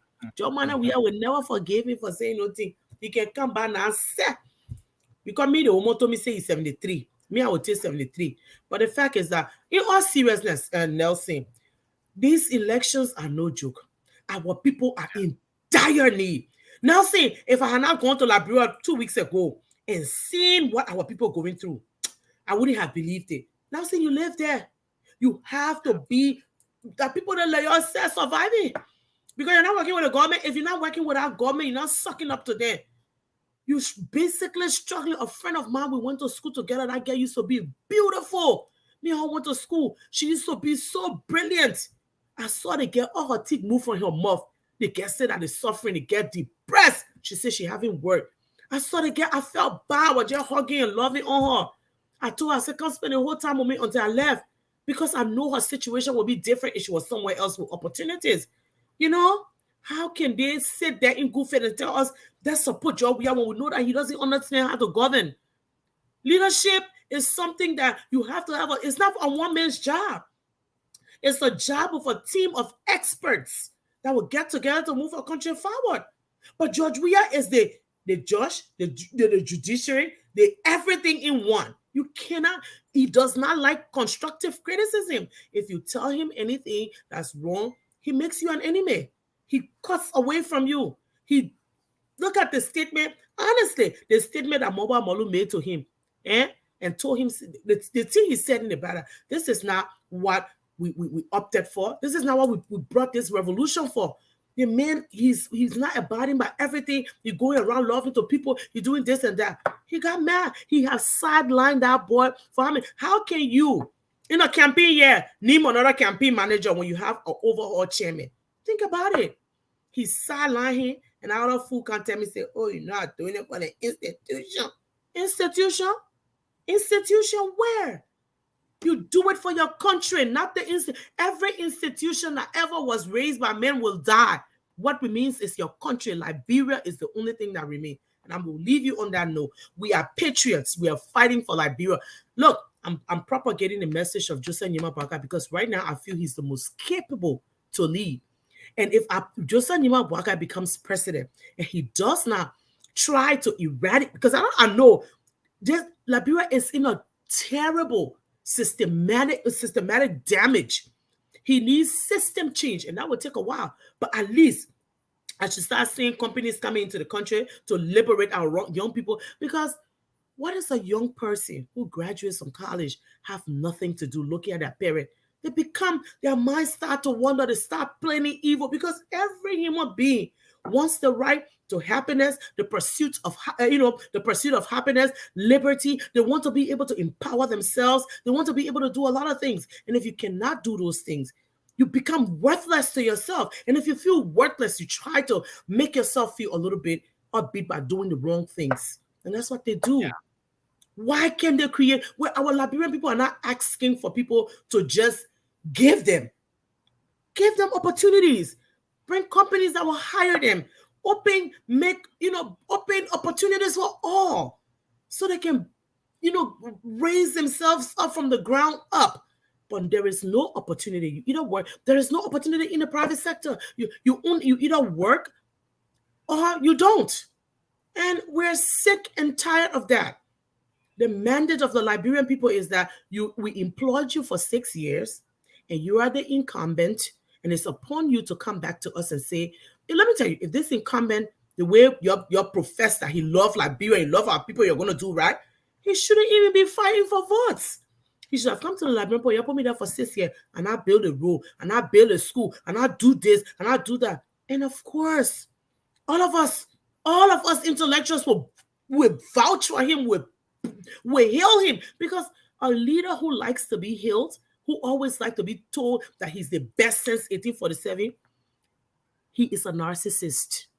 He's not a leader. And so, on that note, I won't tell you, yeah, Nelson, let's try together, come together, and save our nation. So we are fighting for the soul of our nation. And that's where I'm coming from. I thank all of you, all of the panelists that left me here because I'm working late today. I tell everybody thank you. All of our viewers around the world, we say thank you for watching us, for being a part of our show. Because without you guys, we will not get our words out there to our people. I thank you guys so much. When you see how our Liberian people are suffering, you'll be sad. Thank you, Nelson, for letting me take at least extra 20 minutes of your time just to run my mouth, because I get too passionate about Liberia. Thank you guys so much. I appreciate you. Nelson, I'm coming again. Oh. You must at least Liberia, the way you can spoil me with love, you must spoil me again. Oh. Let me spend all my money to come back because let my one vote, Nelson. And I live in here. I coming back to that country. My eyes will be on that vote in edition number 10. Like it was like myself, I wear my diaper that day. Y'all will see him. I wear my diaper. I will not people. I will protect those votes until I come back to America. Y'all, thank you, my people. Thank you so much. And it was good. That's you made a list here. Don't shoot me in Liberia. I told you send me a list. All right. Yeah. Thanks a whole lot. Thanks a whole lot. All right. Okay. My love to everyone. Tell my entity I say hi. Oh yeah, she's listening. All right. Tell her I love her. I say hi. I got her number. I called her yesterday, but she didn't answer. She didn't know my number. I will text her. Love you guys so much. Goodbye. Thank you. Bye-bye. Okay, folks, that's how we like to draw down the curtains on this edition of the program, Spoon Talk. Thanks a lot to all of you out there for always making up time to be here with us. Thanks for watching the show. Thanks for listening to us on your radio. Of course, we've been live on Fabric 101.1 FM, Super 95.5 FM, and Spoon 107.5 FM in Monrovia. Thanks to all of you always charging your radio, buying your batteries to listen to us. And we've been relayed on several community radio stations as well across the country. We appreciate all of you, though sometimes you don't notify us when you're relaying, but we appreciate the fact that you do that. And we also say thanks to all of you watching. We've been live on Spoon TV on Facebook, Fabric TV on Facebook, and Super TV also on Facebook. And on YouTube, the channel is Spoon Talk Live. Those of you who would like to follow, you would love to follow from YouTube as well, just search the handle Spoon Talk Live, and you'll be able to follow us from there as well. So say thanks a lot. Spoon Talk will be back on your radio tomorrow, and the invitation is just to join us. Until then, have a good night. But just before I go, let me say happy birthday to you, Mrs. Maron Tokba Wanti. You're there in Brussels. Of course, your husband, who is an ardent follower of the Spoon Show, Bobby Wanti, is saying happy birthday to you as you celebrate your birthday today. So if they will come your way again, have a good night. And let's remember to keep the peace, because Liberia is all. And I mean all we have. Bye-bye. Yes, sir. A special one from the CEO, Stanton with the spoon. And your boy, Friday the Southern Band. Charges on the beat.